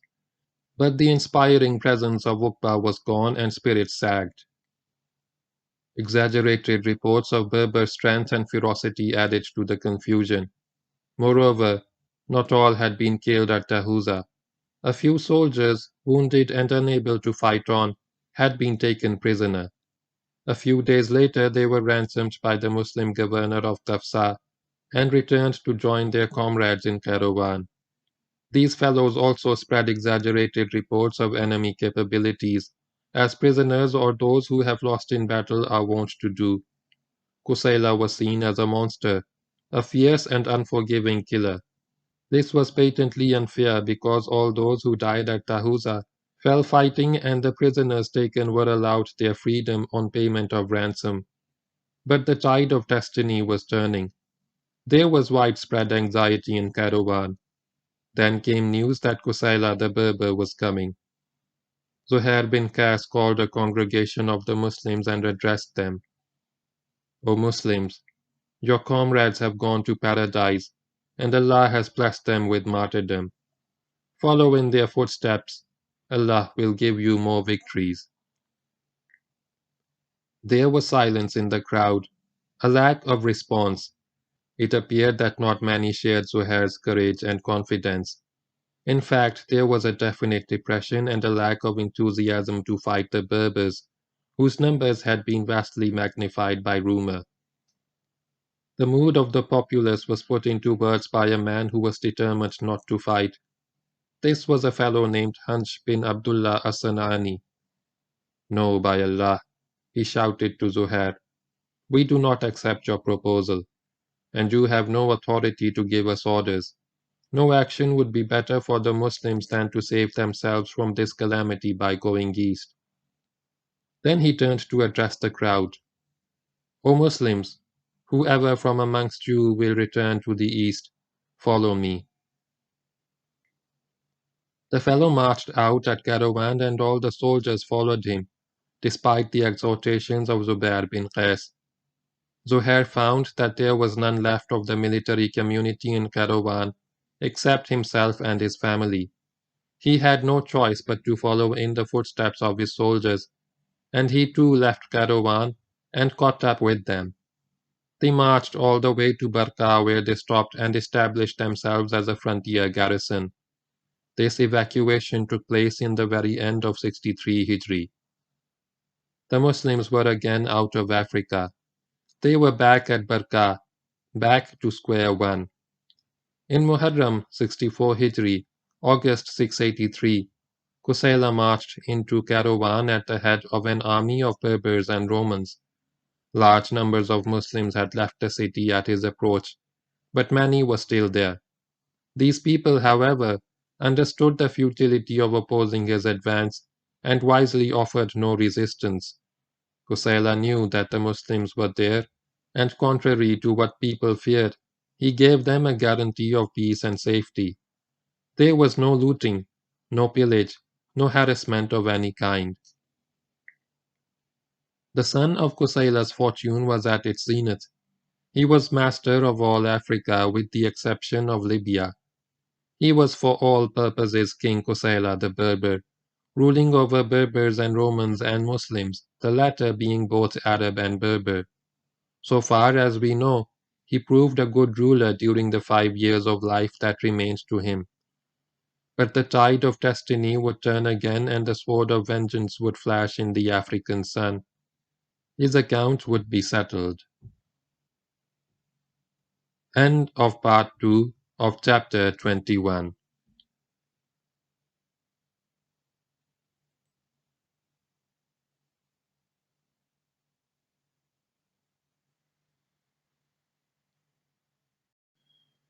Dear people watching and listening, Assalamu alaikum. Kindly like and share this video and subscribe to my YouTube channel. Please support my channel by contributing to my Patreon account so that I can continue making the audiobook series. Start of Part 1 of Chapter 22. The Fourth Invasion of Africa.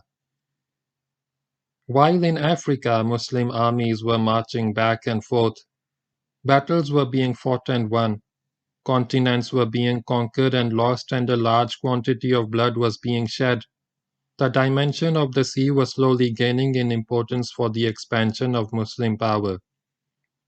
The Muslims were learning the skills of maritime warfare.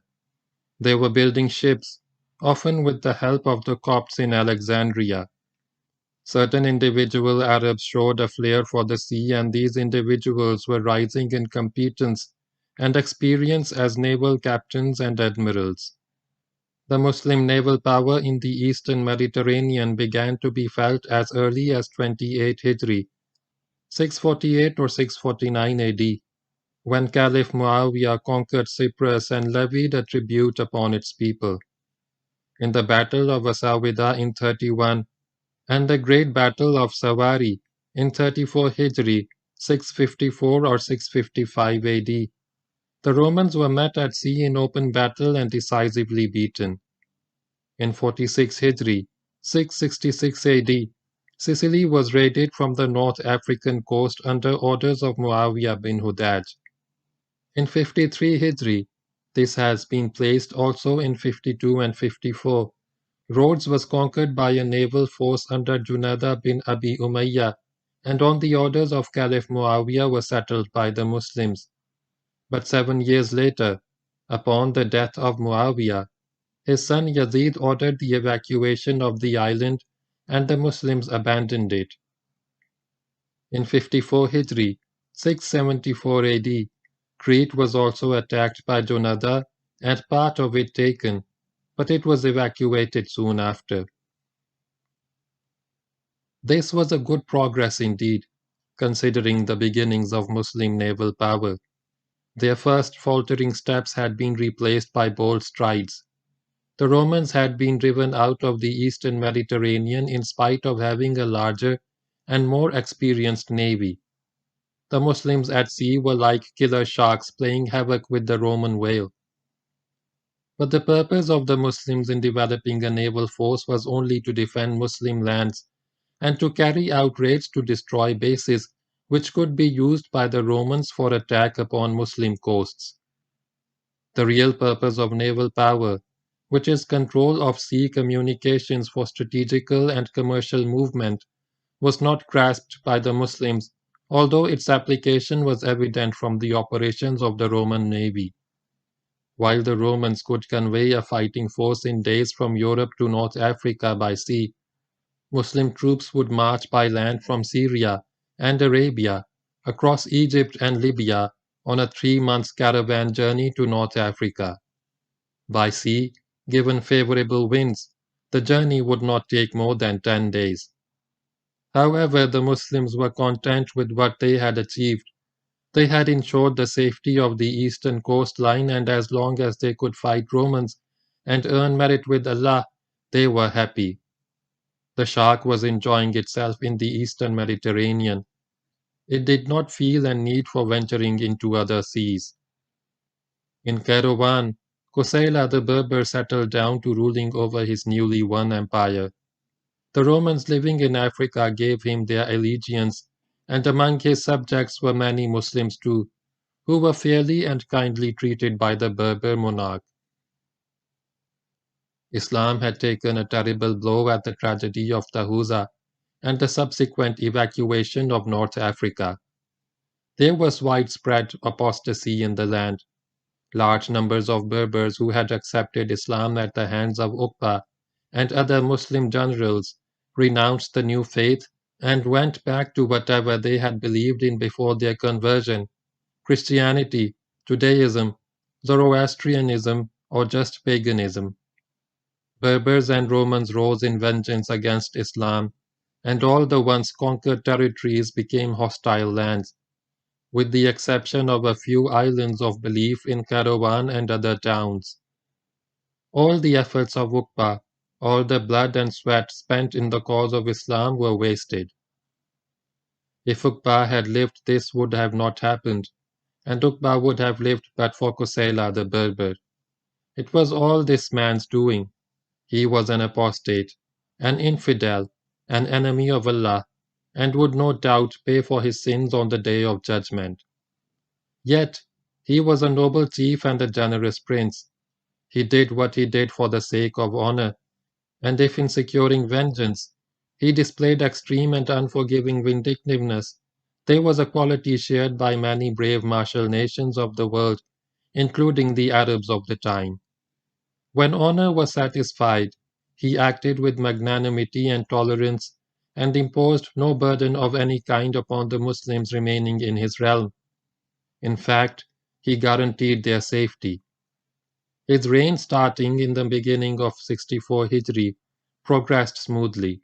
Fortune smiled upon him and bestowed her favors, but she would do so for only 5 years.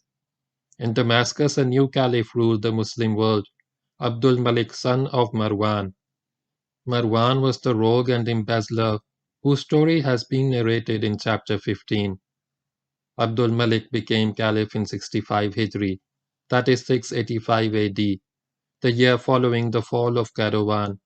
But for many years he was occupied by internal problems, the biggest one being the existence of a separate caliphate in Mecca under Abdullah bin Zubair, our hero of Subetullah and Susa.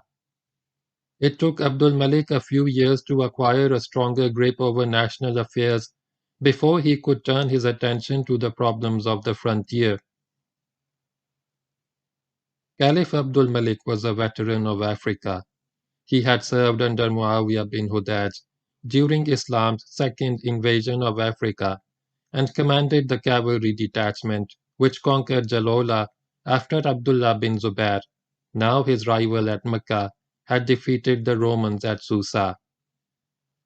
Abdul Malik knew Africa, and it appears that he thought well of it, because when the elders of the Arabs spoke to him about Africa and asked him to liberate the land and deliver the Muslims of Africa from the hands of Qusayla the accursed, he did not need much persuasion.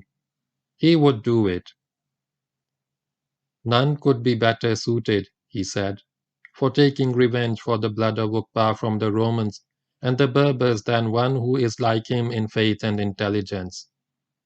He asked his ministers for advice about the man most suitable for the job of restoring Africa to Islam, and all agreed that the best man was Zuhair bin Qais al-Balawi. The ministers said, "He was a friend of Uqba and knows more than other men of his ways and plans, and he is the first of men desiring vengeance for Uqba." Zuhair bin Qais was like uqbabinnafe in many ways. A devout Muslim, he was passionately eager to fight for Islam and earn merit with Allah, if possible die in the way of Allah. His greatest joy lay in service to Islam. In fact, he was very unworldly man and of a hermetic turn of mind. Simple and frugal in his living, he looked upon this world as a temptation to distract men from the true path. He was acknowledged as one of the most prayerful of men, a prince of the pious, a saint among men, though a very warlike one.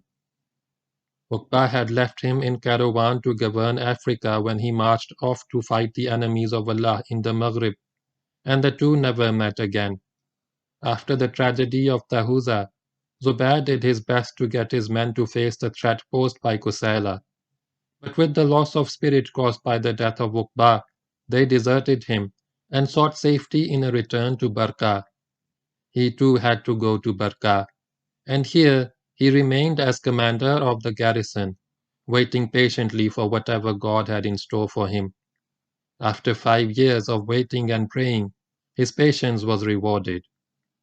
Abdul Malik wrote to him and ordered him to advance to Africa with his cavalry and liberate the Muslims in Kairouan. Abdul Malik should have known better.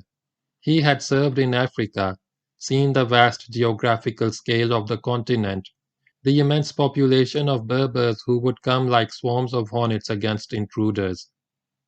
Zohair could hardly reconquer Africa with a few regiments of cavalry, and he had to write to the Caliph to remind him of the great strength of Berbers and Romans serving under Qusayla bin Lamzam. In response to Zuhair's request, Abdul Malik sent a large force of cavalry and infantry from Syria, well equipped with weapons and materials of war. This was in 69 Hijri, 688 to 689 AD. Zuhair set off from Barqa to conquer Africa once again. He left no garrison in Barqa, which was a regrettable omission, but he felt that to conquer Africa against such opposition as he knew would face him, he would have to throw every available man into battle. Upon coming to know of the advance of the Muslims towards Africa, Qusayla put together a large number of Berbers with a few Roman contingents, and prepared to defend his realm. He felt no fear at the approach of the Muslims, in spite of the fact that they had beaten him and overawed him in past times. He was confident of victory, especially as his army was 4 times as large as the army of Zuhair. He gathered the chiefs of his clans in a council of war at Kairouan. "I am of the opinion that we should get away from this town," said Qusayla. "In it are Muslims who have an agreement with us, and we will always worry that if we fight near them, the battle will go against us. Instead, we should go to—" Qusayla mentioned a place not intelligibly recorded by historians. Then he went on, "It has water. We have a vast army. If we defeat them and drive them to Tripoli, we will completely wipe them out and the West will be ours till the end of time. And if we are defeated, the hills and forests will be close to us and we can take refuge in them." All present agreed to the proposal. Consequently, the Berber army moved the distance of a day's march from Kairouan towards the west and went into camp near the foothills. With the hills behind them, their rear would be safe against outflanking movements, and in case of a reverse they could disappear in the hilly region, finding safety in its ridges and valleys. Soon after the departure of Qusayla's army, Zuhair arrived at Kairouan. He camped outside the town. For 3 days there was no movement. He neither entered the town nor went after Qusayla. He just rested his men while remaining on guard and finalizing plans for battle. On the 4th day he struck camp and moved west, arriving in the evening near the camp of Qusayla. Zuhair gave orders that the camels be unloaded and tents pitched. There was no going beyond this point, nor going back, until one of the 2 armies had been shattered in battle. We have no knowledge of the exact place where the 2 armies established their respective camps or the location of the battlefield. It was probably at the mouth of Wadi Marwal Bil, near the present village of Fundak al-Uqbi, about 20 miles southwest of Kairouan. It had water as Qusayla said it had. There were hills beyond it, as Qusayla said there were, and as the historians narrate, it was a day's march from Kairouan. End of part 1 of chapter 22.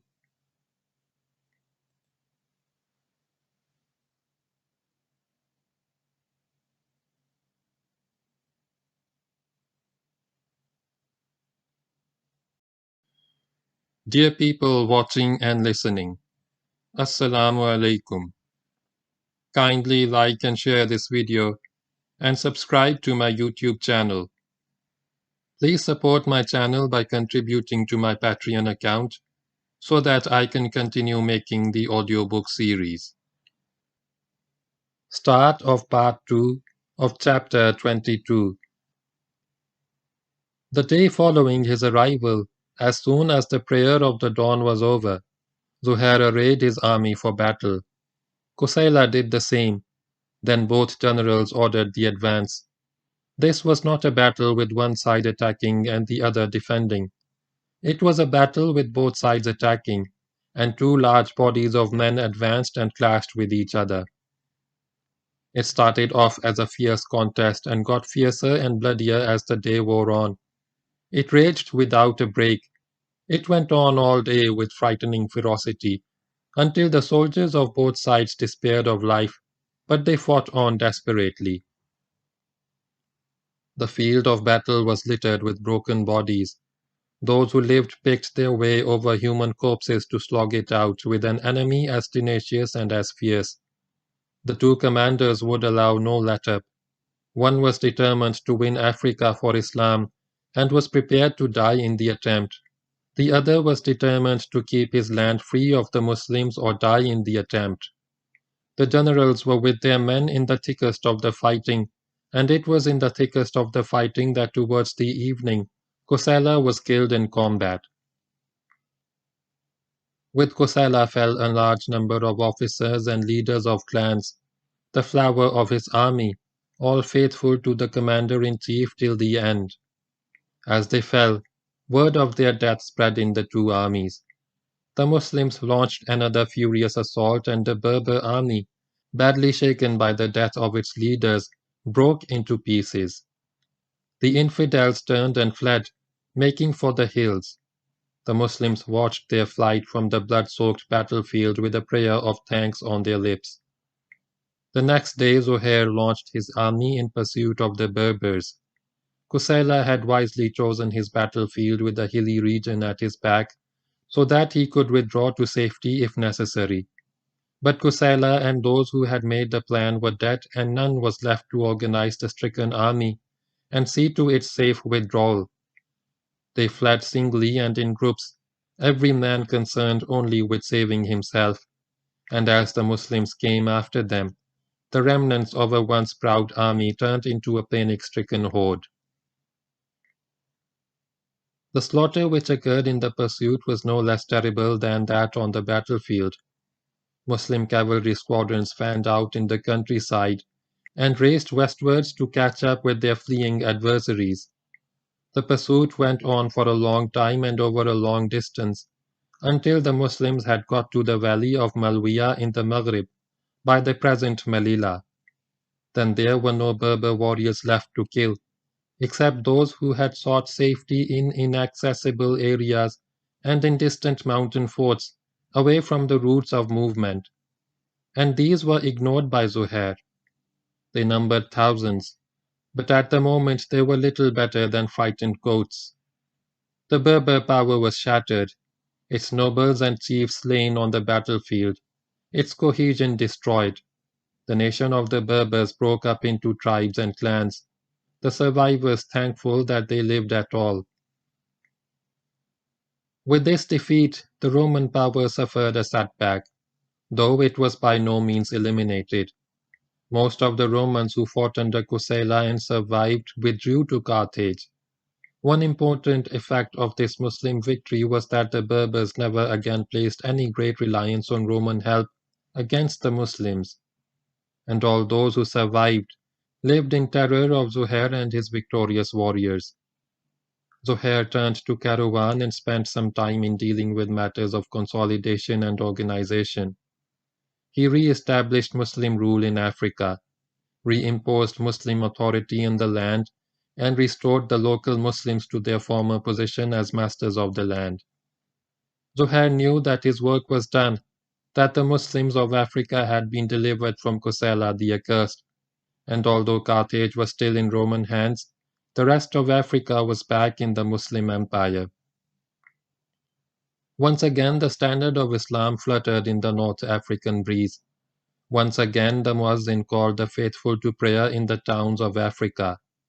Once again the law of the Quran and the traditions of the Prophet sallallahu alaihi wasallam ran the administration of the land. Then Zuhair decided to return to Barqa. Mention has been made of the ascetic and pious nature of this noble Muslim. He had come for the holy war, and for the holy war alone. He did not wish to remain as governor of a large and wealthy province, where he would get involved in matters of this world, whereas he was interested in the next. He said, I did not come except for the holy war. I fear that this people will make me return to this world, and I will be destroyed. So, having restored North Africa to Islam, he left a small garrison in Caravan under a deputy, and set off with most of his army, rather the survivors of his army, and made for Barqa. He took his time. Had Zuhair known of the perilous situation that awaited him at Barqa, he would have moved faster. Through its agents, the Roman Empire had come to know of the departure of the Muslim garrison from Barqa in a westerly direction, and later heard of Muslim operations against the Berbers. In order to pay off old debts, to settle old scores, and win a few points in their half-century-old conflict with Islam, a conflict in which almost without exception the Muslims had got the better of them, the Romans decided to try for a quick and easy military success against Islam. The empire sent a large body of soldiers in a great many ships to raid Barqa. The fleet landed at Derna on the coast of Libya, and the troops made for Barqa. Since the city was almost entirely undefended, because everybody had gone to fight in Africa, the raid on the city was completely successful. For 40 days the Romans pillaged the town unmercifully, not showing the least compassion. They gathered a large number of Muslims to take away as slaves, and having satisfied their lust for plunder, they marched with their loot and their captives for the coast where their vessels awaited them. They had hardly left when Zuhair arrived at Barqa and heard the tale of woe. Without a moment's rest, he set off with his soldiers for the coast of Darna, 150 miles away.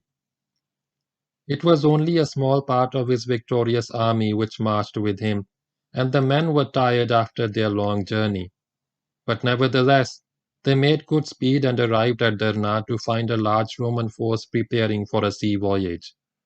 The Muslim captives were being pushed on to the vessels, and these poor fellows also saw the Muslim army arrive upon the scene. They set up a piteous wail and cried for help. The Roman soldiers began to push them even harder into the ships. The situation was such that Zuhair had no time to organize a proper front and make a proper battle plan. If he was to save those Muslims, he would have to act immediately. The Romans, on the other hand, were waiting for Zuhair, arrayed in battle formation with a larger force than he possessed. Zuhair just ordered his regiments into the attack, in order to save the captured Muslims. His men attacked the Romans with more spirit than order.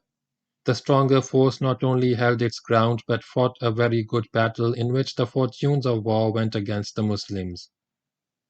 Zuhair was killed, and so were many of his best officers. The Romans won the day, and having beaten off the Muslim attack with heavy loss, embarked in their vessels with their captives and sailed away. The martyrs were buried on the shore at a place which became known as Quburush Shuhada, the graves of the martyrs. The survivors of Zuhair's army traveled to Damascus and narrated before Abdul Malik the sad end of the campaign. The Caliph was deeply distressed, not only by the military setback, but also by the tragic loss of Zuhair, which was no less painful than the loss of uqbabinnafe. There was mourning in the Muslim world. A glorious campaign, having begun on a high note of hope and having gained a great victory over the infidels in Africa, had ended in tragedy. As a result of the success of this Roman raid and this Muslim defeat, the Muslim power in Caravan collapsed. The Muslims found themselves once again back at square one. End of part 2 of chapter 22.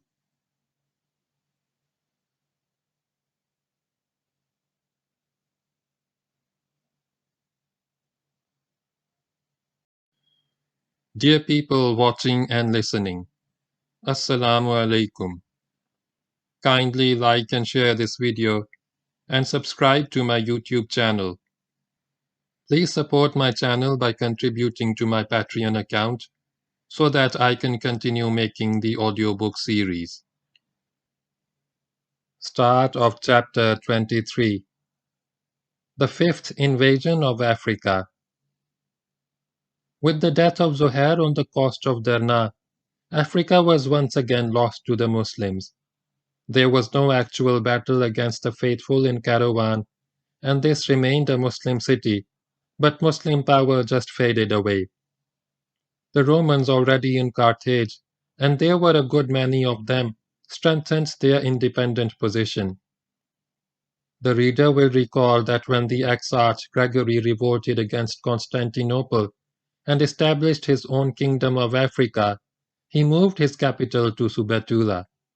It was there that Abdullah bin Saad confronted him, and it was there that he was defeated and killed in battle. After Gregory's death, after the return of the Muslims to Egypt, after the re-establishment of a Roman state by the local Romans under King Hubayhiba, the capital had moved back to Carthage.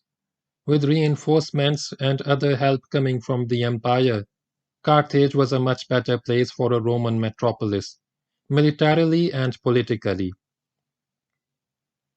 The Berber tribes regained ascendancy in their own area. This time there was no powerful central figure like Kusela to hold all North Africa together, but the region became as it was before, partly Roman, mainly Berber, principalities and tribal districts ruled by lords and chieftains. They shared a common hostility towards Islam and a common determination to resist with all their strength and further attempts by Islam to reconquer their land. It was once again a Roman and Berber land, and Kairouan was once again an island of Islam in a hostile stormy sea. In Damascus, Abdul Malik remained occupied with internal problems, the biggest of which, as stated before, was the existence of Abdullah bin Zubair as an independent caliph at Mecca, ruling over Arabia and much of Iraq. Slowly and steadily, Abdul Malik's campaign against his rival progressed to the extent of wresting Iraq from him and cornering him in Mecca, where he was besieged by an army under the infamous Hajjaj bin Yusuf. Hajjaj did to Mecca and to the Kaaba with his catapults and fire missiles what the most hostile unbeliever would not have dared to do. In early 73 Hijri, Abdullah bin Zubair fell in combat, sword in hand. His dead body was crucified. Abdul Malik was now more firm in his seat. He could give his attention to the frontiers. Then the elders of the Arabs came to him and urged him to do something about Africa and find someone to defend its borders and keep its affairs in order. The Caliph agreed to do so. He even announced the name of the general who would carry out the task. I see no one as worthy of the task in Africa as Hassan bin Norman. Hassan bin Norman was from the tribe of Azd, which inhabited the Oman Peninsula. He was a distinguished figure in the world of Islam, a veteran of many campaigns and a man respected for his resolution and judgment. He was known by the title of Sheikhul Amin, which can be roughly translated as the trusted sage. Hassan was given a large army to command and sent to Egypt, there to make his preparations for the forthcoming campaign. To show him how serious he was about the reconquest of Africa, Abdul Malik made over to him all the revenue of Egypt for the invasion. I have left your hand free in the wealth of Egypt, wrote the Caliph to the general. So give to those who are with you and to those who join you. Give to people, then go out to the land of Africa by Allah's grace and His help. More soldiers joined him in Egypt, and by the time his preparations were complete, his army numbered 40,000 men. Never before had such a vast Muslim army assembled for the invasion of Africa. This was to be an invasion like none before it, and bloodier than its predecessors. Hassan understood, as did the Caliph, that if the Muslims were to remain in possession of their African conquest and not get pushed out again, they would have to utterly crush the Roman and Berber strength. They would have to inflict such punishment that the Berbers and Romans would not dare to raise their heads again. Hassan planned to do just that as he set off from Egypt in about the middle of 73 Hijri, about end of 692 AD. He underestimated the resilience of the Berber nation. After 2 months of marching, the army arrived at Tripoli, whether it was joined by other Muslims who had been earlier expelled from Africa. From here he continued his march. His arrival at Kairouan was greeted with joy by the Muslims of the city. His coming calmed their fears, dispelled the dark clouds which threatened the Muslim island in the troubled sea of Berbers and Romans. At Kairouan, conscious of his strength and of the necessity of leaving no opponent unbeaten, Hassan began to look about him for enemies to fight. Who is the most powerful of the princes of Africa? He asked the inhabitants of Kairouan. The ruler of Carthage, the metropolis of Africa, they replied. They were right. After the annihilation of Kusaila the Berber, the Roman power at Carthage was the strongest single organized power in Africa. It boasted a large army, freshly reinforced from Constantinople. And because Carthage was the strongest hostile power, Hassan decided to tackle it first. Once he had broken Carthage, the rest would be easy. He marched to Carthage to find it strongly fortified and strongly manned. He camped outside the ancient city. To his great good fortune, the Romans came out of their fortifications to fight him in the open, and a battle was fought just outside the city. It led to a crushing defeat for the Romans and their Berber auxiliaries. Countless numbers were killed, including most of their champions and the flower of their chivalry, before the remnants could get back to their fortified city. The Muslims moved up and invested Carthage from the landward side. They had no siege equipment and could find no way to breach or scale the walls of the city. So they waited, and thus a few days passed. Then an emissary came out to see Hassan, sent by a Roman noble named Marnak. What he said was that if the Muslims would guarantee the safety of Marnak and his family, and allot him a piece of property which he wanted in Carthage, he would open one of the gates of the city and let them in. This had happened before in Muslim campaigns, a traitor giving his city away to save himself. Seeing this as the simplest way of taking Carthage and putting an end to the remnants of the Roman army within, Hassan accepted the terms of Marnak. A date and time were fixed for the opening of the gate, and the emissary returned to give Marnak the good news. At the appointed time, the gate was opened and Muslim regiments rushed into Carthage to finish off the last Roman resistance. But there was no Roman resistance. There was no Roman soldier in the city. The birds had flown. After the battle outside the city, the Romans had given up hope of a successful resistance. They had no desire to end their lives in bitter and bloody fighting in the streets of Carthage. So they had sailed away during the night in their large fleet of ships, some going to Sicily, others to Spain. The offer of Marnak was a ruse to gain time for their preparations for departure and to put the Muslims off their guard. Marnak was there with his family to greet Hassan. He had kept his word. His trickery had enabled the Roman army to slip out of the clutches of Hassan, but he had said nothing about the Roman army being there. He had literally kept his side of the bargain. Hassan, like a true Muslim, kept his side of the bargain. Marnak and his family were safe and he was given the property as he had wished to possess. And since there was no fighting to be done in the city, Hassan pulled his men out and put them in a camp outside Carthage. Then came the news that vast numbers of Berbers were gathering at Banzart and in the land of Satfura. The latter was a district lying to the east and south of Banzart, astride the valley of the Majerda, and may even have included Bizerta within its boundaries.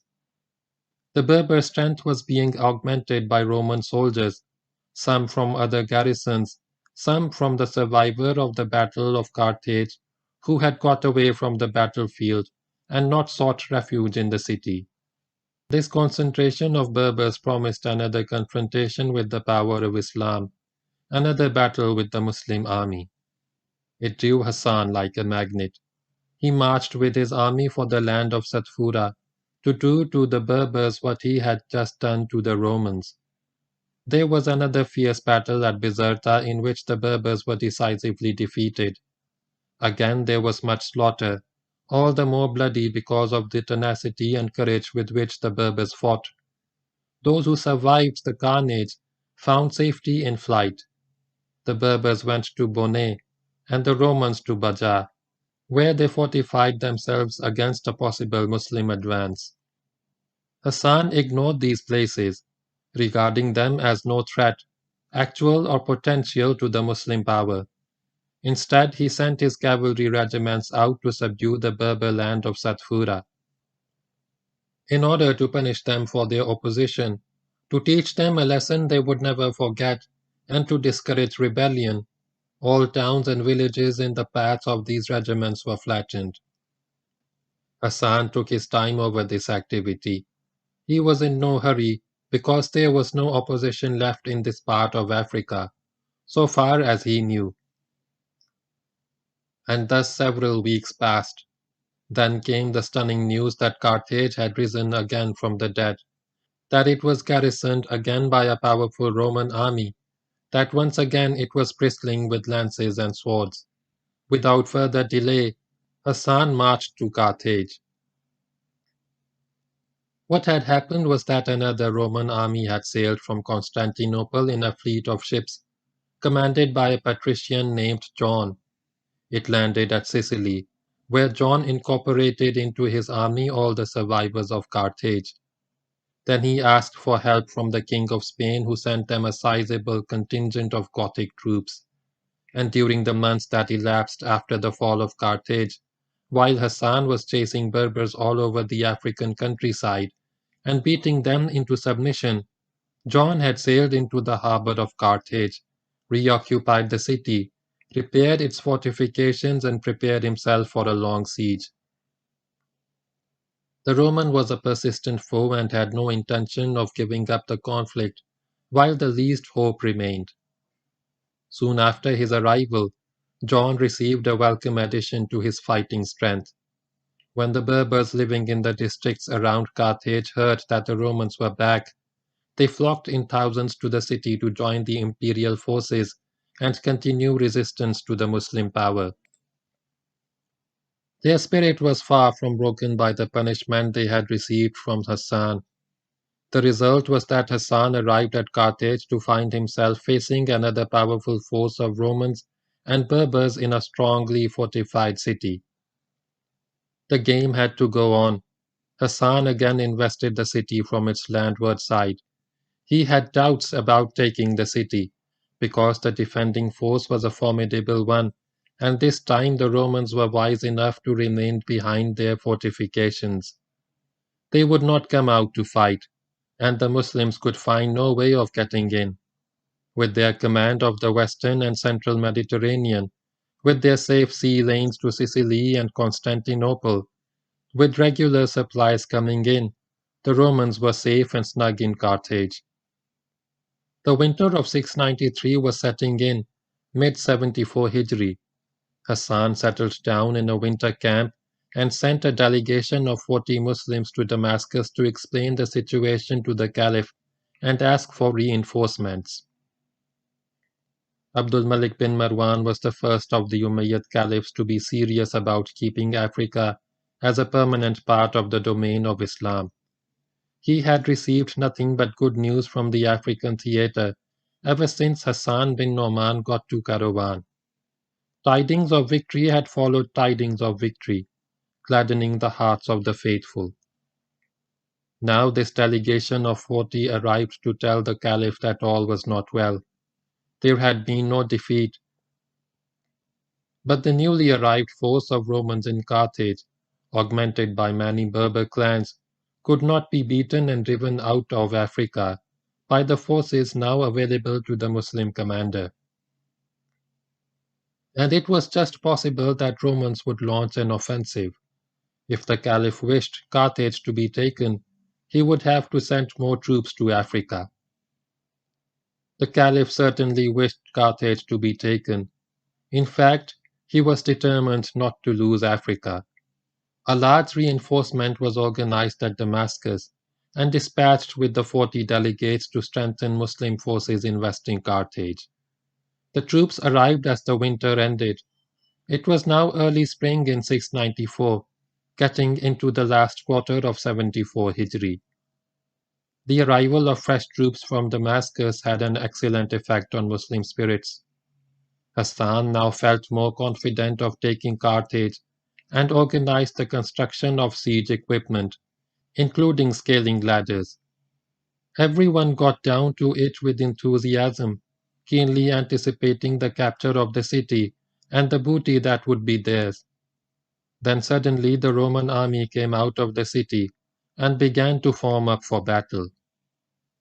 The patrician John knew that with the strengthening of the Muslim force outside Carthage, the balance had tilted in favor of the Muslims.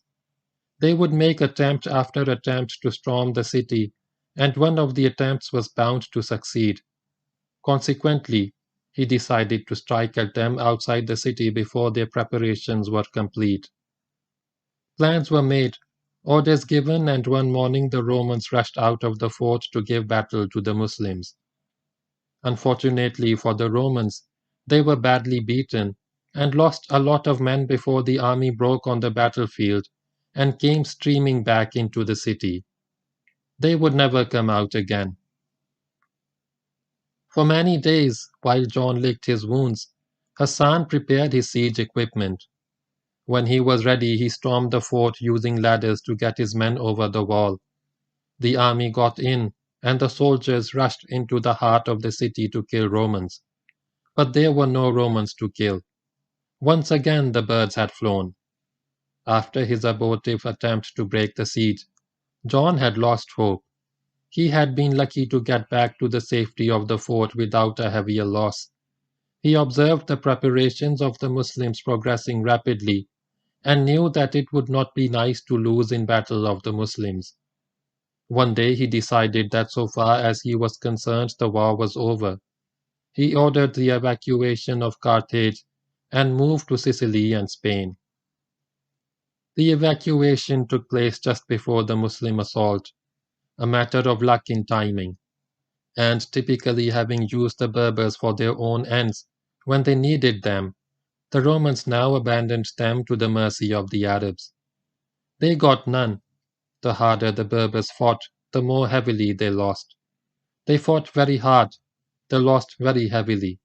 It was only after a good deal of blood had been shed that the Berbers laid down their arms and entered captivity, from which many of them were liberated, physically and spiritually, by Islam.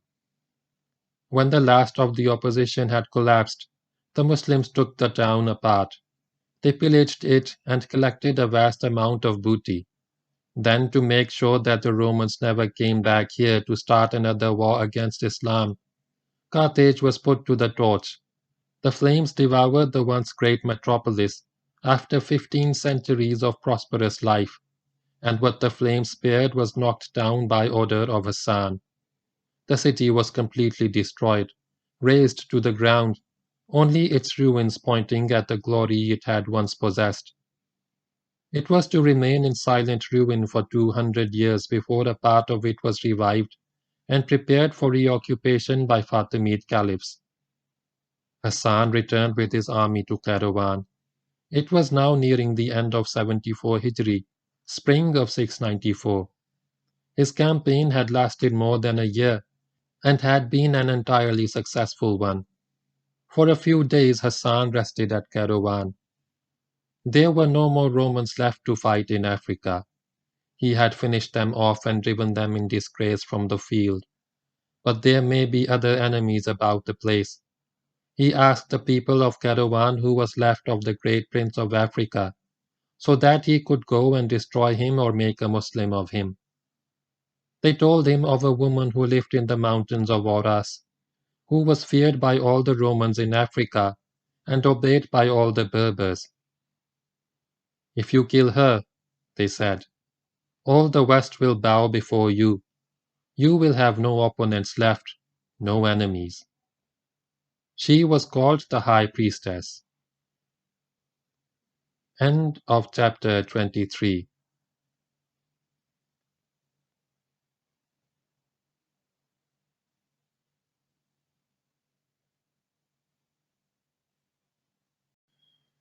Dear people watching and listening, Assalamu alaikum.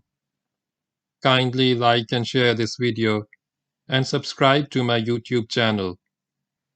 Please support my channel by contributing to my Patreon account so that I can continue making the audiobook series. Start of part 1 of chapter 24. The High Priestess. In Arabic, the Kahin means one who can foretell the future, a diviner who has knowledge of events separated from him in time and space, who knows of things through sources other than the senses. He has a special gift of knowledge through means which would now be classified as extrasensory. It was believed in olden times that a Kahin received revelations, and in this matter he was like a prophet, except that his ethical direction was all wrong. A prophet received his revelations from God, while a Kahin received his from Satan. But he did have this unusual gift. Kahin also means a priest, with Kahina, female of Kahin, being. This lady living in the Orus Mountains was a Kahina. She had these uncanny powers to a remarkable degree, being both clairvoyant and telepathic, and was also a priestess, but more than an ordinary priestess. She was a spiritual leader of the Berbers, and since she combined this spiritual position with the political authority of a queen, it would be more accurate to refer to her as High Priestess. Muslim historians call her the Kahina. She was Tuhia bint Tabta bin Naiqan of the clan of Jarawa. The Jarawa were a princely clan of the very large tribe of Zannata, part of which lived in the Maghrib and had saved Uqba by falling upon his enemies. This lady ruled as queen of the Jarawa in the Orus Mountains, that is the Jabal Orus, and was the high priestess generally of all Berbers. She also had a fortress of Al-Jam, 40 miles south of Susa, in which many years before she had been besieged by her enemies but had survived and won. She was an old woman, at least middle-aged, who had been queen at this time for 30 years, but was obviously a woman of great personality and vigor, and as a prophetess in her tribe, was held in high veneration by all Berber tribes of Africa and the Maghrib. She had 2 sons, the father of one of whom was a Berber, and father of the other a Greek. She cared very deeply for her sons and was anxious that they should follow in her footsteps as the leaders of the tribe. After the death of Kusaila, all Berbers accepted Duhya as the great chieftainess of the Berber nation, and all became her followers, which made her a powerful monarch. Armed with spiritual domination over the nation, and acknowledged politically as the ruler of the nation, she exercised total power over the Berbers. The Kahina was indeed a formidable woman. This, then, was the Kahina, the high priestess, queen of the Berbers, about whom the people of Kairouan had told Hassan bin Noman, if he could kill her, the West would be his. He determined to kill her, and with this aim in view, marched with his army from Kairouan in the direction of the Orus Mountains. This was in about the very end of 74 Hijri, the spring of 694 AD.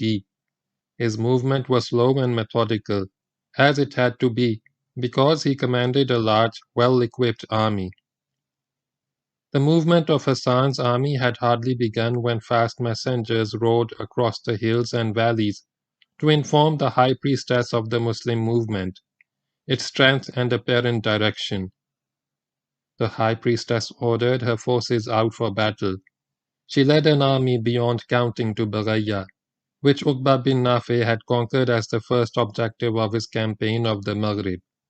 Believing that Hassan wanted to get to Baraya and fortify himself in it against her, she drove all the Romans out of the city and demolished its fortifications, making it indefensible. She was being very aggressive. She wanted battle in the open, which was risky business considering that the Muslims had won every battle in which their enemies had come out of their defenses and fought in the open. However, after demolishing the fortifications of Baraya, she marched towards Kairouan, planning to meet her enemy halfway and fight a great battle. She was completely sure of herself, and her men had fanatical faith in her. Hassan was just as sure of himself and asked for nothing better than to meet the high priestess in the open. He marched on until he got to the valley of Miskiana. Here, getting intelligence that the Berbers were on the move, he went into camp.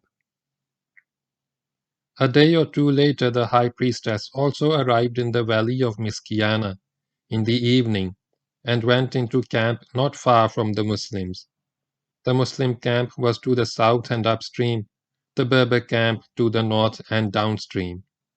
Both sides had established screens of cavalry in front of their camps to observe the other side and give immediate protection against surprise moves. When the high priestess arrived in the valley and established her camp, the Berber cavalry showed aggressive designs and wanted a trial of strength with the Muslim cavalry. But Hassan ordered his horsemen to avoid an engagement while still holding on to their position. Thus a premature clash was avoided. The troopers of both the screens spent the night in their saddles. On the following day was fought one of the fiercest battles between the Muslims and the Berbers, a battle the Muslims thought they had never seen the like of before. It began in the morning and increased in ferocity as the day wore on. It raged like a terrible storm till the evening, when a decision was gained. The Muslims were thoroughly defeated. There was frightful slaughter in this battle, and towards the end it was a slaughter of Muslims by Berbers. The high priestess showed no mercy. She took bloody revenge for all the Berber bloodshed by the Muslims in previous battles. Towards evening, Hassan broke contact and retreated, leaving a large number of Muslim dead on the battlefield. The part of the valley of Miskiana where this battle was fought became known for some odd reason as Wadiul Azara, Valley of Virgins. Reorganizing his defeated army, Hassan carried out a steady and orderly withdrawal towards the east. The high priestess followed. This was not a pursuit but a follow-up of a withdrawal, carried out at a respectful distance. Even after their defeat, the Muslims were held in awe by the Berbers, and the lady did not wish to press her luck. The retreat and follow-up went on till the Muslims had got beyond Qabis, that is Gabes. It was a shameful defeat. It was the only defeat suffered by the Muslims at the hands of the Berbers in a large-scale battle, and it was a very bloody one.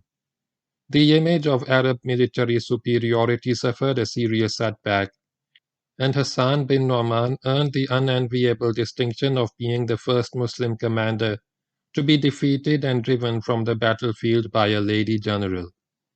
In this battle, 80 Muslims were captured by the Berbers.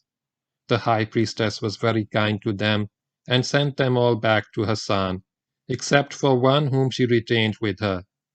This was a fine young man named Khalid bin Yazid of the Bani Qas, whom she adopted as her son.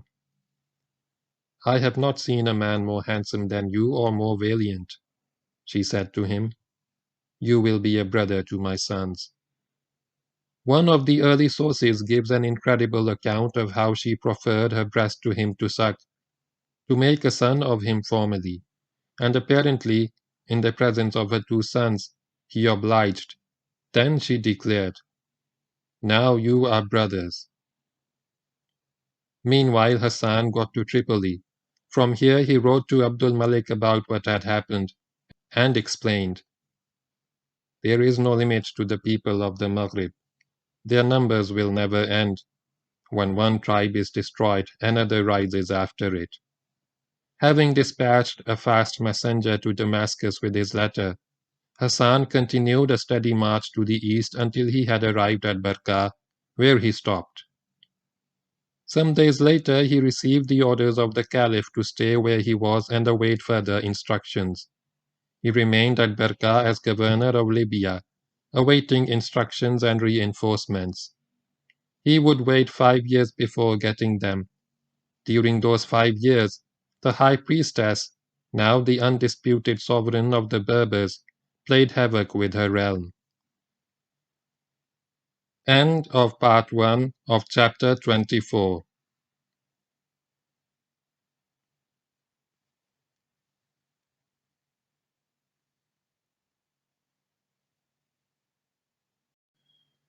Dear people watching and listening, Assalamu alaikum. Kindly like and share this video and subscribe to my YouTube channel. Please support my channel by contributing to my Patreon account so that I can continue making the audiobook series. Start of part 2 of chapter 24. The High Priestess. After the battle in the valley of Miskiana, the High Priestess returned to the Orus Mountains as a victorious general, the only Berber general to defeat the Muslims in battle. She began to govern her newly established kingdom as its undisputed ruler and an even more highly venerated spiritual head of the nation. She was all-powerful. Power corrupts and total power corrupts totally. But power did not corrupt her. It just turned her head. Prophet Muhammad ﷺ had said, "A nation will never prosper that entrusts its affairs to a woman." The Berbers, without having any knowledge of this saying of the Holy Prophet ﷺ, were now to learn its truth. The high priestess called a conference of her tribal chieftains. "All that the Arabs want in Africa is towns and gold and silver," she said. "All that we want of it is farms and pastures. The only thing for you to do is to desolate the entire land of Africa, so that the Arabs will give up their aims and not return to it till the end of time." She put this policy in action with diabolical determination. Her columns rode out in all directions, cutting trees and demolishing forts and razing towns to the ground. According to early Muslim historians, Africa used to be one continuous belt of shade from Tripoli to Tangier, bustling towns and villages adjoining one another for 1,000 miles, until the Kahina took charge of it and turned it into a desert. This, however, is poetic exaggeration because the period of aridity from which Africa suffers today had set in long before this time, in fact, long before the Christian era. However, Africa was undoubtedly greener and more productive at the start of the high priestess's reign than it became when the terrible lady had ruled it for 5 years. The people were in despair. The queen's law was obeyed to the letter by her adoring Berber regiments who carried out the task of devastation. Large numbers of Christians abandoned their once prosperous farms and towns and migrated to Spain and other Mediterranean islands. This had the side effect of eliminating Roman power in Africa altogether, because the Romans were the ones who owned the richest properties, which were now destroyed. And the lady made it clear that she did not want the Romans around, not as a political force. What the Muslims with their fair play and justice had not been able to achieve in 5 years was achieved by the high priestess in 5 years of crazy rule. Exit the Roman Empire. As the devastation progressed, many Christian groups and even more sensible Berber clans sent pleas to Hassan bin Noman in Barqa, asking him to come back. The effect of the Queen's scorched earth policy led not only to the material destruction of Africa, but also to the disaffection of her people and the disunity of the Berber nation, which was by nature a disunited nation anyway. This self-inflicted wound hastened the lady's fall. It was not till 79 Hijri, which began on March 20, 698 AD, that Caliph Abdul Malik mustered another force for Africa. He assembled a well-balanced army of cavalry and infantry and dispatched it to strengthen Hassan at Barqa. With this army came the Caliph's instruction to take Africa. This would be the sixth invasion, and the Muslims hoped that it would be the last time that they would have to invade Africa. But the Muslims had held that hope in previous invasions too.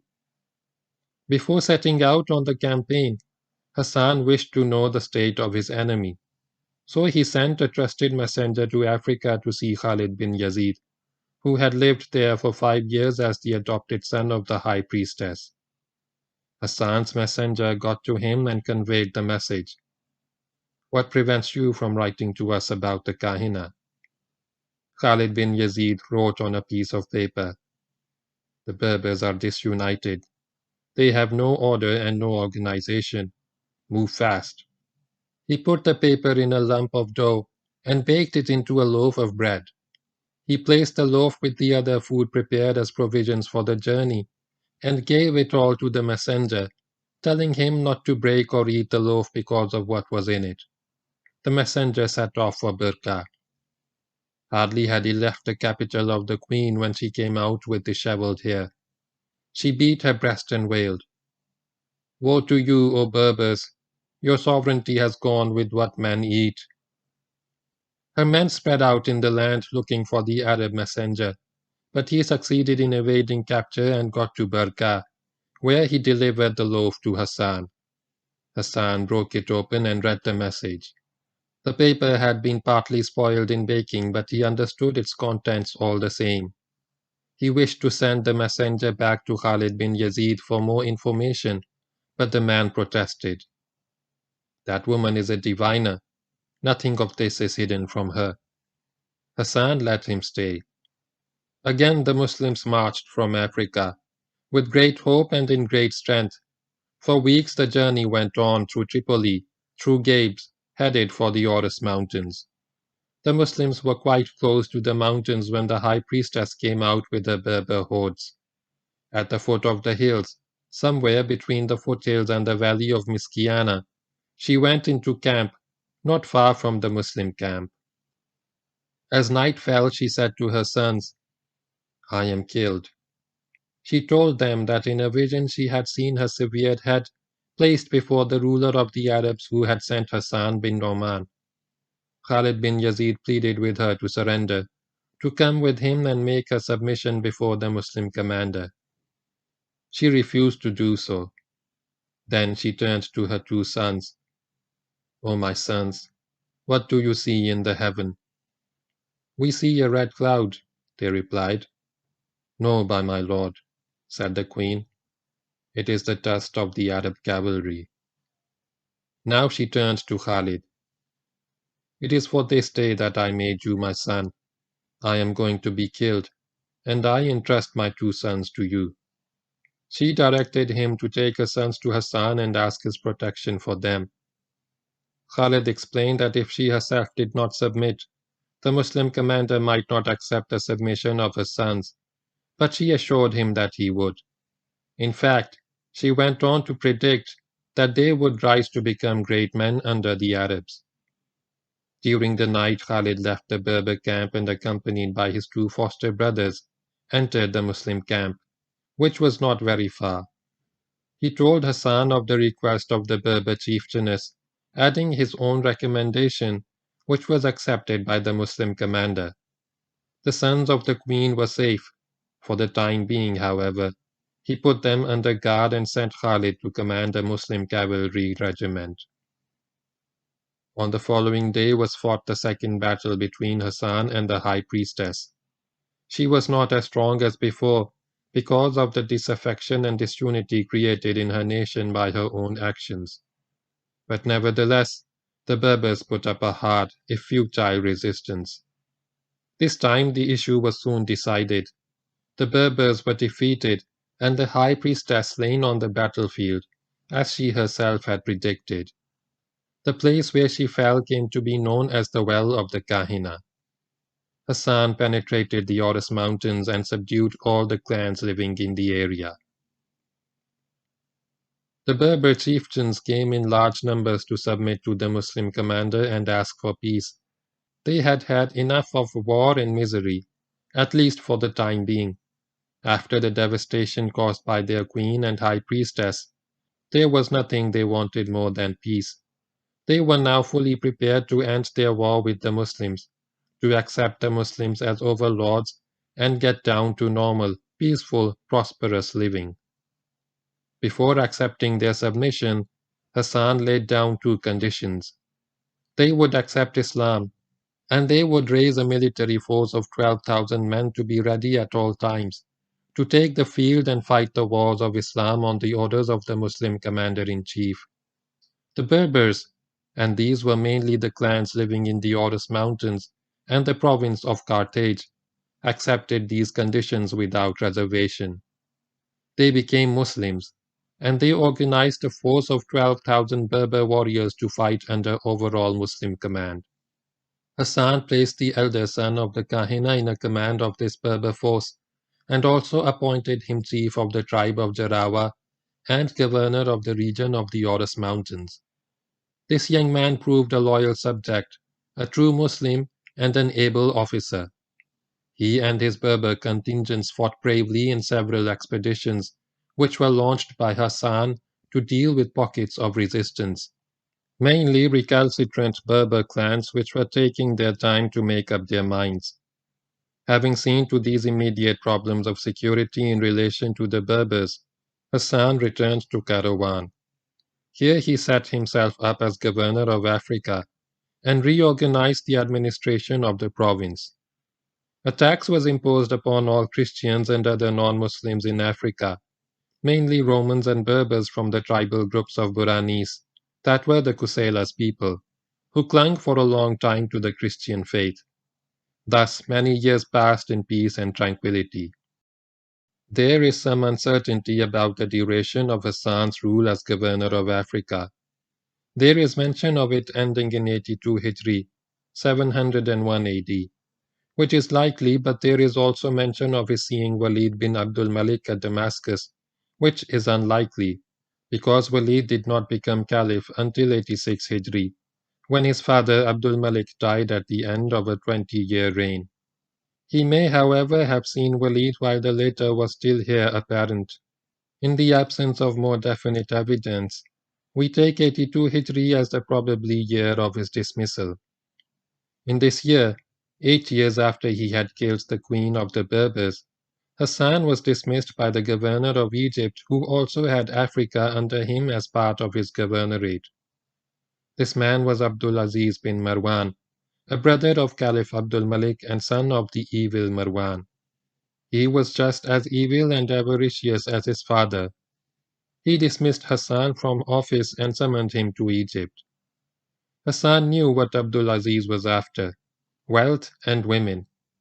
He had a large caravan of camels and horses prepared for the journey, carrying slaves and slave girls and goods of all kinds, which all fell in the category of the state's share of war booty. Officially, all this was meant for Damascus and the Muslim state, but Hassan feared the worst at Fustat. Consequently, he had the best part of the booty, which was a large collection of precious stones and gold ornaments, put in water skin. This bag, looking for all purposes like a skin bag with water for the journey, was carried by a trusted attendant moving close to Hassan. Upon arrival at Fustat, he went to pay his respects to the governor. As a present, he offered the governor 100 girls from princely Roman and Berber families. Girls of such extraordinary beauty could not be purchased in the East for 1,000 gold pieces. Abdul Aziz asked to know of everything that Hassan had brought with him from Africa, and he took everything. Hassan left Fustat with nothing more than a simple common water skin. Accompanied by a few faithful followers, he traveled to Damascus. There he complained bitterly to the Caliph about what had been done to him by Abdul Aziz bin Marwan at Fustat. The Caliph soothed his ruffled feelings. Then Hassan sent for his water skin and tore it open. scattering on the floor his marvelous store of gems and ornaments of gold. The Caliph gazed spellbound at the breathtaking sight. When he had found his speech, he thanked Hassan profusely for the gift. In all truthfulness and modesty, Hassan replied, I only went out as a holy warrior fighting in the way of Allah. It is not men like me who cheat Allah or his Caliph. The Caliph promised to restore him to his command, but Hassan had had enough of high office. He had earned more merit with Allah than 1,000 men could earn in a lifetime. He had been the commander of the fifth and sixth invasions of Africa, but different from his predecessors in that he had conquered not to give up again but to keep. He had brought the Berbers into submission and established an administration in Africa that would endure. He needed no more glory and sought no more office. He was quite blunt in declining the Caliph's offer. I shall never again take office under the Bani Umayyah, he declared. After his return from Africa, Hassan went into retirement and died soon after. May Allah be pleased with Hassan bin Noman, the trusted sage. End of chapter 24.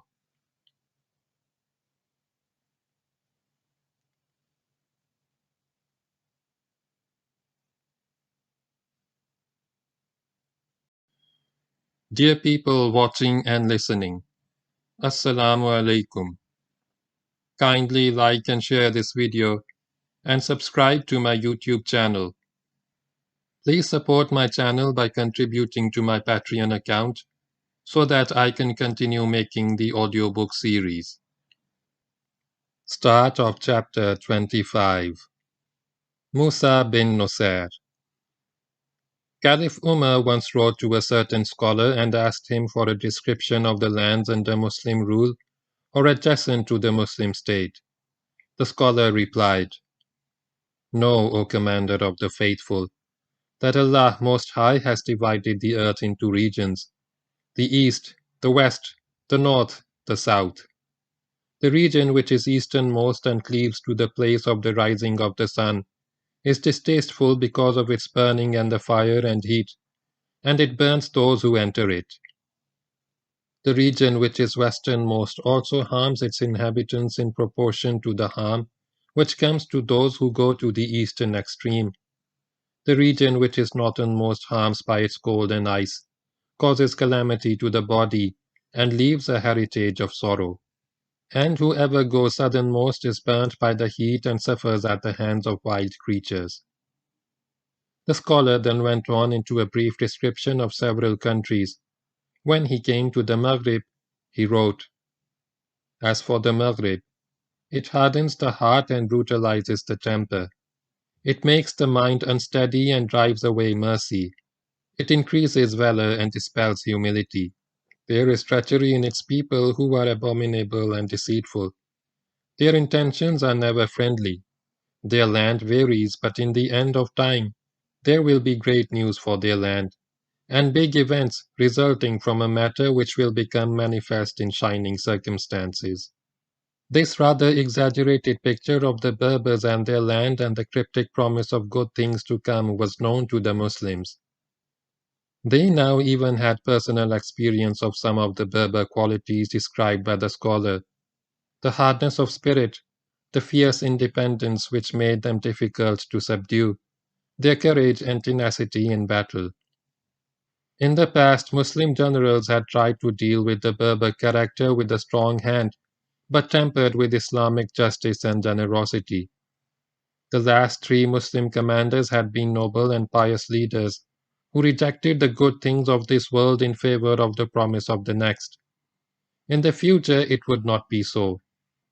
The generals would still strive to spread Islam and serve Muslim causes, but they would also smile upon the good things of this world, especially in the matter of wealth and slaves.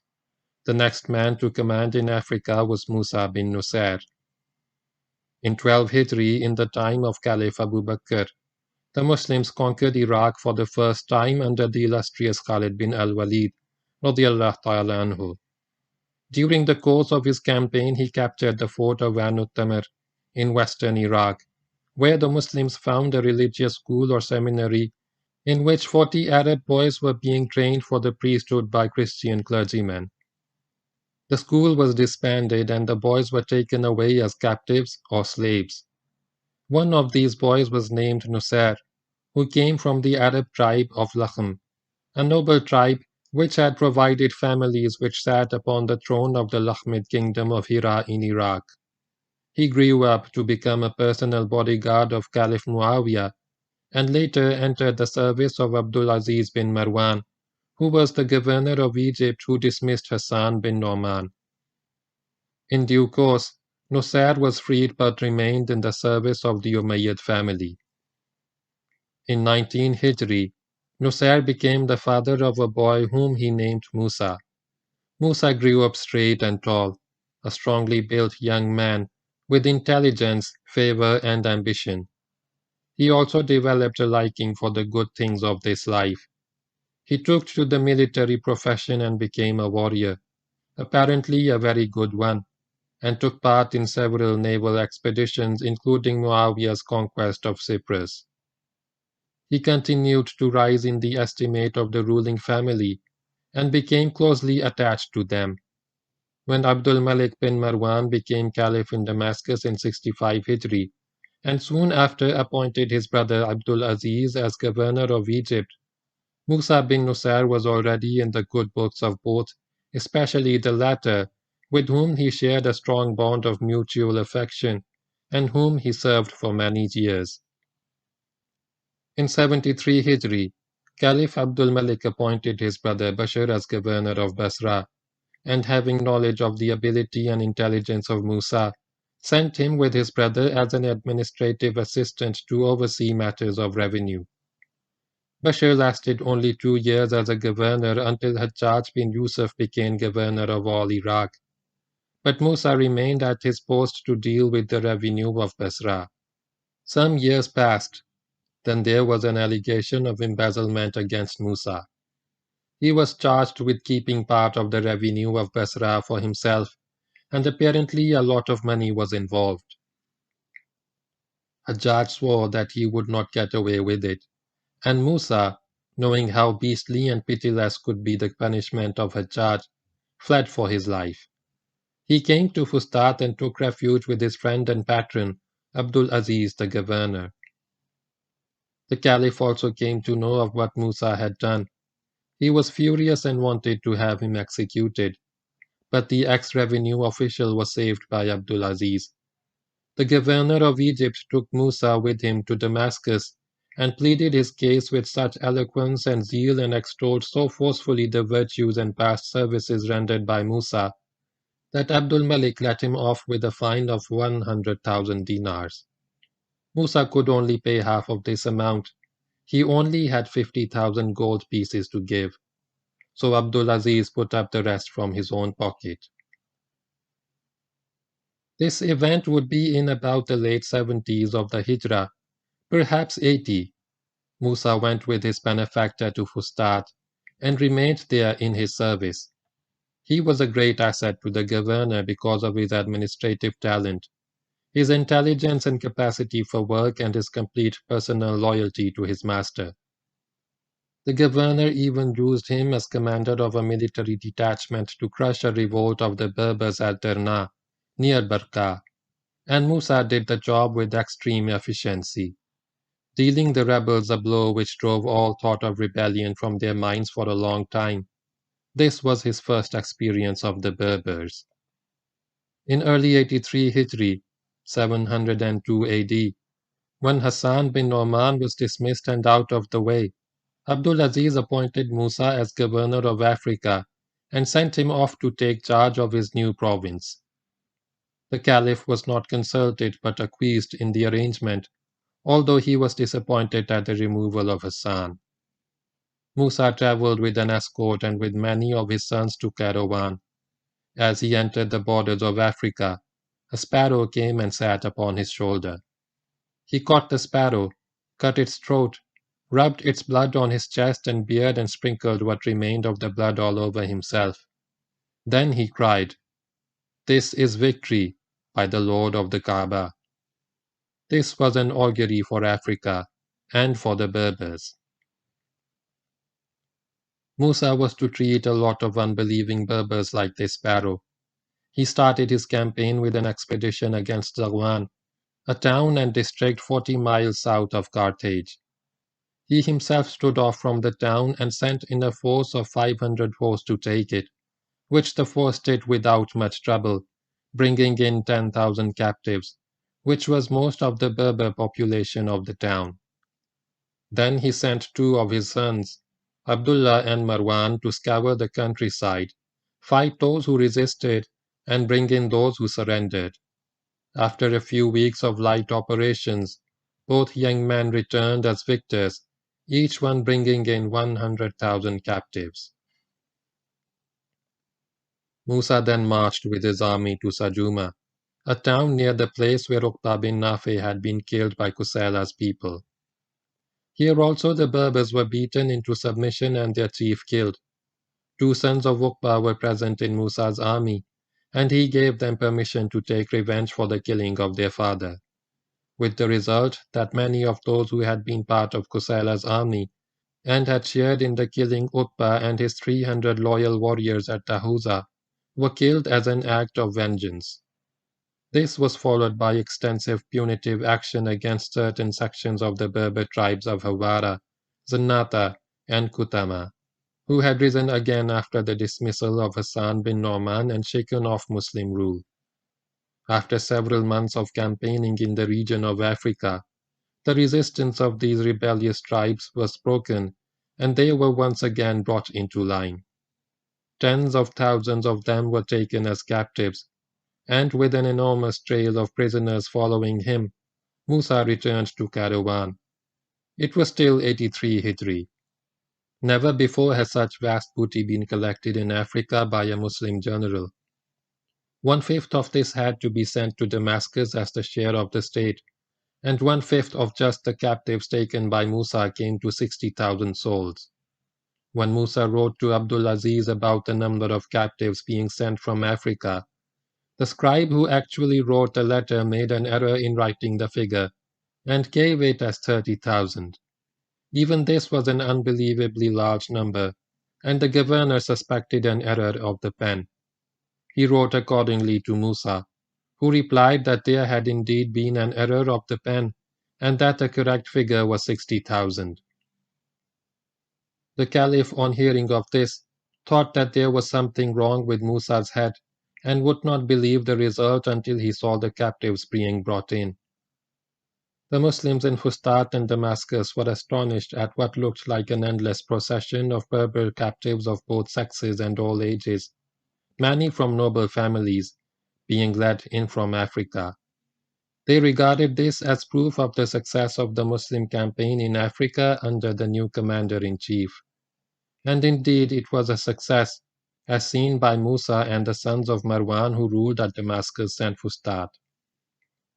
For 2 years Musa ruled Africa from Kairouan, and did a very good job. Then, in 85 Hijri, his friend and benefactor Abdul Aziz bin Marwan, governor of Egypt, died, much to the relief of Caliph Abdul Malik, who was his elder brother. The Caliph had been fed up with him and thought to dismiss him from his office, but his advisers dissuaded him from this act on the plea that the fellow was about to die anyway from natural causes. Upon the death of Abdul Aziz, the Caliph appointed another brother, Abdullah, as governor of Egypt with suzerainty over Africa. Another year passed and a few months more. Then late in 86 Hijri, 705 AD, Abdul Malik also died and was succeeded by his son Walid. The new Caliph wrote to his uncle, the governor of Egypt, instructing him about a new command arrangement which he was making with regard to North Africa. Henceforth the authority of the governor of Egypt would be confined to Egypt, and Musa would be directly under the Caliph at Damascus. Moreover, Musa would now be regarded as governor not only of Africa, but also of the Maghrib, which actually was not at the moment under Muslim control. Since now he was governor of the Maghrib also, Musa must govern the Maghrib. and since the Maghrib was not under Muslim control, Musa must bring it under Muslim control. To that end, preparations were begun. In early 88 Hijri, 707 AD, Musa set off from Caravan with a large army and many sons to conquer the west.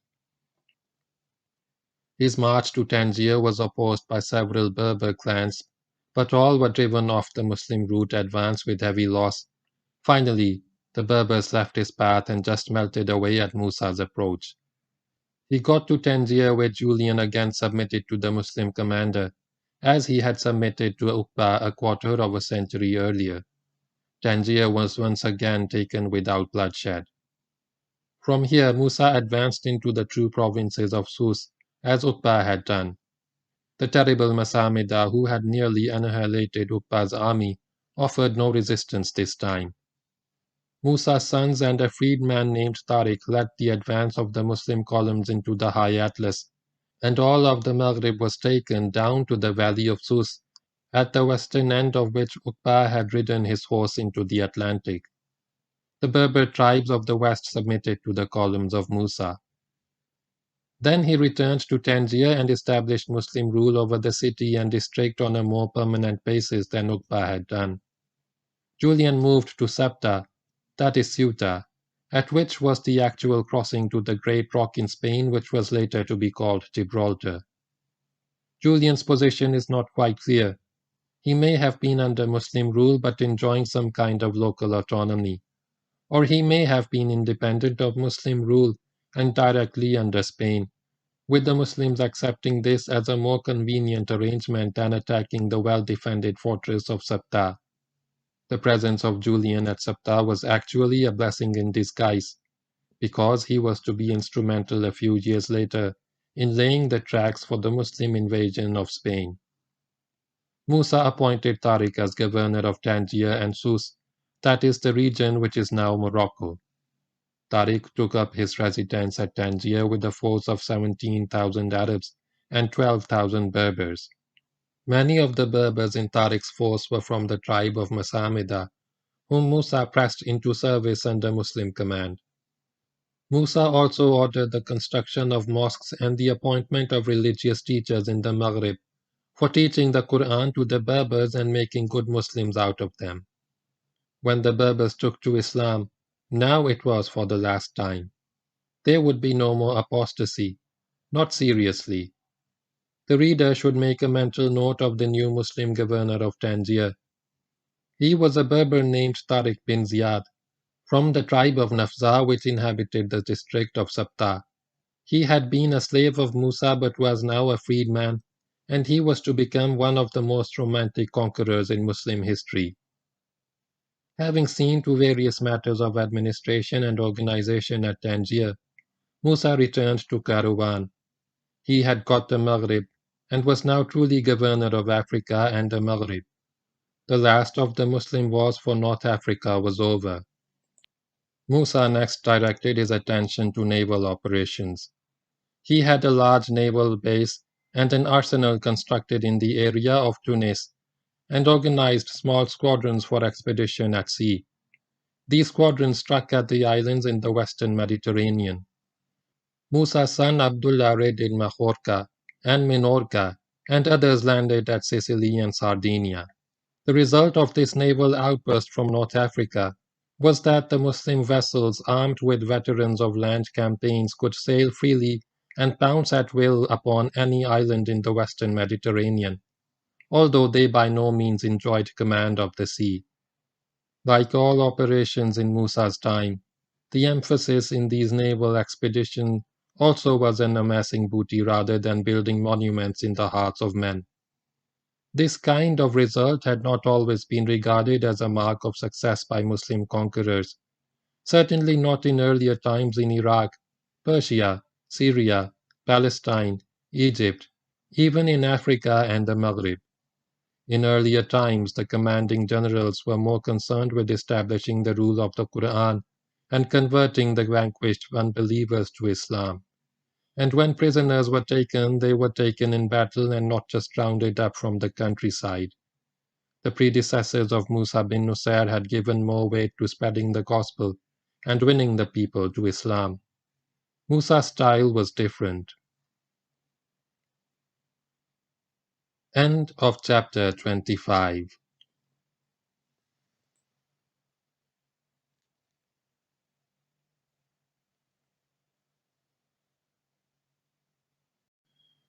Dear people watching and listening, Assalamu alaikum. Kindly like and share this video and subscribe to my YouTube channel. Please support my channel by contributing to my Patreon account so that I can continue making the audiobook series. The last chapter, start of chapter 26. A pause for reflection. Having come this far in our narrative of conquest, we have got to the threshold of one of the greatest and most epoch-making events of Muslim history, viz. The conquest of Spain. This event led to 8 centuries of Muslim rule over Spain, sometimes over all of it, always over part of it. One of the most romantic and most glorious eras of human history, and one with the most tragic ending. But a description of that event must await the next work of this writer's pen, the 4th volume of this Muslim military history. The present volume had as the limit of its scope the completion of the conquest of North Africa, which in turn was to act as a springboard for the launching of the Spanish venture. And the reader has already been introduced to the leading personalities involved in that launching. Musa bin Nusayr, Tariq bin Ziyad, Count Julian. But we must pause to digest what we have covered so far in part 2 of this book. There is a lot to digest. It might appear to the casual reader that the Muslims kept going aimlessly in and out of North Africa, back and forth, as if some blind impulse drove them in and a counter-impulsive drove them out. We must pause to reflect upon these movements, the seesaw campaigns of the Muslims in North Africa. We must try and see the military sense of all this, and there was not always military sense behind these movements. We must try and understand the reasons behind these military ventures, and these varied. We must get some idea of the generalship displayed by the Muslims, the overall design of which these campaigns formed part, how well the campaigns were conducted, how well the bloodshed was justified, how well the outcome fitted into the design. We do not have very much to go on. There is not a great deal of detail available about the campaigns and battles, and what is available has been described into this volume, with the coordination of early accounts which often vary and at times conflict. What is written in this chapter, therefore, is an estimate, a brief analysis of the conquest, to place before the reader a military perspective upon which he may further reflect. Reading the accounts of 10 campaigns in as many chapters, following closely one after the other, might give the reader the impression that all this was one war. This is an illusion.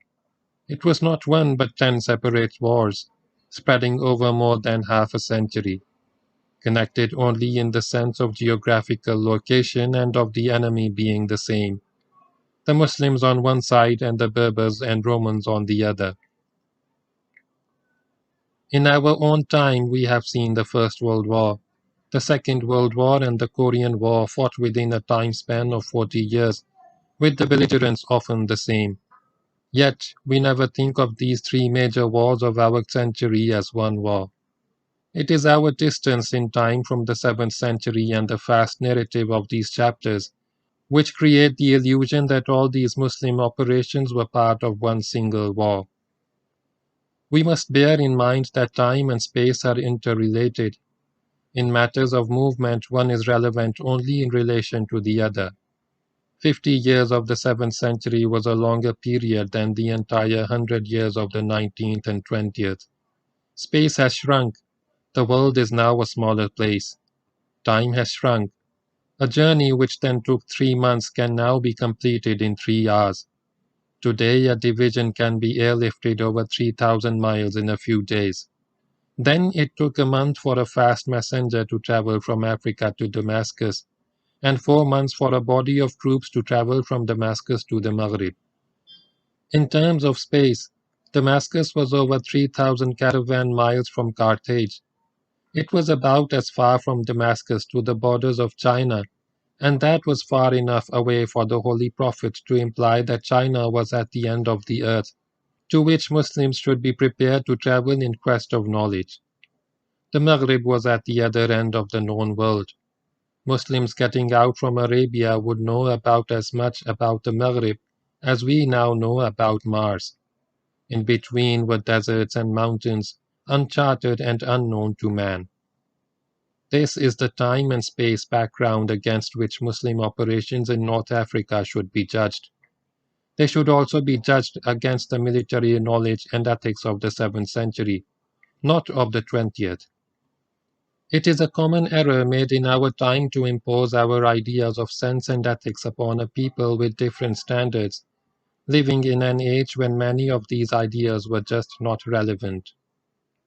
The external politico-military thrust of Islam was stronger in lands bordering the Arabian heartland than in regions farther removed. As this thrust went into farther lands, it lost momentum, interest dwindled. Only the more far-sighted and more resolute of the Muslim leaders could see the virtues of penetrating deeper into the external world. This politico-military thrust was ably directed by Caliph Umar, in whose time most of the lands around Arabia were conquered. He sustained this thrust until the Muslim state had acquired manageable borders from the point of view of geopolitical stability. The Arabian Peninsula, Egypt, Palestine, Syria, Persia, and parts of Armenia. To some of the military ventures of his time, Umar only reluctantly agreed, but having agreed, he pursued his objectives with unrelenting determination. Once he had acquired the right borders, he put a stop to further military expansion and held his generals back with a strong hand. After Umar, for the next half-century, the caliphs were burdened with internal discord. The Muslim state was plagued by civil war.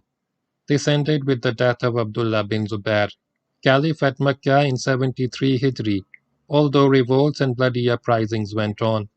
And after this, Caliph Abdul Malik bin Marwan was able to devote more attention to external conquest.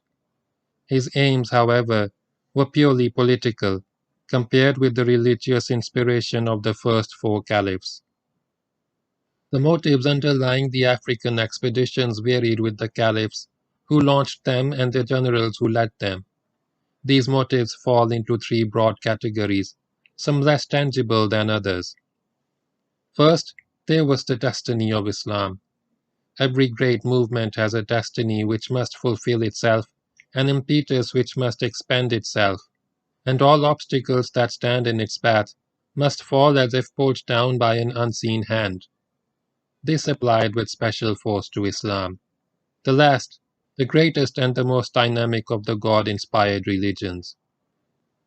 Then there was the religious spirit linked with the factor of destiny, which gave beauty and romance to Islam's military ventures. In spite of the decline of religious motivation, with the abdication of Imam Hassan in 41 Hijri and the assumption of the caliphate by Muawiyah, the world of Islam was full of slaves of Allah, who saw no ideal more worthy than service to Islam, and who sought merit with Allah by fighting the enemies of Allah.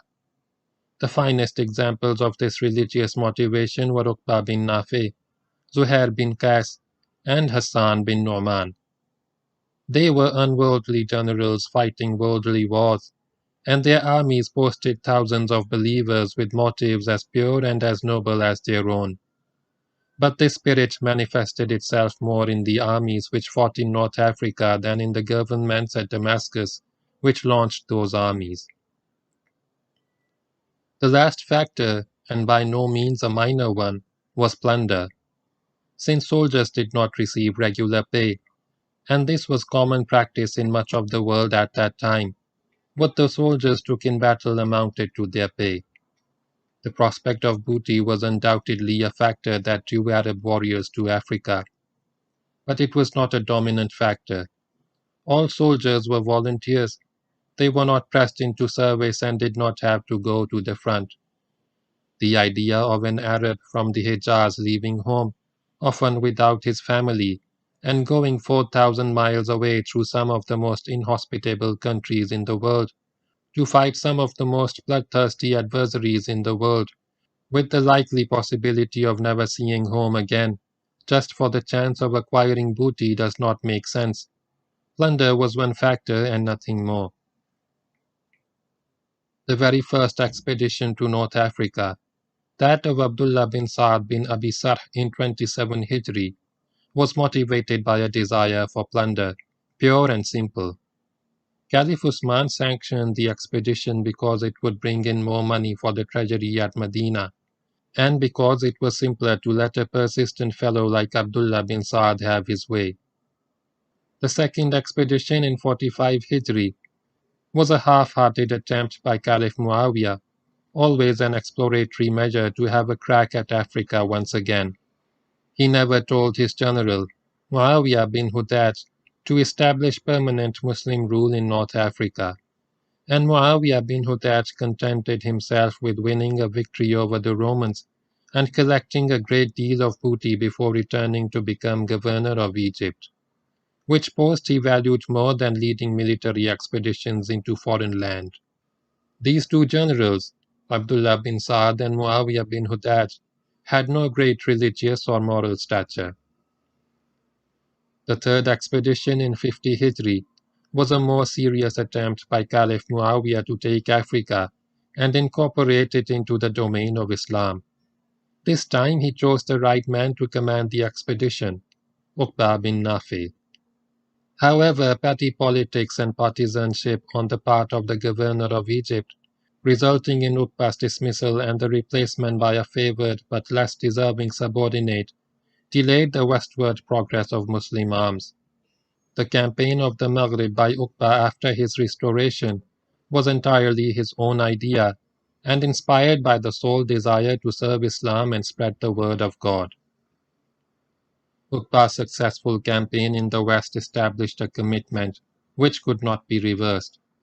The fourth invasion, in 69 Hijri, by Zuhair bin Qais, and the fifth and sixth in 73 and 79 Hijri, by Hassan bin Noman, were in the nature of a restoration and re-establishment of Muslim rule. It was Uqba's campaigns which formed the high water mark of the conquest, not only because he fought the hardest and went the farthest, but also because after him there could be no going back or staying back. The appointment of Musa bin Nusayr had no great purpose behind it. It was an event of chance, the last of the army commanders in the conquest of North Africa, and the one who was to acquire the most lasting fame because of Spain. He actually just slipped in. Had he not been suspected of embezzlement, history would never have heard of him, and he would have ended his days as an obscure revenue official in Basra. It was his fear of Hajjaj, governor of Iraq, that led him to flee Basra and seek the protection of his patron in Egypt, which in turn led to his appointment as governor of Africa. The fact that he fully justified his appointment as governor of Africa and the Maghrib by his labors and ability is another matter. It is not easy to assess the generalship of the commanders who led these expeditions into North Africa. We lack detailed knowledge of their plans and operations. The first two can be dismissed simply. They showed no generalship and were content to let others do the fighting for them. Uqbabinnafe was a fine battlefield commander and possessed a very high degree of tactical skill, but he showed scant regard for strategical principles. He led his army to its near destruction in the high Atlas range, and it was only the eruption of inter-tribal warfare among the Berbers which saved it from annihilation. But perhaps he scoffed at strategy. He was a romantic, inspired by the higher ideals of holy war and martyrdom. His plunge into the Atlantic, mounted on his horse, was typical of the man. Zuhair bin Qais and Hassan bin Noman were cast in the same mold. They were inspiring generals who went into battle with the sword in one hand and the Quran in the other. Not enough is known about their battles to judge them as army commanders, but the fact that they won their battles suggests that they were sound tactical commanders. And they won these battles not just against wild Berber hordes, but against well-organized and sophisticated Roman armies as well, led by seasoned Roman generals. Musa bin Nusayr was to become a towering figure of history, not so much for what he achieved in North Africa, but because of Spain. He was a man of drive and ambition and possessed organizational and administrative talent of a high order.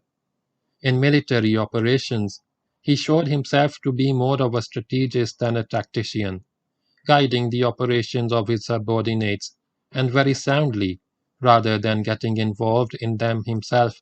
But unlike Uqba, Zuhair and Hassan, he was a worldly man, and his time saw more Berbers dragged into slavery and more towns pillaged than in earlier Muslim times. Because of his love of wealth and the harsh methods by which he acquired it, perhaps because of his avaricious masters in Fustat and Damascus, Musa never achieved the moral stature of his three predecessors. Ultimately, he came to a bitter end, but that is outside the scope of this volume. Beyond these brief judgments, nothing can be said about the generalship of the Muslim commanders in North Africa. Since the final test of generalship is victory in battle, they were good generals. They passed the test. It must be kept in mind, however, that the plans and movements of some of them were deeply influenced by their desire to earn merit with Allah by fighting unbelievers, even to the exclusion of strategical wisdom. They were generals, but they were also holy warriors. In entering the land of the Berbers, the Muslims clashed with the fiercest enemies they had met in their history, or were likely to meet for a long time. The courage and toughness of the Berbers, their resilience in recovering from one bloody defeat to come back for more, their tenacity in resisting the Muslim advance generation after generation, faced the Muslims with the kind of opposition which even the brave Persians had not been able to muster. But the harder the Berbers fought, the more they suffered. They proved themselves a courageous and honorable nation, and if ultimately they fell in war, others too had fallen before the relentless advance of Islam.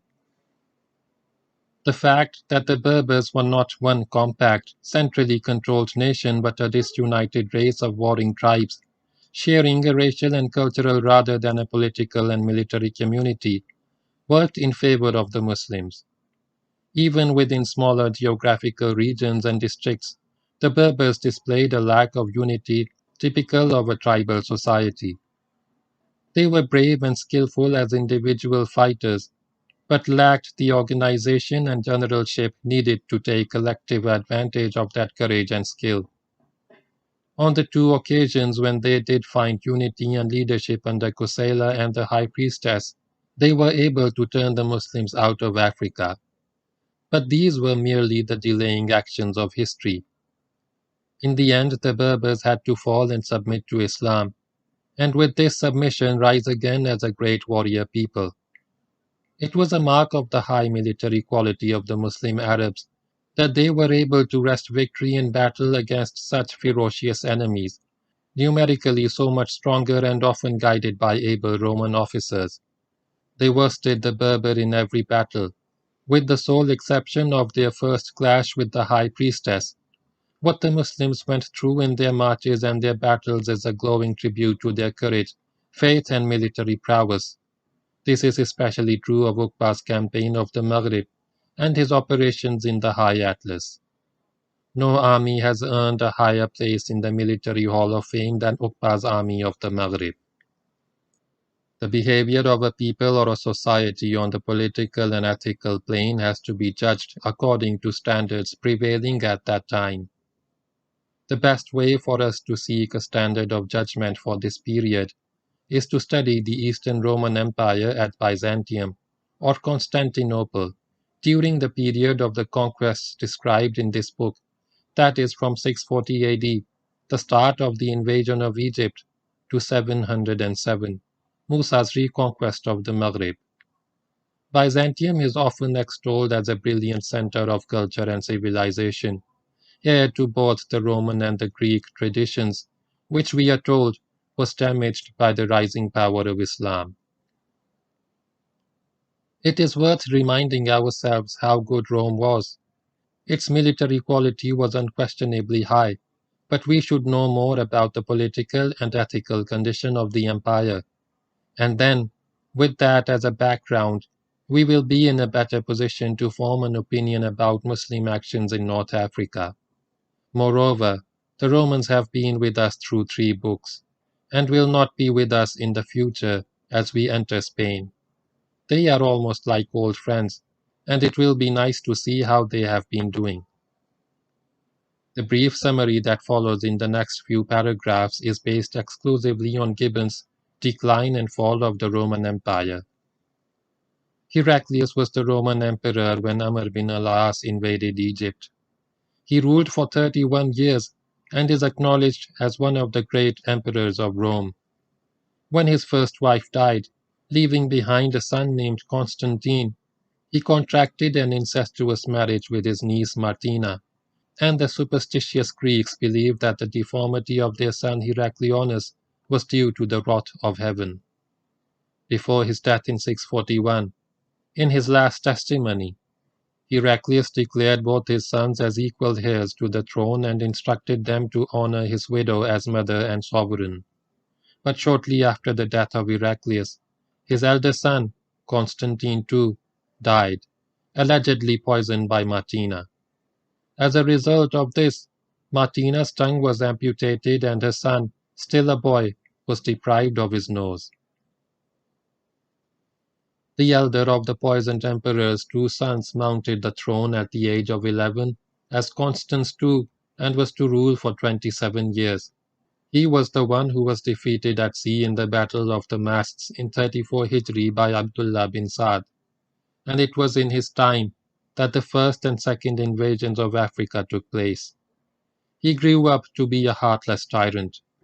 Fearing that the Senate might appoint his brother Theodosius as co-emperor, he forced him to take holy orders and become a monk, which disqualified him from the throne.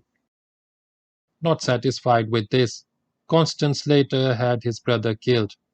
This led to the multitudes coming out in the streets, clamoring for the emperor's blood, and this drove the latter into permanent exile. He settled down in Sicily, where he was killed in his bath by an attendant hitting him on the head with a vase. This happened in 668. The people of Sicily placed the crown on the head of an obscure youth of indescribable beauty. In Constantinople, the eldest of the dead emperor's 3 sons was placed on the throne as Constantine IV, and he at once set out to reconquer Sicily.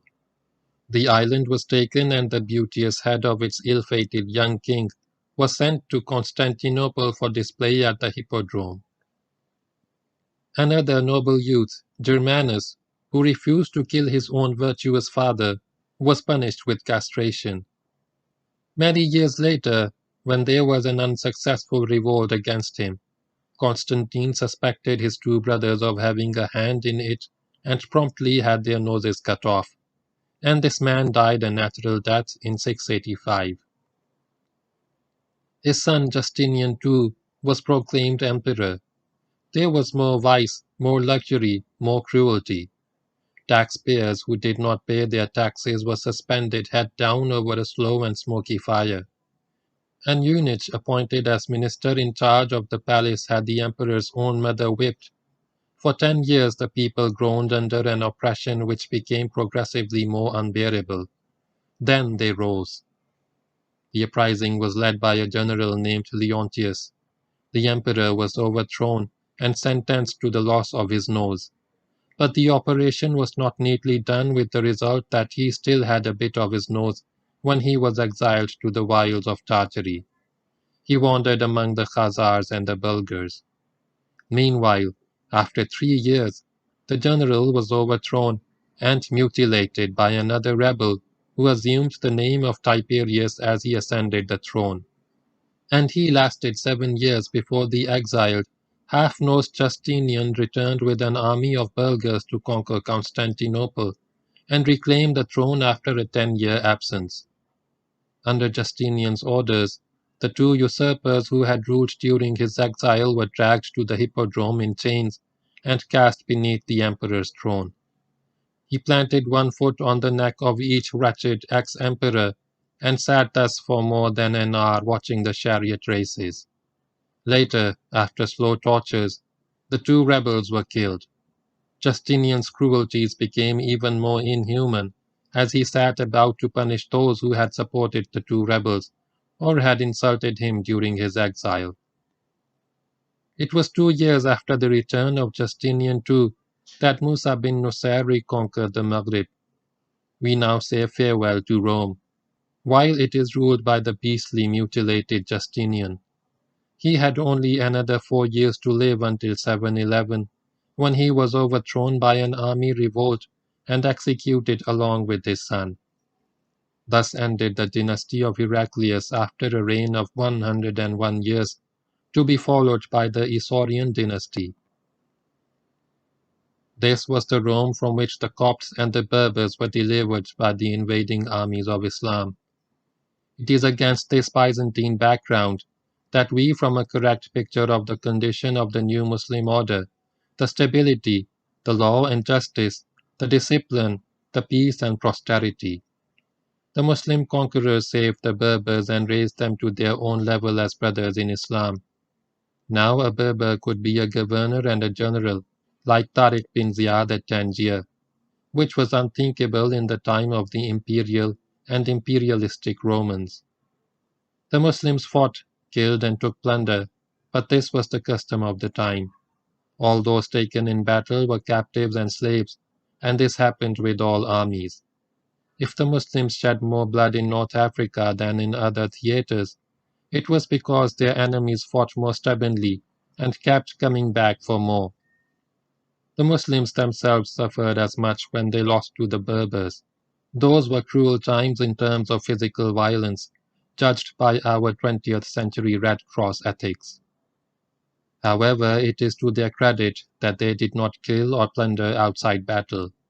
There was no question of Muslim soldiers wantonly killing people in towns and villages, not at war with Muslim power. And it is to their credit that they always offered terms before battle and scrupulously avoided harming communities which accepted the terms, acceptance of Islam or payment of the jizya, a poll tax imposed upon non-Muslims, usually 2 dinars per head per annum. This was not done by armies before them, nor by armies which came after. Prophet Muhammad ﷺ, on whom be peace, had said, "There will always be a group of my followers in the Maghrib, fighting in the way of the truth till the coming of the hour." The prediction had to come true. The Muslims have always been there, in North Africa, fighting the way of the truth. End of chapter 26. End of the book, The Muslim Conquest of Egypt and North Africa.